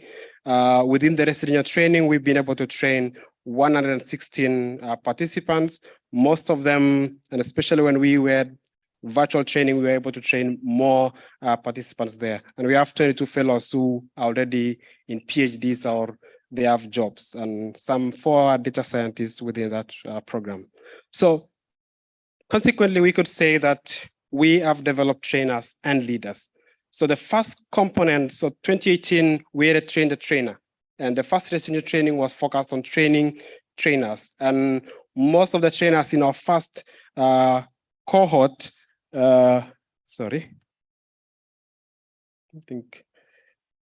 of the trainers in the first cohort are now faculty, either in Tanzania, in Uganda, or in Pwani University in Kenya. And then subsequently, we've been able to, because in that first training, we were taking advantage of international trainers from within Africa, but subsequently, we were able to use local trainers, the capacity that we were able to build through the program. And finally, we have our ENBIT fellows being able to contribute to the training activities as well through as teaching assistants. And we have the Bioinformatics Hub of Kenya that was established by the participants. So this is an initiative that we see it as a sustainability component where we have this is a group of students who are interested in building capacity. They're interested in outreach, so building awareness on the need and the benefits of bioinformatics within local universities. So we have also developed that collaborative platform, and this is a platform of researchers and research institutions, a growing network of supervisors and partner institutions, and that has continued to grow. So initially we had 3 or 4 research institutions, but now we have more than 5 institutions being involved in the program. We have faculty that has been trained, and we have a really strong relationship with our Uganda partner Breaker program. So we have challenges, mostly delays from COVID and a bit of an outflow of the graduates to the global north. But we believe that's also a beginning of collaboration going forward. So instead of looking at that as a weakness, we look at that as just extending our network internationally. And what we are doing is continually collaborating and working closely with them to ensure that we have strong ties with them. And as they continue with their research, there's a possibility for them to be involved in various activities back at home. The final cohort in non-project placement, we are working on sustainability plans. For example, the Pwani University team, they've gotten the DAD funding, the in-country and in-region, and actually they are currently interviewing students to join that program. So we'll continue to sustain some of the activities, for example, the resident training, which has really been key to the success of this program, and also continue the collaboration within the program. So thank you so much for your attention. And I just want to acknowledge the funding and really our scientific advisory board that have been able to facilitate this. And I've been giving this talk on behalf of the PI, Dr. Masiga, who was not able to come in here, and all the co-PIs within the ENBIT network. Thank you very much. Thank you very much. Okay, we have time for a couple of questions. Anyone who'd like to raise their hands? There we go.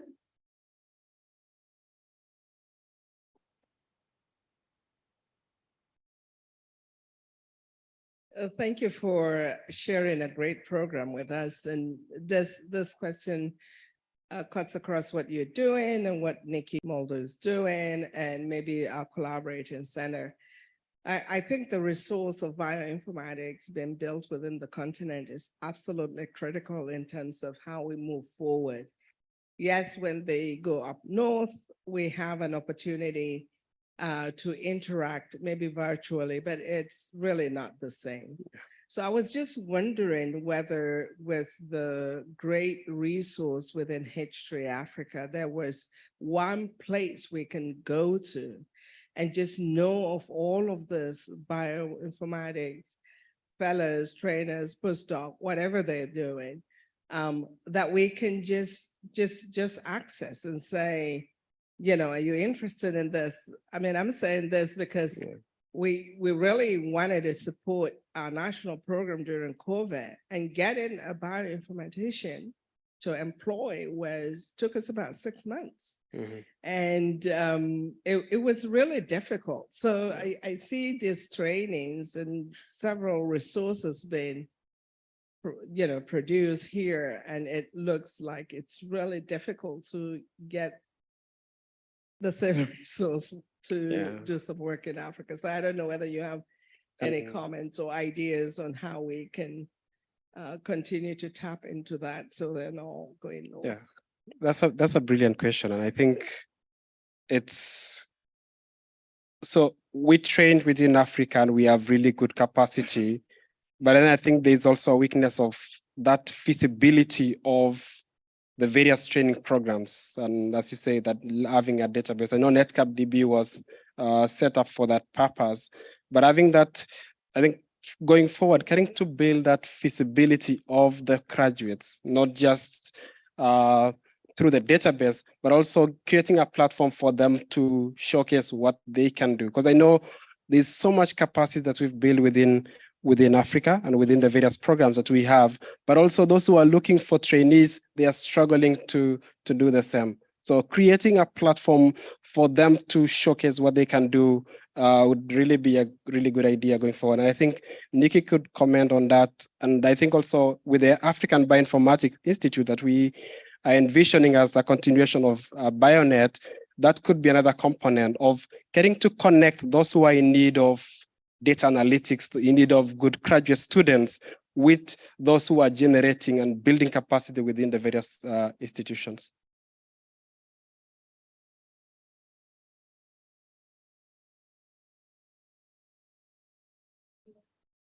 Would you like to comment, Nikki? We can get a microphone. Yep, you said it all very well. Okay, thank you very much. Thank Dr. Kibet.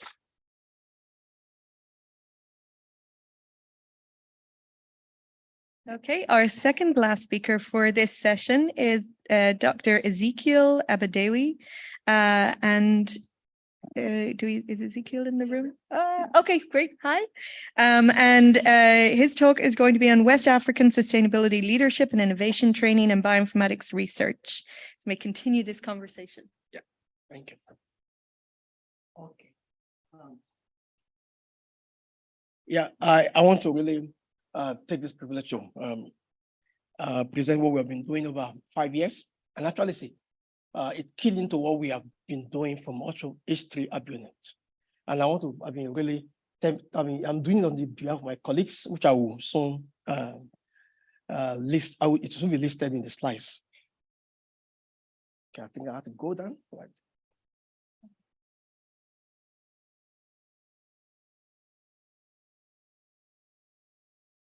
Oh, like this, please.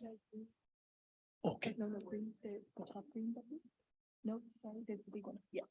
Okay, that's moved. Okay. So thank you. So Wallace Plan is a collaborative program. What is that?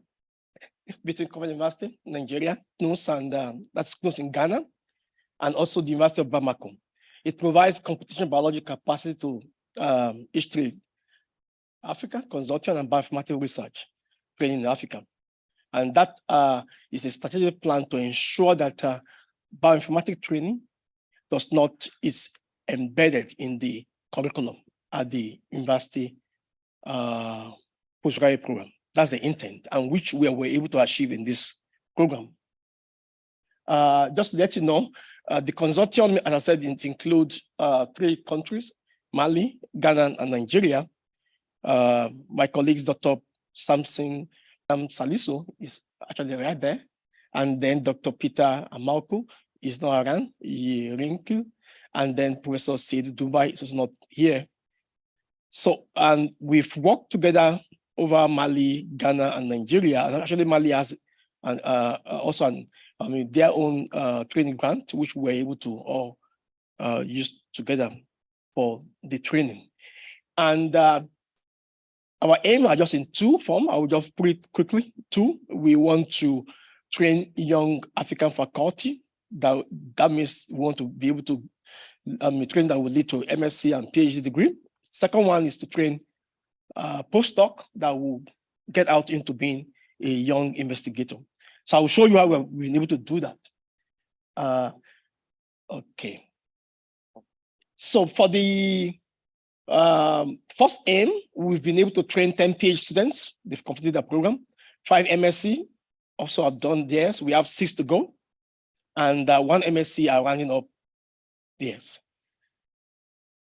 And just to let you have an idea of the flow of graduate students in Walisbre, we take them from MSc, some move from MS to PhD, and some, we got actually 1 person, actually 2, is moved from PhD. 1 has already moved to be a postdoc, who went through our training, went through our PhD training program, and now a postdoc also on the, at Covenant. And then we also looking forward to a second one, a lady who also will move in. I will let you know how that happened shortly. So that is more or less the model we have followed. And this is the organization framework and interaction map where we have followed from. I want to use that to even thank my training and advisory committee in particular. They did a good job, I must tell you, because one of them is here, Professor Enoch. We know how we work together. I know how we have to look at the meeting we had with the students to ensure their trainings of quality. Thank you, I must say. So this is just how we have interacted over the years. And these are for the second aim, we have trained at least, okay, the last one, I think I have to point with the last one is the person who went through our PhD program and is now also a postdoc, right, at Covenant. And these are those who have been previously postdoc on the program. Okay. Just to give us some of our impacts, we now have an established MSc and PhD program at Covenant and also at FNUS, at Kumasi. And as we also even been doing something good, we now even also have, sorry, I will have to reverse back. Okay. We now even also have also a bachelor degree program in bioinformatics currently that will soon be starting, actually. It could even start as far as next academic section at Covenant. And the national body is using that for other bioinformatics program at other universities in Nigeria. And actually, also been, our federal government also, appointed me to write a bioinformatics text, which will be used at all Nigerian universities when it's finished. It should be finished this March, and end of the year should be rolling out. I will send that across with links for any other more or less network that will be interested. But the textbook will be out very soon. Now, continue also on our selected impact. We have attended 28 key conferences, over 24 journals publication. Recent one, which we did on post-GWAS, is actually, we have people from the global north who are even using this application. If we even contacted us on our HPC, run data from the clinics, and are really we've received feedback beyond even African content on this particular web application. And what do we plan to sustain the Walisbre? We have just 3-point agenda: grants, innovation, and entrepreneurship.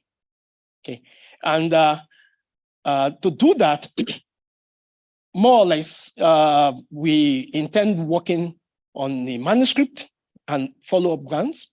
But even at the moment, we have an NIH grant awarded to us from FNUS. Okay, one of our, that is Dr. Peter.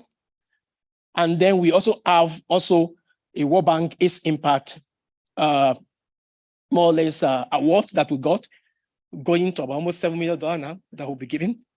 And that is actually has helped us at Covenant University to continue the bioinformatics program that we have developed. That means the MSc and the PhD program we have developed, the curriculum. Now we have been able to admit 26 MSc students on the World Bank project on this particular curriculum, 26 MSc for PhD, and also 9 have completed their MSc on that particular program. So you can see it's been sustained, right? And then for the For the World Bank project, just to give us an idea, we want, because actually the World Bank project, that's the ACE impact project, which we won about 7 years, I've said, is actually a combination of our effort from the H3 agreement and also Walispre that led to that particular award, because all of what we did was an input into that particular grant application. So is to produce a critical mass of qualified manpower that is equipped with knowledge, skills, and ability to bioinformatics, and to eradicate ICT and molecular biology, to eradicate malaria, starting with Nigeria, and reduce the burden of breast and prostate cancer, starting from the West and Central Africa. And we intend to do that to advance the development of new treatment and control for malaria, develop new diagnosis and treatment for prostate and breast cancer, and to involve a federated genomes, which FedGen, towards an information-based genome research in Africa and development of personalized medicine. And just to give an idea, as I said, our areas, national 3, our area of research in that center, malaria, cancer, and FedGen. To save time, I will quickly on now. You could see our admission of students, a particular, as an extension of our Walispre. We see it all over Africa. We admit students actually from that program. So it's been sustained beyond even, the training grant. And we will do it even, we'll still get more, we're going to get more grants, but at least we've already started with other funding to continue that on a larger scale. Because we, on this, and then we, and we even have lab. That's what about the ACE Impact Lab. We are able to build state-of-the-art labs. We have, molecular biology lab. We have in there, state-of-the-art equipment. Insect lab is still being built, also state-of-the-art. After completion, our inorganic chemistry lab, state-of-the-art, we have currently 60 megahertz NMR instrument, a deep top. We have complete the ordering of a 400 megahertz Bruker NMR. So these are beautiful things, and we also have in vitro lab, FedGen lab. These are all there. And then the beautiful thing again is that I said, the innovation part. The World Bank gave us also a mandate to start up a startup company, which we must get done end of this year. And they gave us $65,000 for that particular, they call it DLI, disbursement link indicator, by which from all of the instruments we have, I've indicated the key ones there. We have administrative cost of $65,000 to hire all kind of things and set up the company, and then begin to. And we have already, I would say, companies who are interested in our products. MMV is an arm of the WHO, and we've been talking with them, and they're interested in our novel molecules, and the Bayer is going to give us also money to be part of the incubator program. And we also have other data science, and we are talking at the moment with 2 big pharma diagnostics for the data science based one. So we have a workshop announcement. Please, if you have time for your training, for those who want further training for HPC, it's the first one that's on HPC is going to be, it's been funded, fully funded. Another one again also on genomics data science that will hold also shortly. Thank you. Thank you very much. Fantastic. Okay, do we have hands for questions? Time for 1 or 2? Just make sure I'm not missing people out there.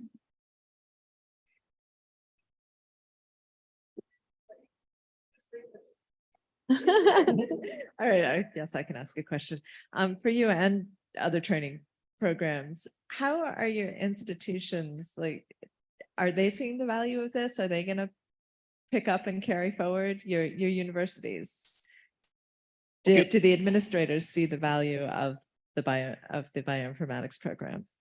I tell you, that is an understatement to say if they didn't see it. Now, I mean to say it's quite, I don't have to describe it. They saw the need in it, and they really were very grateful that we're able to start it up, because like on other program where there's no funding to start, this got funding from the NIH, and then we were able to get the curriculum started. And as I've said, if I tell you that even for the center, the chancellor of the university gave a lot of funding, startup funding institution, about almost beyond $500,000 thereafter, and even about almost in Naira 181 million Naira, because of the fact that I said, if I have people sending money to me to build program in my university, then I should be. That motivated him to give us, as I've said, that kind of money. So for me, thank you, NIH.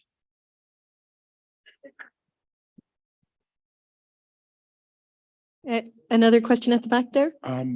Thank you so much for your great presentation, Ezekiel. Just a quick question, which is also related to, hi, Jennifer, I'm here. I can stand if I, sorry, my train of thought. So my question is related to what I'll actually ask Caleb about capacity and employment opportunities. But I think, so in maybe, let's say 10 years ago, we were talking about lack of bioinformatics skills in Africa, which is still a problem. But I think through H3Bionet, we've moved quite far. Like I'm thinking about the thousands of students that have been trained through IBT, etc., and the master's programs that have been started, similar to yours. So great output and great numbers that I'm seeing on your slides. But my question then is there a conversation with industry? Because not all of us who are scientists or get PhDs are going to be academics. Because academia is very competitive as well. So is there a pipeline or a conversation about how to move from, okay, you have a PhD in bioinformatics, but yesterday we had industry, Roche and Illumina and all of them. Is there a conversation or relationship going on, particularly in your institution, to ensure that some students who are not going to be PIs, because although all of us want to be PIs, we can't, how do we make sure that we infiltrate industry as well? Yeah, that's an excellent question. Actually, I mean, I just told you that we'll be having 2 postdocs. I mean, that will be coming in, meaning who finish from our program. One of them will actually not be an academic. I mean, he's going to be a chief scientific officer of our company, kind of. And we also, maybe just to also extend what you're saying, that's the intent. She's a brilliant young lady, okay? And we realize that and she has some business. I observe she has some business. I mean, quite, Akume, I should call it. I mean, so she's going to end up being our chief scientific officer. So we've been planning that. And to also further answer a question about discussion with other companies, like we have the Bayer, I mean, we've been discussing with them. Actually, even Roche also, we've been discussing with them. Only, as I've said, these are all ongoing discussion. But what I will, and I think even with Illumina, because we observe we have Illumina MI6 on my institution now, just newly bought, and then even Bruker also we have, as I said, we have 400 megahertz that costs $1.2 million to buy and to install. So that raised their interest. That come on, let's then see what we can do together. So that means we have people. Like the first postdoc is into academics, but the second one will be chief scientific officer. So you're right. And I think with what you have asked, we should continue that discussion to expand opportunity for them so that they don't have to go to Global North. It's okay, we'll collaborate. But the more we are able to retain them in our community, the better they are able to use their intellect to build solutions for the community. Thank you. Thank you very much. Wonderful.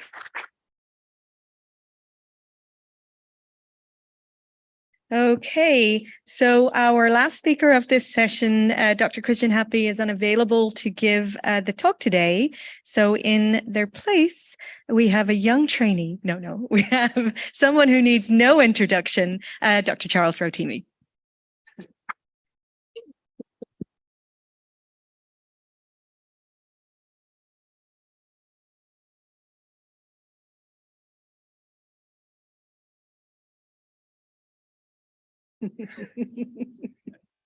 He's really young. He's 18 years plus X, and you can feel in what X is.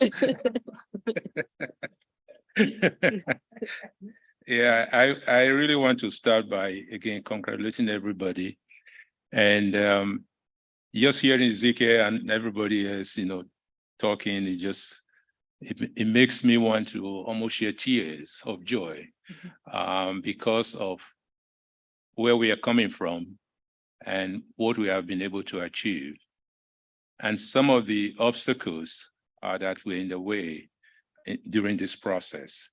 So I said earlier, during our steering committee meeting, that I would like to spend about 10, 15 minutes or so to just introduce our young men and women in the audience, or people who PIs who really don't know the history of H3Africa, so that we can have a full appreciation for where this is coming from, and why it's here, and why you need to be very proud of it and invest in it and make it your own, and then use it to improve your community, because nobody else is going to do it for you. So H3Africa is not the idea of the Wellcome Trust or the NIH. It is the idea of the African Society of Human Genetics. NIH, yeah.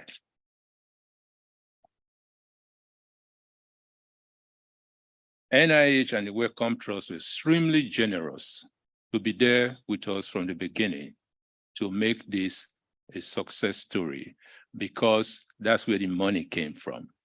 And people like Francis, Barry, and others were generous enough in terms of their own support to ensure that we do these things and do it right.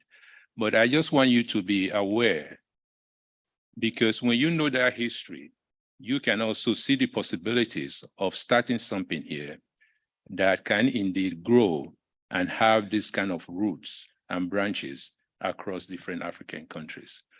So it was, sometime, in 2003, when we met under the umbrella of the American Society of Human Genetics, a few of us came together. Some of them you don't even hear about now, people like Georgia Dunstan. And we came together and we said, how do we ensure that the genomic revolution doesn't fly over Africa? Georgia Dunstan particularly said, the whole thing we are dealing with here is variation. She kept holding my hand to make sure I get that message. I said, it's variation. And if you know Georgia Dunstan, she's Professor Emeritus now, she has retired. A human geneticist, one of the first African-American woman to have a PhD in human genetics. You can look at her story on the NHGRI website at NIH. You hear her life story and her struggles. But the point here is that through that struggle of many people, including myself, not being able to have a job after graduating from school in the University of Benin, and then ended up in the United States, came back, still was not able to get a job. All of that processes stayed with me and others, and that has been driving us. So when we participated in HapMap, I was the principal investigator that engaged the Maasai, Luya, and Yoruba community. One of the things that always disturbed me, when we were having meetings, we usually have like 200 scientists. At best, it would be me and one other person that have this color skin. I was so frustrated with that. The same thing with the 1,000 Genome Project. I kept asking myself, why is this the case? How can we change these numbers? And those things, those discussions, those personal experiences is what led to us to say, we need to create a society across Africa, across national boundaries, that will create a forum for African scientists to come together to begin to share ideas about human genetics. And we did not care whether you have a degree in human genetics or not. We wanted you, if you are interested in science, to come and join this group so that we can put our efforts together and train. It was under that umbrella that we said, let's also create, then we call it African Human Genome Project, that we wanted to do African Genome Project to understand the depth of variation and scope of it across Africa.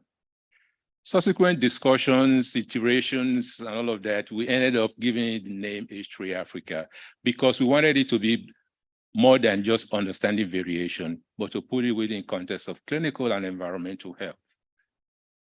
So, and we were lucky enough again to get the attention of the Wellcome Trust and the NIH to fund and create the initial $38 million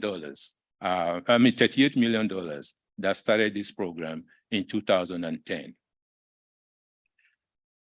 success is intoxicating, and success sometimes can lead to a rewriting of history. And I just want you to be aware of this history so that you are empowered and know one of the things that African society has done is to go to each nation every year and create a new National Society of Human Genetics. And we continue to weave this. At some point, we are going to have serious critical mass across the continent. And I want us to come together so that we can drive initiatives like H3Africa or even better. And that, to me, is the challenge I want to throw to you. We have succeeded quite well, but there are still a lot of things for us to do. One of them I want to also touch on is the issue of data sharing and the issue of putting our data where it can be accessible to us and then to the world. I am a sole believer in the fact that we need to allow African investigators to analyze their data first so they can have their primary questions. But that principle should not become a reason or an excuse not to share your data. Think about it for a minute. Most of you here have downloaded HapMap, 1000 Genome, or TopMed data. Think of it that if people did not put that data up there, where will you have that reference to use? We constantly say, oh, African genome is about 2% of the global genomics. We now have the power to change that number. Let's put our data up. As soon as you analyze your data, put it up. Let's change these numbers. It is our social responsibility to create a global good. And if you don't do that, you should not complain that we are not increasing the number of African participants in genomics because you are not doing your part. So I want us to really think about this and because they have implications. There's no reason why our young men and women should be struggling to go write the next grant when we have collected the data that they can analyze. Why? So that is why I said, let me spend about 5-10 minutes, just sort of bring everybody together. But I want us to leave here very well empowered. And I have seen tremendous success across H3Africa. But we need to make sure that it's incremental progress, that we are building on things and not to isolate ourselves. I know it's challenging sometimes when in a resource challenge environment, the tendency is that you want to hoard things because you don't know where the next funding is going to come from. But in genomics, that is a very wrong strategy. There is power in numbers in genomics. Just imagine if you're able to write a grant that goes to the NIH and say you have 50,000 Africans. Compare that to somebody else who's submitting a grant that has only 1,000. You can see the sheer advantage that you have and how good that review process is going to be or how friendly it's going to be. So there's power in numbers and we need to take advantage of it. We also need to be careful. There are many things coming now to Africa. And if we are not careful, we are going to be so divided that we are not going to maximize the benefit that can come, whether it's Illumina, whether it's Regeneron, whether all of these entities, they are all welcome because without them, we can't translate our product. But we need to engage with our eyes wide open. Don't have a knee-jerk reaction of no, but engage with your eyes wide open. And if you are asked to sign a contract, give it to a lawyer to review. Give it to somebody who understands tech transfer to review. It's a standard process. Don't let anybody say, oh, you shouldn't do that. Give it to the expert to review so that you know what you're signing.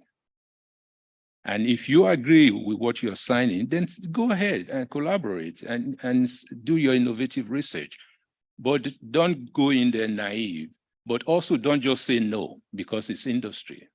Because I can assure you, they are the one that has the resources and the strategy to translate quite a bit of what we are going to find.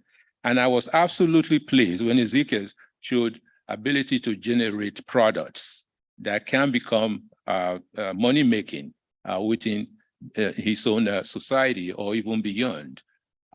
So again, I think we have to be innovative. We have to design things that can serve our community, because sooner or later, they are going to hold us accountable for why are you spending all this money on genomics when we don't have drinking water? But if we are able to show that we invested in genomics and we're able to produce some diagnostic thing, that instead of them paying $10, they are now paying 50 cents. You can see how you will be welcome in these communities. You know, it's really, really important for us to make sure that we continue to push the envelope and tell your own story. Put your narratives out there so that the world can know that knowledge is common to all of us. What is not common is opportunity. And when you are given the opportunity, H3Africa investigators across this continent have shown that if we are given a little push, a little help, we can go to the moon. And I want you to shoot for the moon. Thank you.